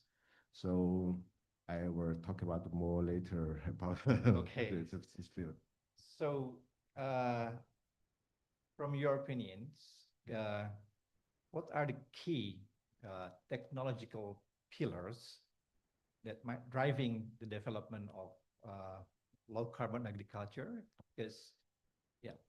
Yeah, like 20 years ago, I studied in Sweden. I did a lot for waste treatment work or projects there, and even we have, just like 20 years ago, we have our AI software already for how to optimize biogas plant, process control, the very advanced. We want to sell it in Thailand, in China. So I moved back to Beijing for 5 years to promote this software.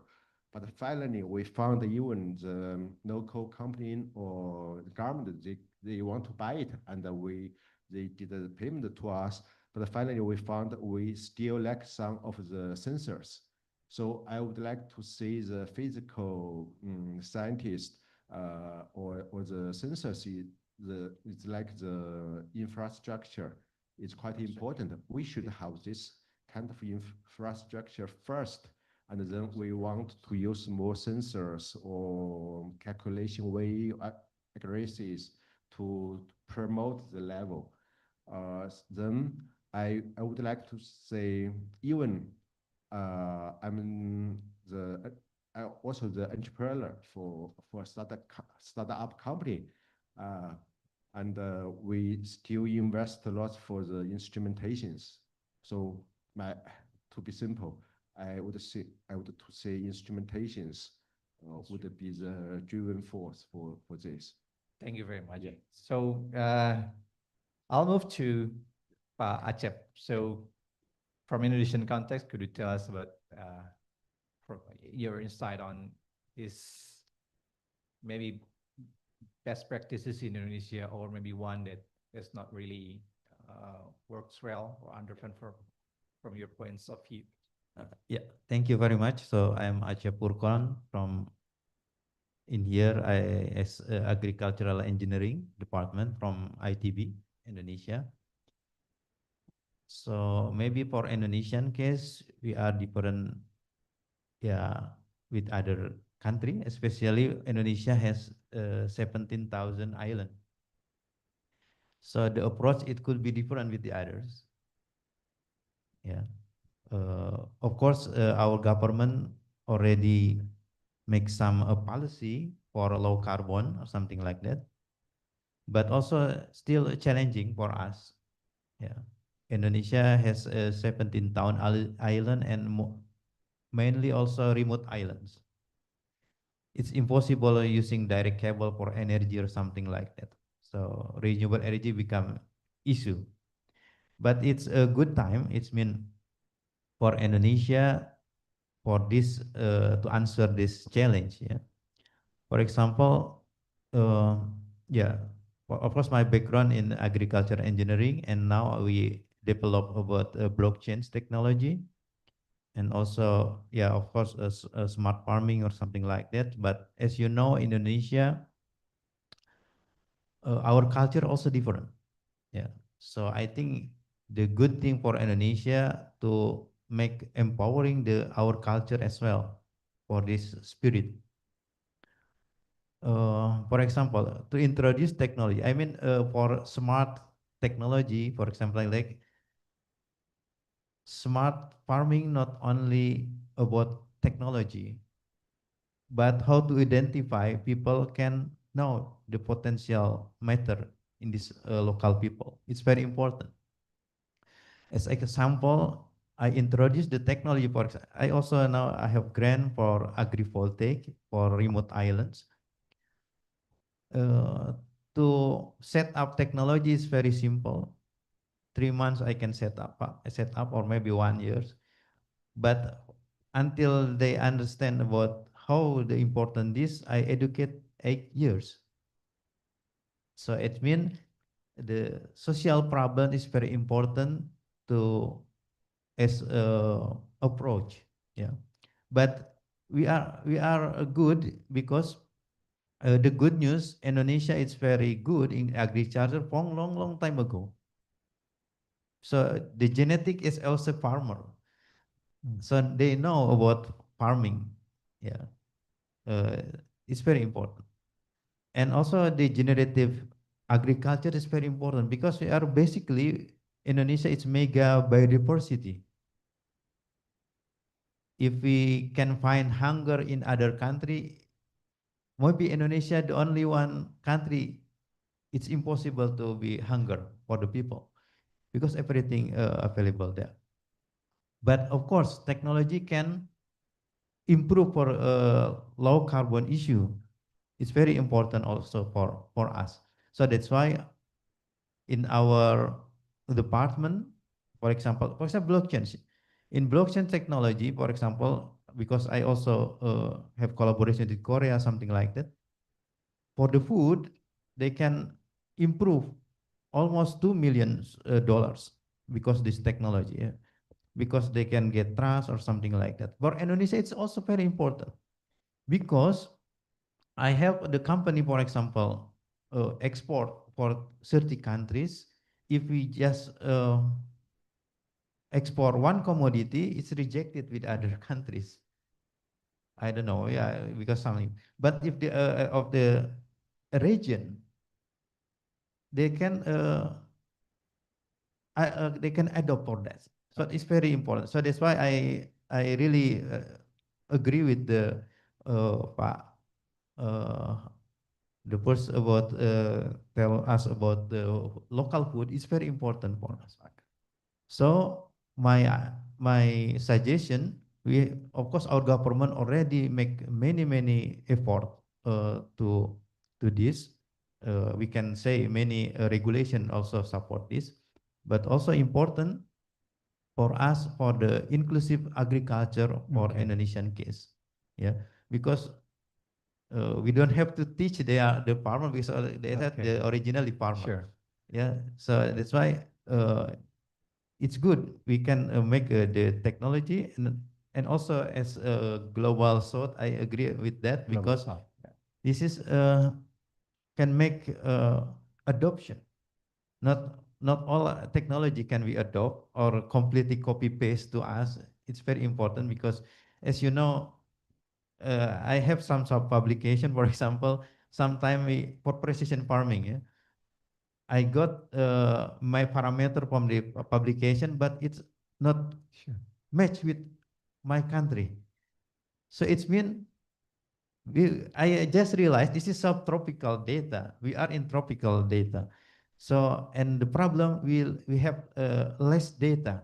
So it's also important to endorse young people, young generation for Indonesia for this data, big data, and also the blockchain is can improve this. Very interesting, Mr. Ratib. So I'm sorry, I have to, we have to stop there. Then we'll come back to you. Okay, last but not the least, Gibbs, Jewel, yeah. Could you share the New Zealand's experience in adopting these low carbon technologies and how a wide adoptions can be actually achieved? Yeah, the one example I can think of is the use of fertilizer that's coated with urease inhibitor. That's a type of urea fertilizer where originally it was developed to support water quality objectives, but it also has side benefits in terms of reduced greenhouse gas emissions compared to regular urea fertilizer. So that was rolled out about close to 2 decades ago. Oh. And the uptake of that among New Zealand farmers is around 50% or just over. How many percent? Just a little bit over 50%. 50%. Yeah, yeah. That's quite good. So the key sort of factors in the uptake of that increasing over time, things like a clear demonstration of the benefits to productivity. Clear benefits, yeah. Benefits to productivity and profit. Other things like a clear demonstration of environmental benefits, not just greenhouse gas emissions, but also water quality in the case of the urea encoded urea fertilizer, and also a clear fit or ability to work with the New Zealand farming systems and practices that are used by farmers in New Zealand. Yeah. Very interesting. So that will bring us to the second sessions about this developing the platform for international cooperation. So the core question is that if we were to design an effective partnership platform, so what core functions must be there to accelerate the adoptions at scale? Okay, let's say maybe we can prioritize the knowledge sharing, or maybe technical standards, or capacity building, policy dialogues. From your perspective, what would be the core function that should be there if you want to, if we were about to develop this partnership platform? Yeah, a couple of things I guess would be like you say, cooperation and pooling resources. So yesterday, Peter Edema in the auditorium yesterday was talking about the Global Research Alliance. That's a way of researchers from multiple countries, governments pooling their resources and coordinating on research. And then also, Andrea alluded to some of this, development of or coordination of emissions measurement tools and methods to ensure consistency across multiple countries and to avoid duplication of lots of different calculation tools that just become overwhelming for everyone. Thank you very much. Very interesting. Maybe move to Pak Acep, your opinion on this. Yeah. I think same issue. Yeah, the important thing, we cannot solve this problem by ourselves. So we should make collaboration, and global research alliance. It's very important. We can make exchange on the perspective and the strong and weaknesses. It's very important. And for me, it's really important for young generation.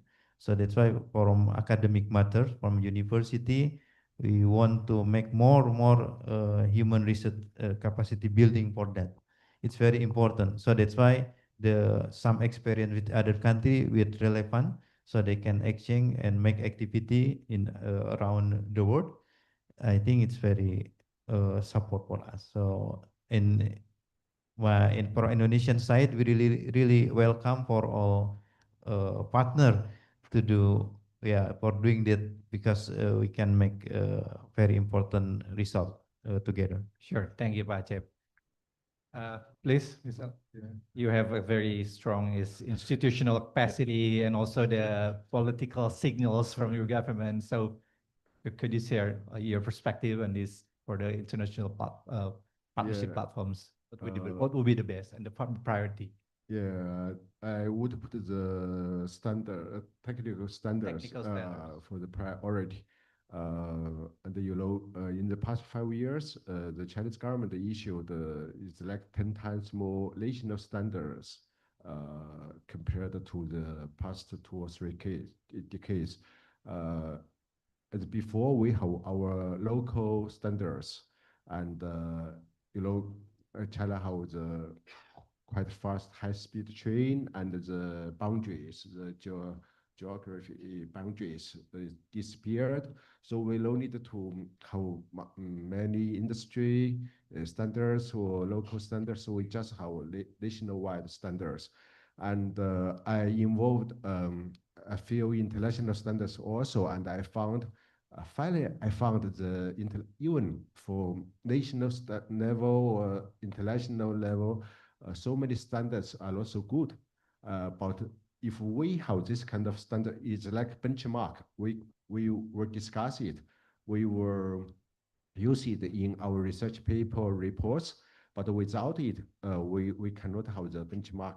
We should have the agreement first about the technology, the details, the orientation, and then we will start to build our common goals. We can say for agriculture sustainability.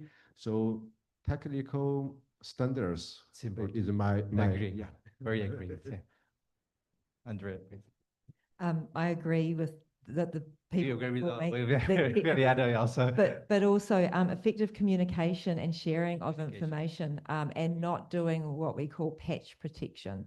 So it's about again maybe taking inventories and maybe capability building around inventories as an example.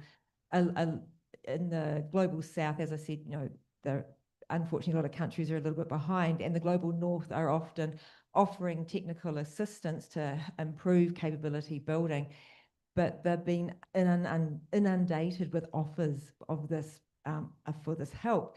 And so it's about collaborating, the global north collaborating together to actually provide that assistance to the global south. And that is about communicating between ourselves, communicating between the organizations and the countries on what we're actually doing in the country, and actually sharing it. And instead of like 10 different organizations going into a country to help, going in together as one voice and helping them as, you've got the different expertise from the different organizations or countries to help as a unity. But effective communication also with the fact that when you've got research or other things, communicating that up to your policymakers in a way that your policymakers will understand it, but also communicating it down to your farmers so that your farmers can understand it. And it goes all, backwards and forwards. Your policymakers talking to your scientists, your farmers talking, everybody talking together. So yeah, effective communication. That's very on the spot. Thank you, Henry. Alexander, please. Yes, on top on what was said before, my suggestion will be to involve and enhance local extension services. Yes, because of this lack of communication, and make them meet and discuss and communicate within themselves.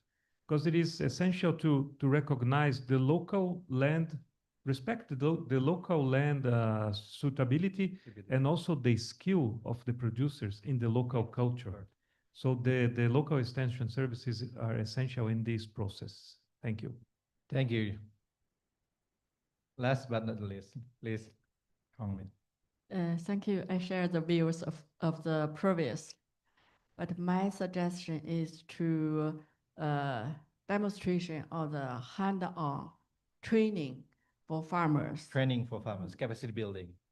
Yeah, but I think because whatever crop system or livestock is a system, but the technology usually is individuals. We need to have system trainings, link the feed, manure, even the crop system, to like their farmers to see what they could do and what will be happened for them, whatever improve the productivity or reduce the emissions, improve environmentals. That's my suggestion. All right, thank you very much. So everyone, please applause to our panelists here. So apologize for a very rushed sessions. Time is very limited. So it's difficult to fully summarize, but from learning from Brazil, New Zealand, and also China, I think institutional capacity and policy signals are quite decisive. So we know that countries moving in different speeds from one region to another's, and the governance structure is very important. And learning from Brazil, also from Indonesia, that there is a real risk that smallholder are left behind. So solutions needs to be designed specifically for them, as mentioned by Alexander and also. So those are, to my perspective, two important consideration when we're about to develop international partnership platform. So unfortunately, we are approaching the end of this discussion, the 16th session of the discussion for today. So again, please big applause to to all of our panelists today. Okay, so before we end, as mentioned by, we will have group photo or our certificate. Okay, okay. So to all panelists, please stand up and. So thank you, Alexander. Oh, it's a pleasure. Yeah, thank you. Thank you, Andrea. Yeah, thank you.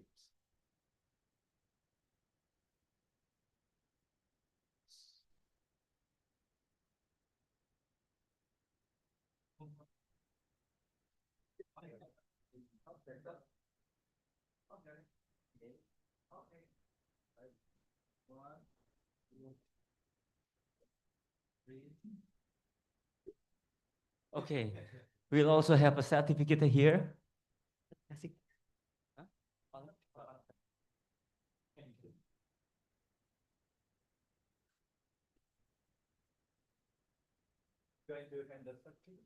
Next is token of appreciation presentation that will be given by Professor Anugrah Widianto.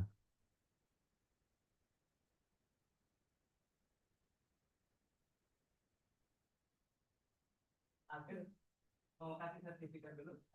I'm sorry. Sorry.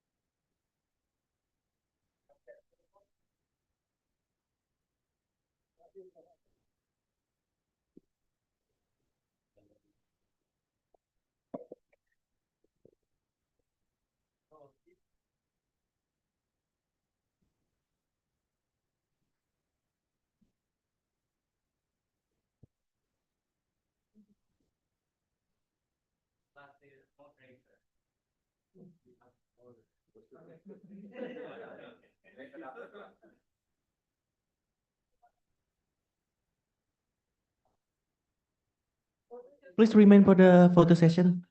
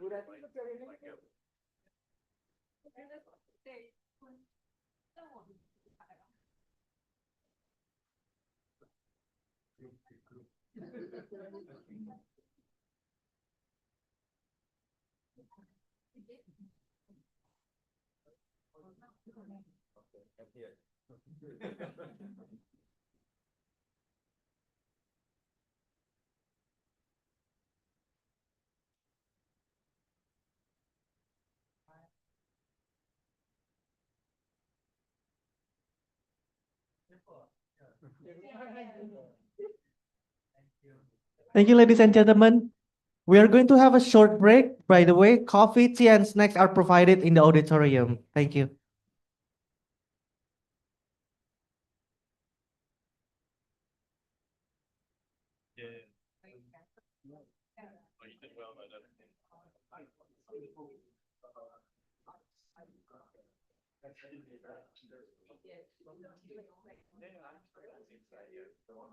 I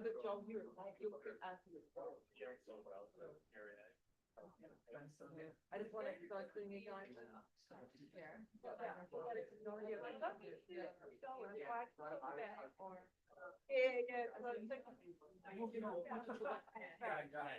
I at least can hear that. There's like a not do, but I want to I'll get itching about, I'll need to get nothing goal. I just think like that. I don't have one. Maybe I have. New office number 7.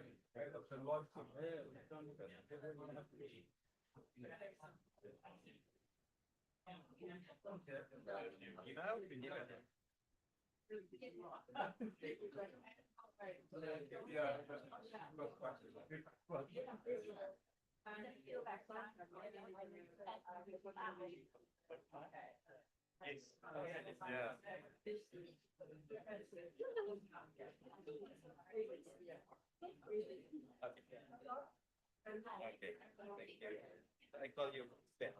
This is it. Yes. You know, that's for retail.